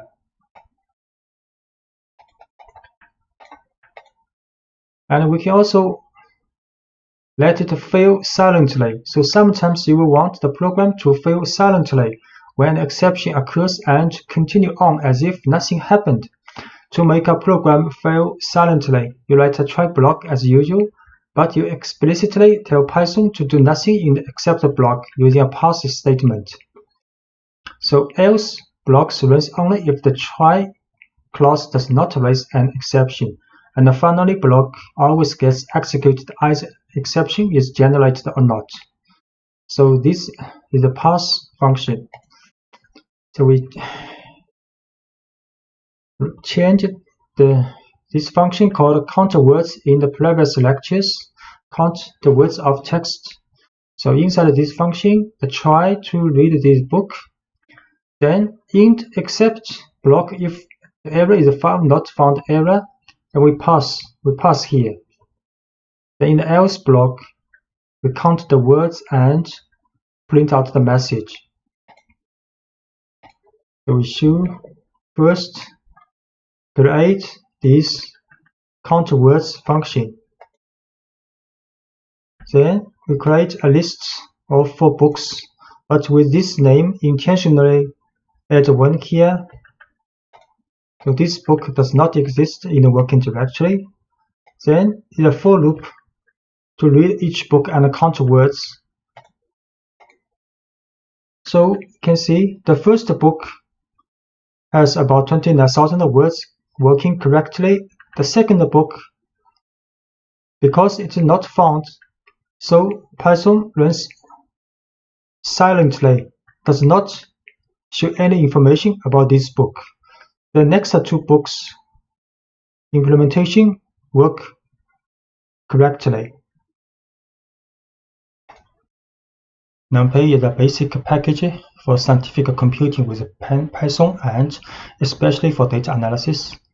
In fact, this library is the basis of a large amount of mathematical and scientific Python packages, and among them the Pandas library, which is specialized for data analysis and fully developed using the concepts introduced by NumPy.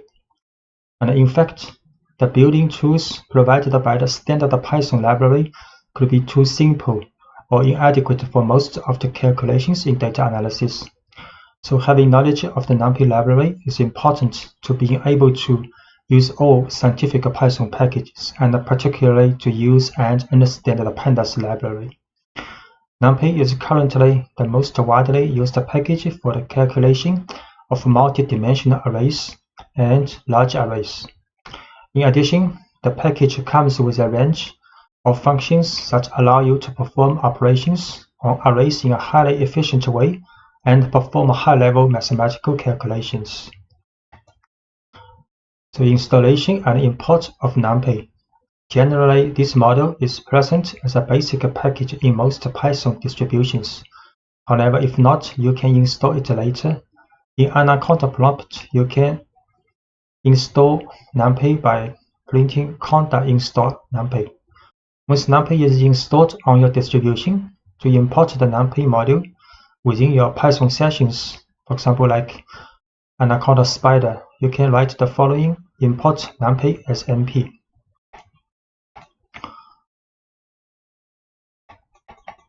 So we can import NumPy.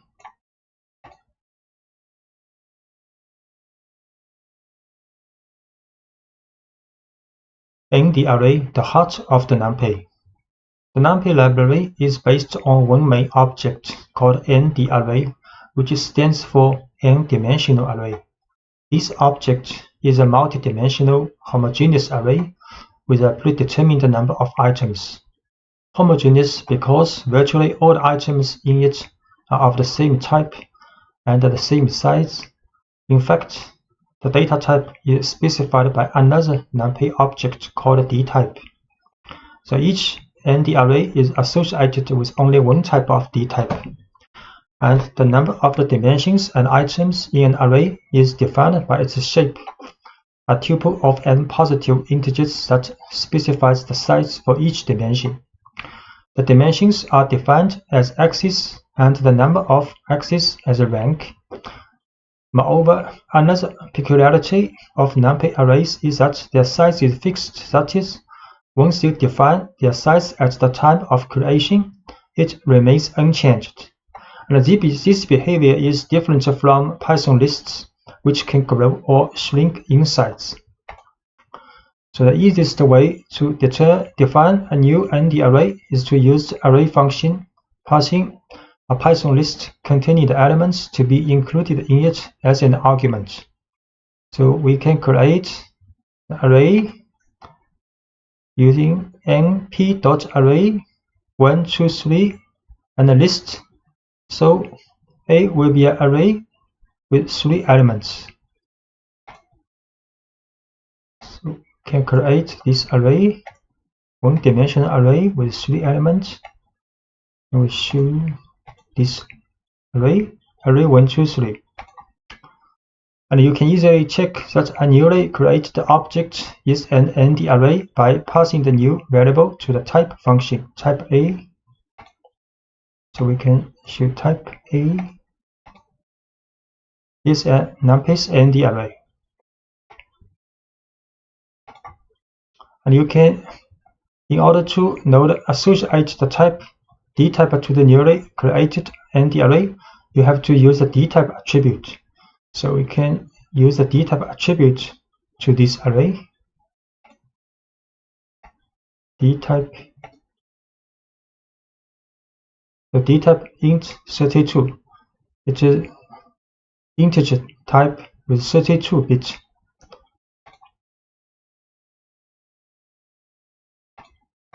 And the just created array has one axis, and then its rank is 1. So while its shape should be 3, 1. To obtain these values from the corresponding array, it is sufficient to use the ndim attribute for getting the axis, the size attribute to note array length, and the shape attribute to get its shape.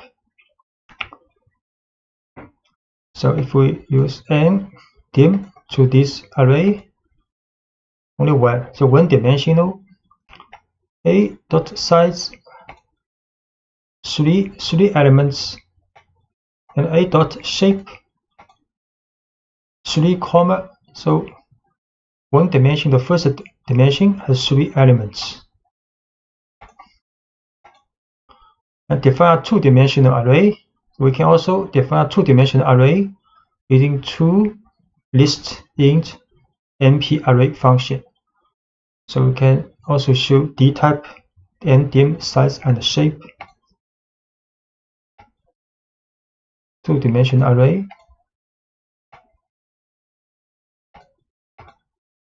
And dtype is float number 64 bits. Dim dimension is 2 now. And the size is 4, because two dimension, each dimension has 2 numbers, so total elements is 4. Shape 2 by 2, the shape is 2 by 2. To create a new array, you can follow different paths. The most common path is the one through a list or sequence of lists as argument to the array function. So we create a two-dimensional array with adding two lists in np.array function. And the array function, in addition to lists, can accept the tuples and a sequence of tuples. So we can also add a tuple in the np.array function, or we can add combined tuple and list in the function. First, create function with adding two lists, and we show this nd array, two-dimensional, and can create array using two tuples.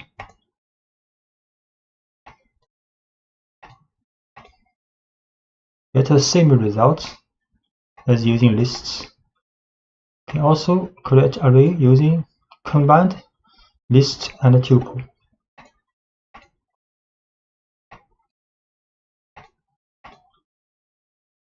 Also a two-dimensional array.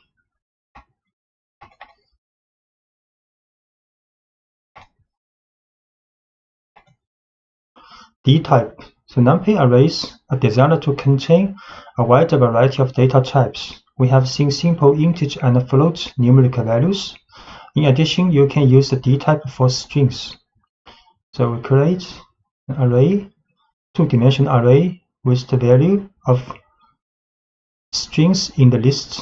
So dtype will like u1, less than u1, and have also a name attribute for the dtype.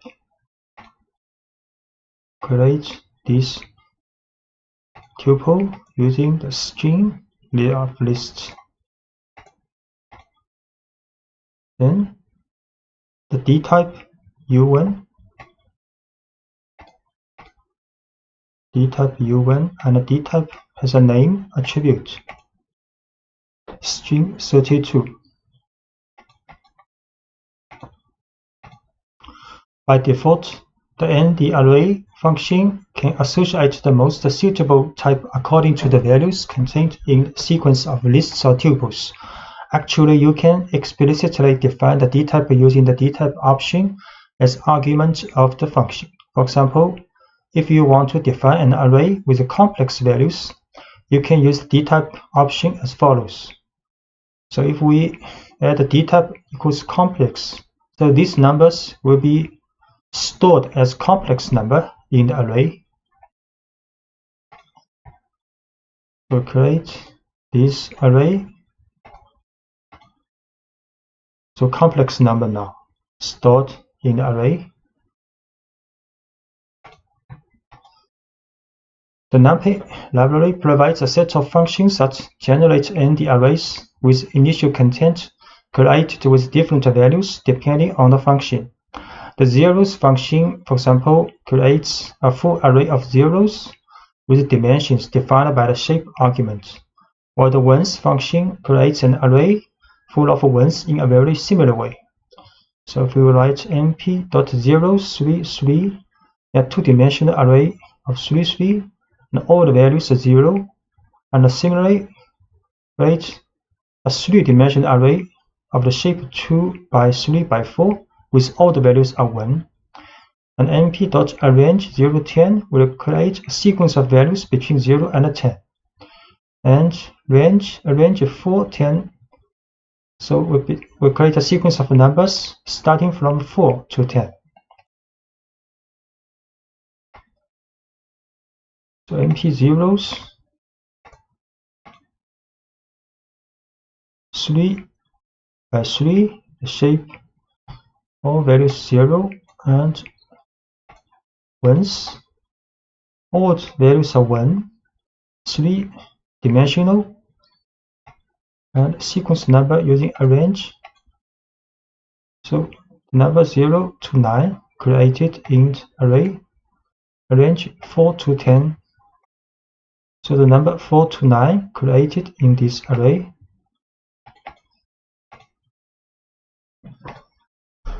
And you can also use the gap not equals 1. So here you create a sequence number between 0 and 12 with the gap 3. And this is the gap 0.6. Create number array 0, 3, 6, 9 now. And this array with the gap 0.6. So from 0 to 5.4. And you can also generate a two-dimensional arrays using arrange and reshape. So we create a sequence number first from 0 to 12, then reshape to a two-dimensional array with the shape 3 by 4.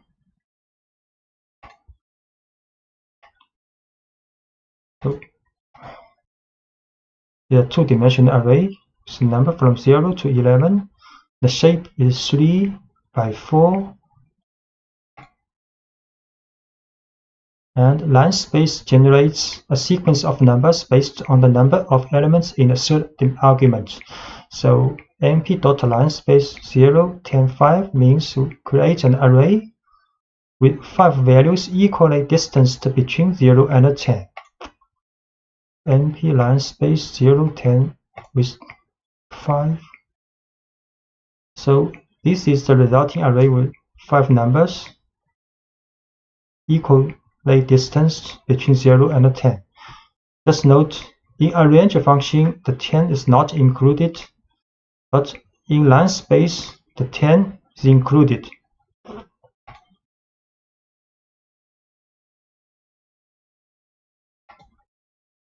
And np.random will generate random float numbers in the interval between 0 and 1. So we can write np.random 3 will generate 3 random numbers between 0 and 1, and np.random 3 by 3 will generate two-dimensional array with random numbers between 0 and 1. np.random 3. So 3 random numbers in a one-dimensional array. So this will create two-dimensional array with a shape 3 by 3 with all the values and random numbers between 0 and 1. Arithmetic operators.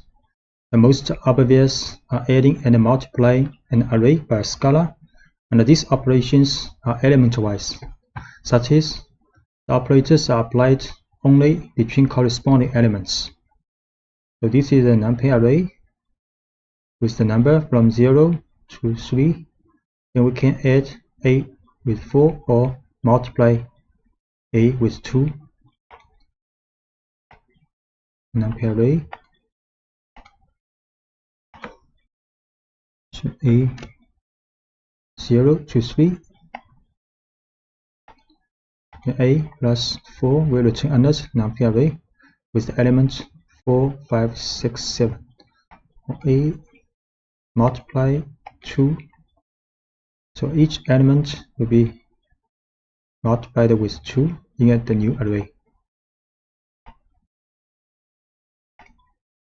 And can create another array B with also 4 elements, then A can plus B or A multiply B.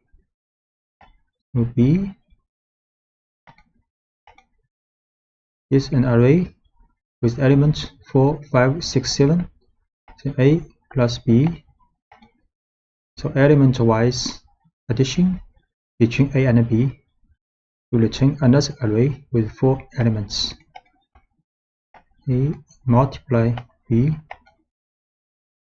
will get Also, another 4-element array with element.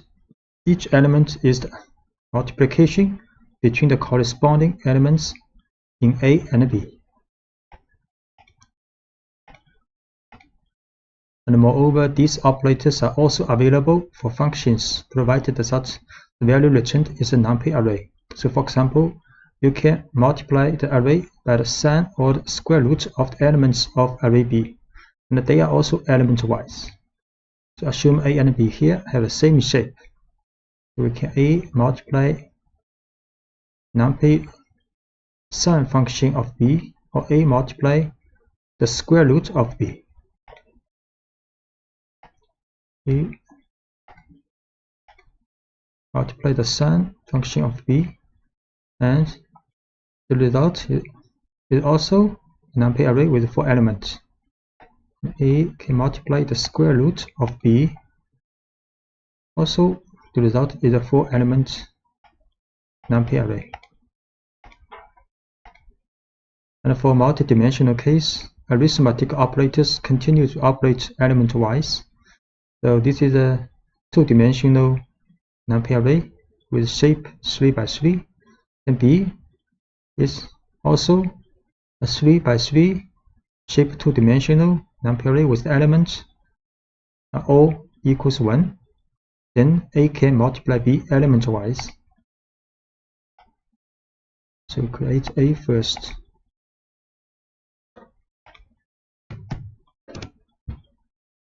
A is a 2-dimensional array, and B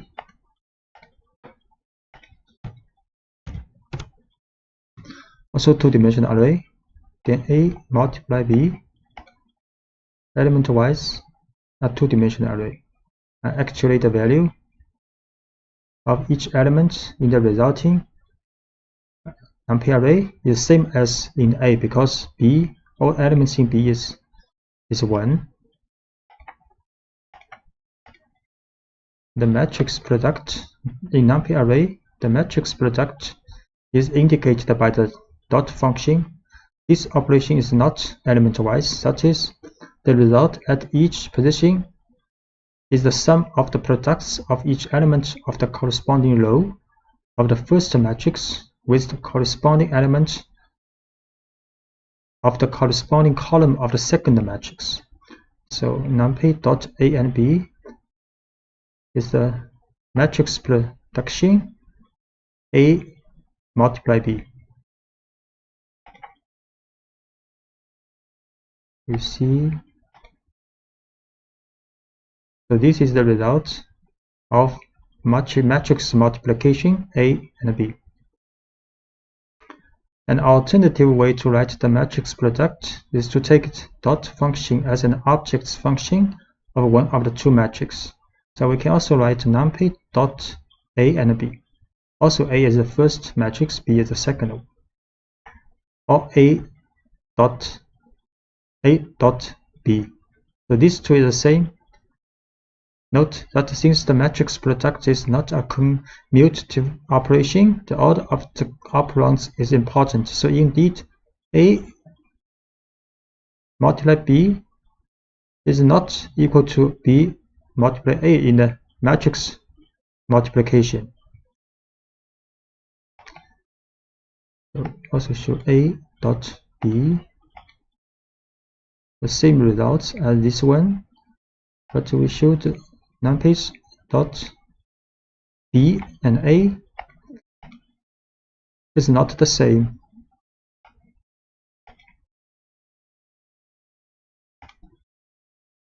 And increment and decrement operators. To increase or decrease values, you have to use operators such as plus equal or minus equal or multiplication equal.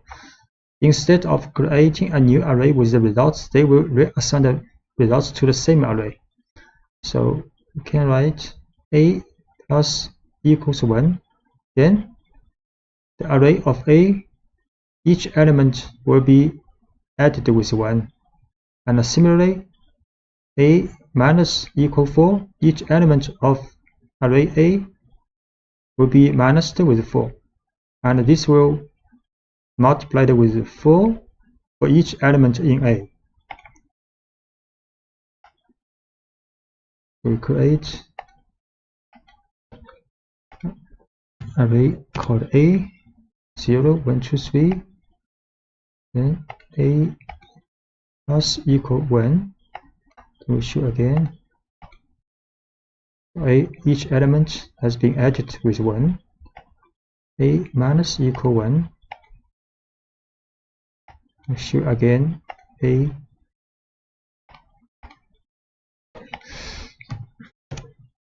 then the value is being changed back.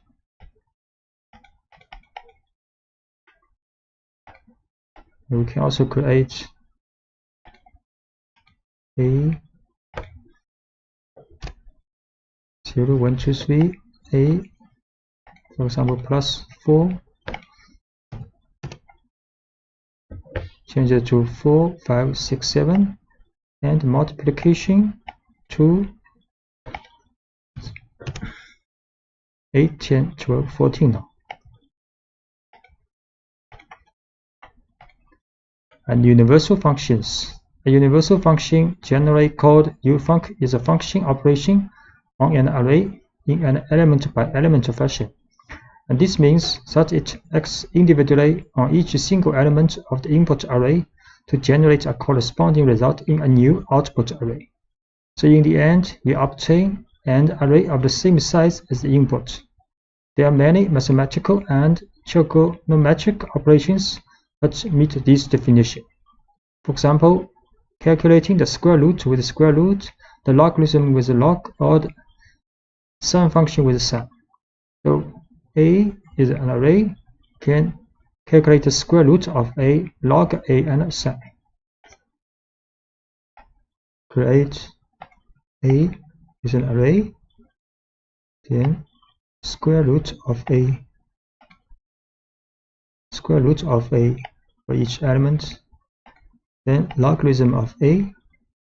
Result is also a 4-element array, and sum function of A.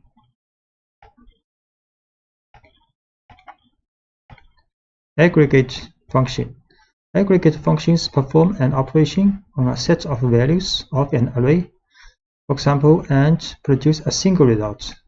So many functions of this kind are implemented within the class and the array. For example, A is an 5-element array, so we can calculate the sum of A, minimum, maximum of A, and mean value of A, or standard deviation of A.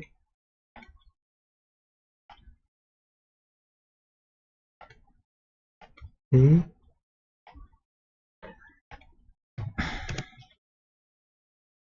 then A dot sum summation, the minimum value of A, maximum value of A, and the mean or average value of A, and the standard deviation of A. Indexing. Array indexing always use square brackets to index the elements of the array so that the elements can then be referred individually, or various uses such as extracting a value, selecting items, or even assigning a new value. So when you create a new array, an appropriate scale index is also automatically created.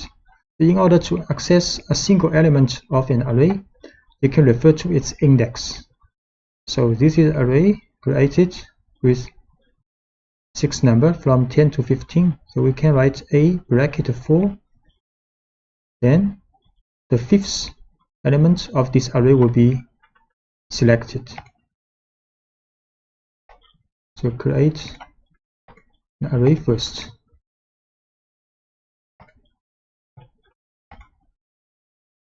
So this array with 6 elements,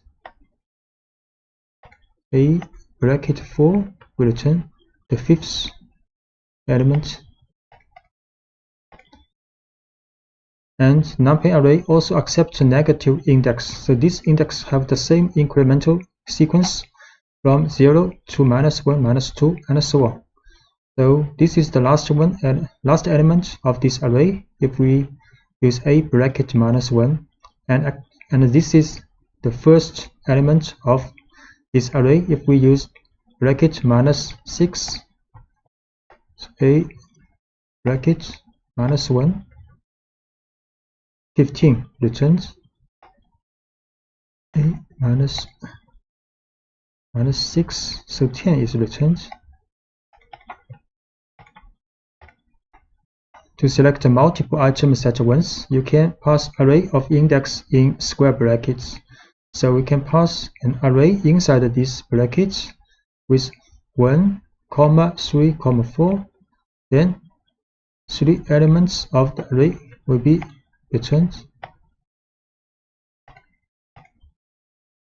The 3 elements 11, 13, 14 of the array are returned.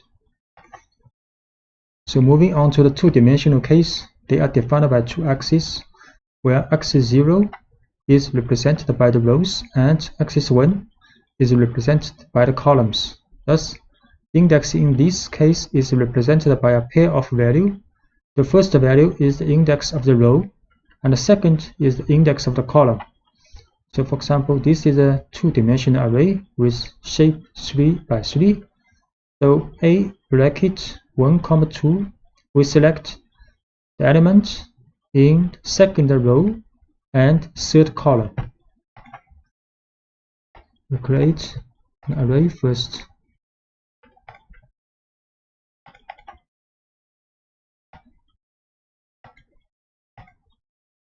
A, the two-dimensional array, then a bracket 1, 2, so the value element of 15 is returned.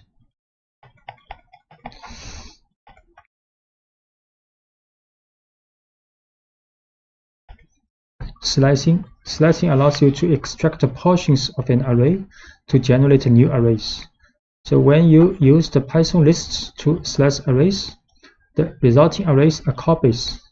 So but in NumPy, the arrays are views of the same underlying buffer. So depending on the portion of the array that you want to extract or view, you must use the slice syntax. Such as, you will use a sequence of numbers separated by column within square brackets. For example, this is an array with 6 elements. So if we write A1, 5 in the bracket, then it will return a slice of this array from second to the 5th element.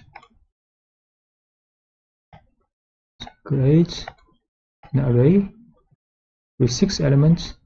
Then A1, 5 will return this part of the array.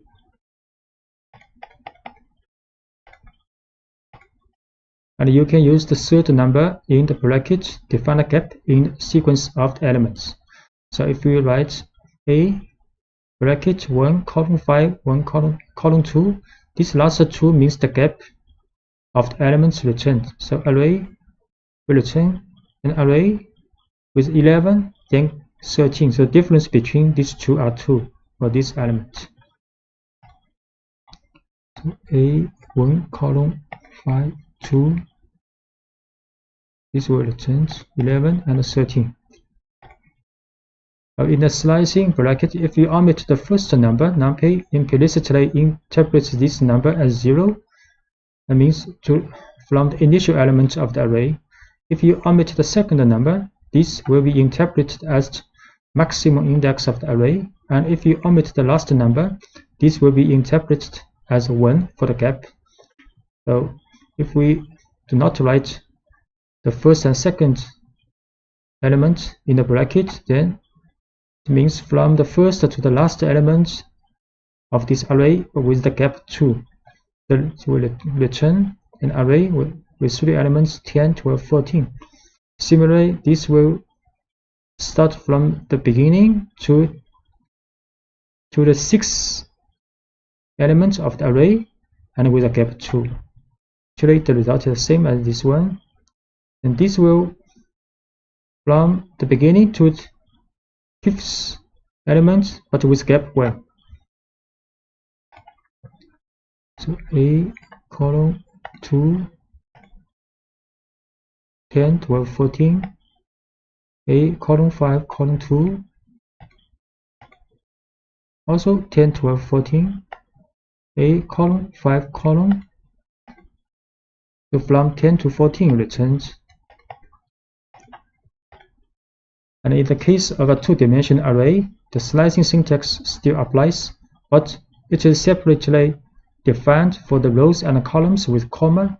For example, if you want to extract only the first row or the first column, so A is a two-dimensional array, then this will return the first row but all the column of this row, and this will return the first column and all the rows of this column.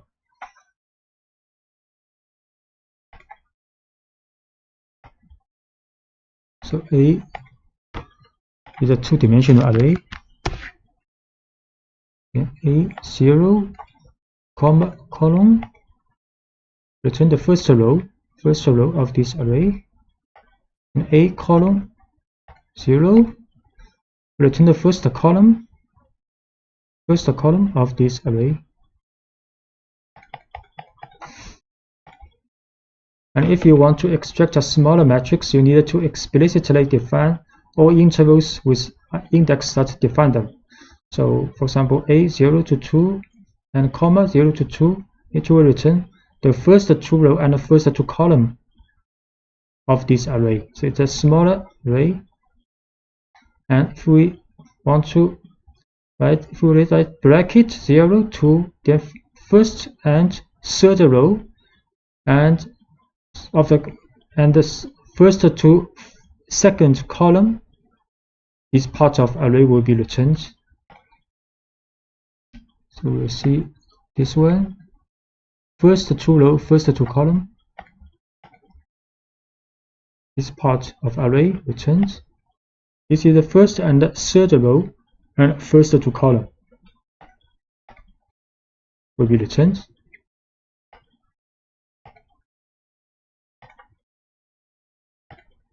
Iterating an array, you can use the for constructor to do the iteration of the items in an array. So you can write for I in A, print I. You can write for I in A, print I. But similar as NumPy's for loop in the list, but similar as the for loop for the list. So if you apply the for loop to a matrix, it will always perform a scan according to the first axis is a row. So if we write a for row, A is a two-dimensional array, print a row, then each row of this matrix two-dimensional array will be print out. So we can write a for row in A, print row, and row by row, print out. And if you want to make an iteration element by element, you can use the following constructor using the for loop in a.flat. So a.flat will get all elements of this two-dimensional array and put in an one-dimensional array, then print this item out. Okay, write a.flat for elements. So element by element, each element printed out from this two-dimensional array. And if you want to launch an aggregate function that returns a value calculated for every single column or on every single row, there is an optimal way that leaves it to NumPy to manage the iteration. You can use apply along axis function. So this function takes three arguments: the aggregate function, the axis on which to apply the iteration, and the array. So if the option axis equals 0, then iteration evaluates the elements column by column along the column, whereas if axis equals 1, then iteration evaluates the elements row by row. So for example, you can calculate the average values first by column and then by row. So if you write numpy.apply along axis mean x0 array A, you see how it's going, and if we set axis 1, so we should matrix A first. 3 row, 3 column. Then we apply a mean value for x is 0 for this matrix. Mean value 13, 14, 15. Actually, it's along the column. So along the column, by column, then we mean value x is equals 1. So along the row.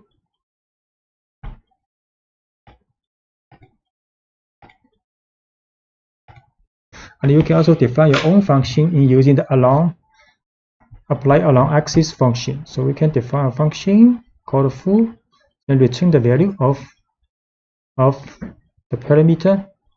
So next we apply this function to array A along axis 1 or along axis 0. Define this function first. Then apply along axis for the 1.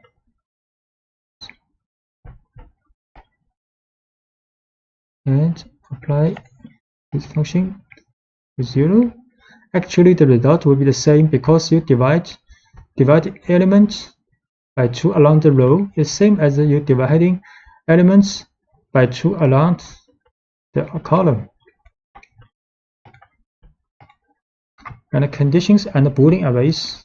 An alternative way to selectively extract the elements in an array is to use the conditions and the Boolean operators. Suppose you wanted to select all the values that are less than 0, 5 in a 4 by 4 matrix containing random numbers between 0 and 1. So A is a matrix, 2-dimensional array with a random number between 0 and 1. So we can get a Boolean array with same dimension. Then write A less than 0.5. Next, we can use this condition to select elements of this array.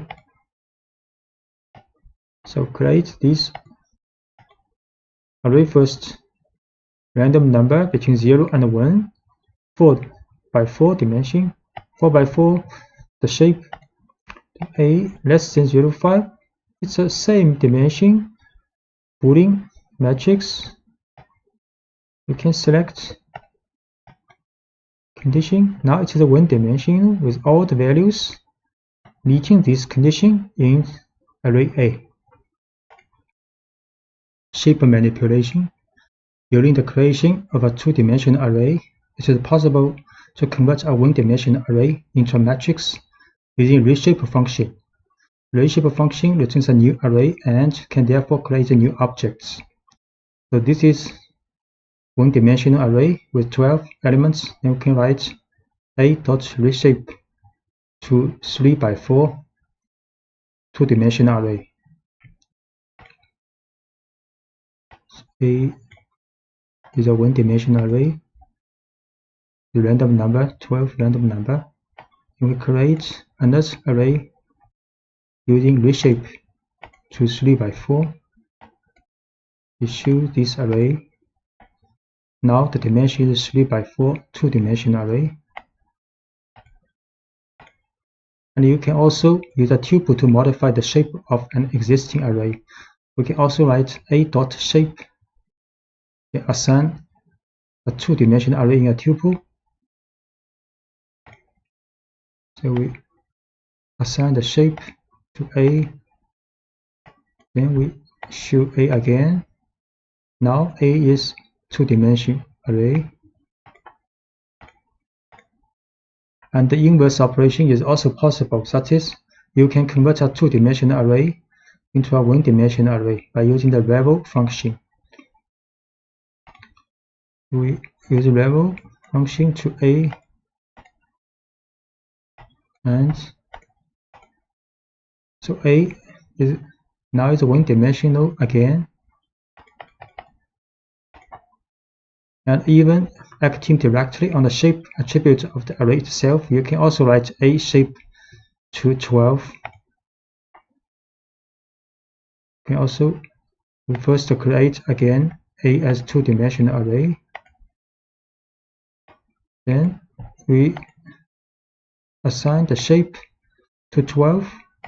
So A is 1-dimensional array now. And if you want to transpose a matrix which is inverting the columns with the rows, you can use NumPy's transpose function. We can transpose A.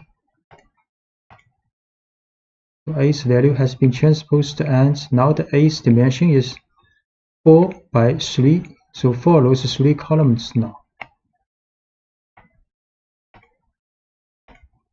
The join arrays, you can merge multiple arrays to form a new one that contains all of the arrays. NumPy uses the concept of stacking, providing a number of functions in this regard. For example, you can perform vertical stacking with the vstack function, which combines the second array as new rows of the first array.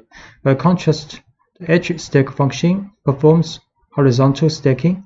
That is, the second array is added to the columns of the first array. So A, B are two arrays, both have the shape 3 by 3. So we can vstack AB, then it will be a new array with shape 3 by 6 by 3. And edge stack AB will create a new array with the shape 3 by 6. So A, B, the two array. A, B, both 3 by 3, then NP stack AB. So the shape in the new array is 6 by 3. So array B has been added to the rows of the resulting array. And edge stack AB,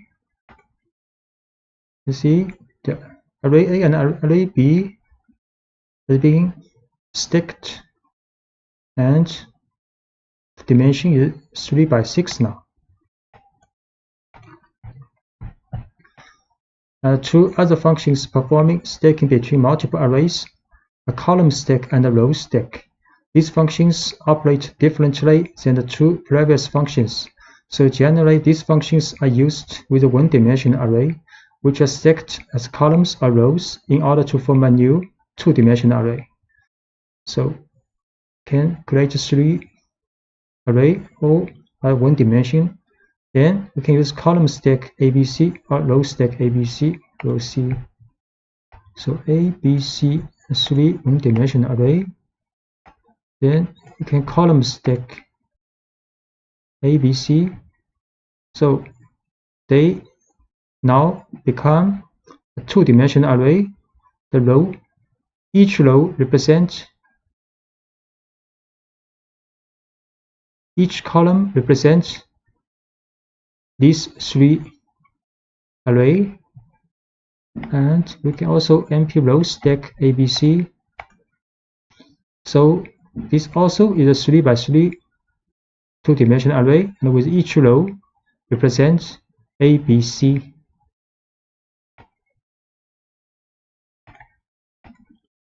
And splitting arrays. To divide an array horizontally or vertically into several parts, you can use NumPy's splitting function hsplit or vsplit. For example, if you want to split the array horizontally, meaning the width of the array is divided into 2 parts. So the 4 by 4 matrix A will be split into 2 4 by 2 matrix. We create A is a two-dimensional array, then B and C, these two are the part of the edge split A into 2 parts. You will see A is a two-dimensional array.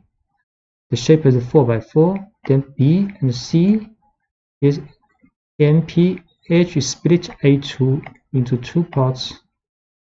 Then we will show B is this part, and C is another part of the matrix A. And in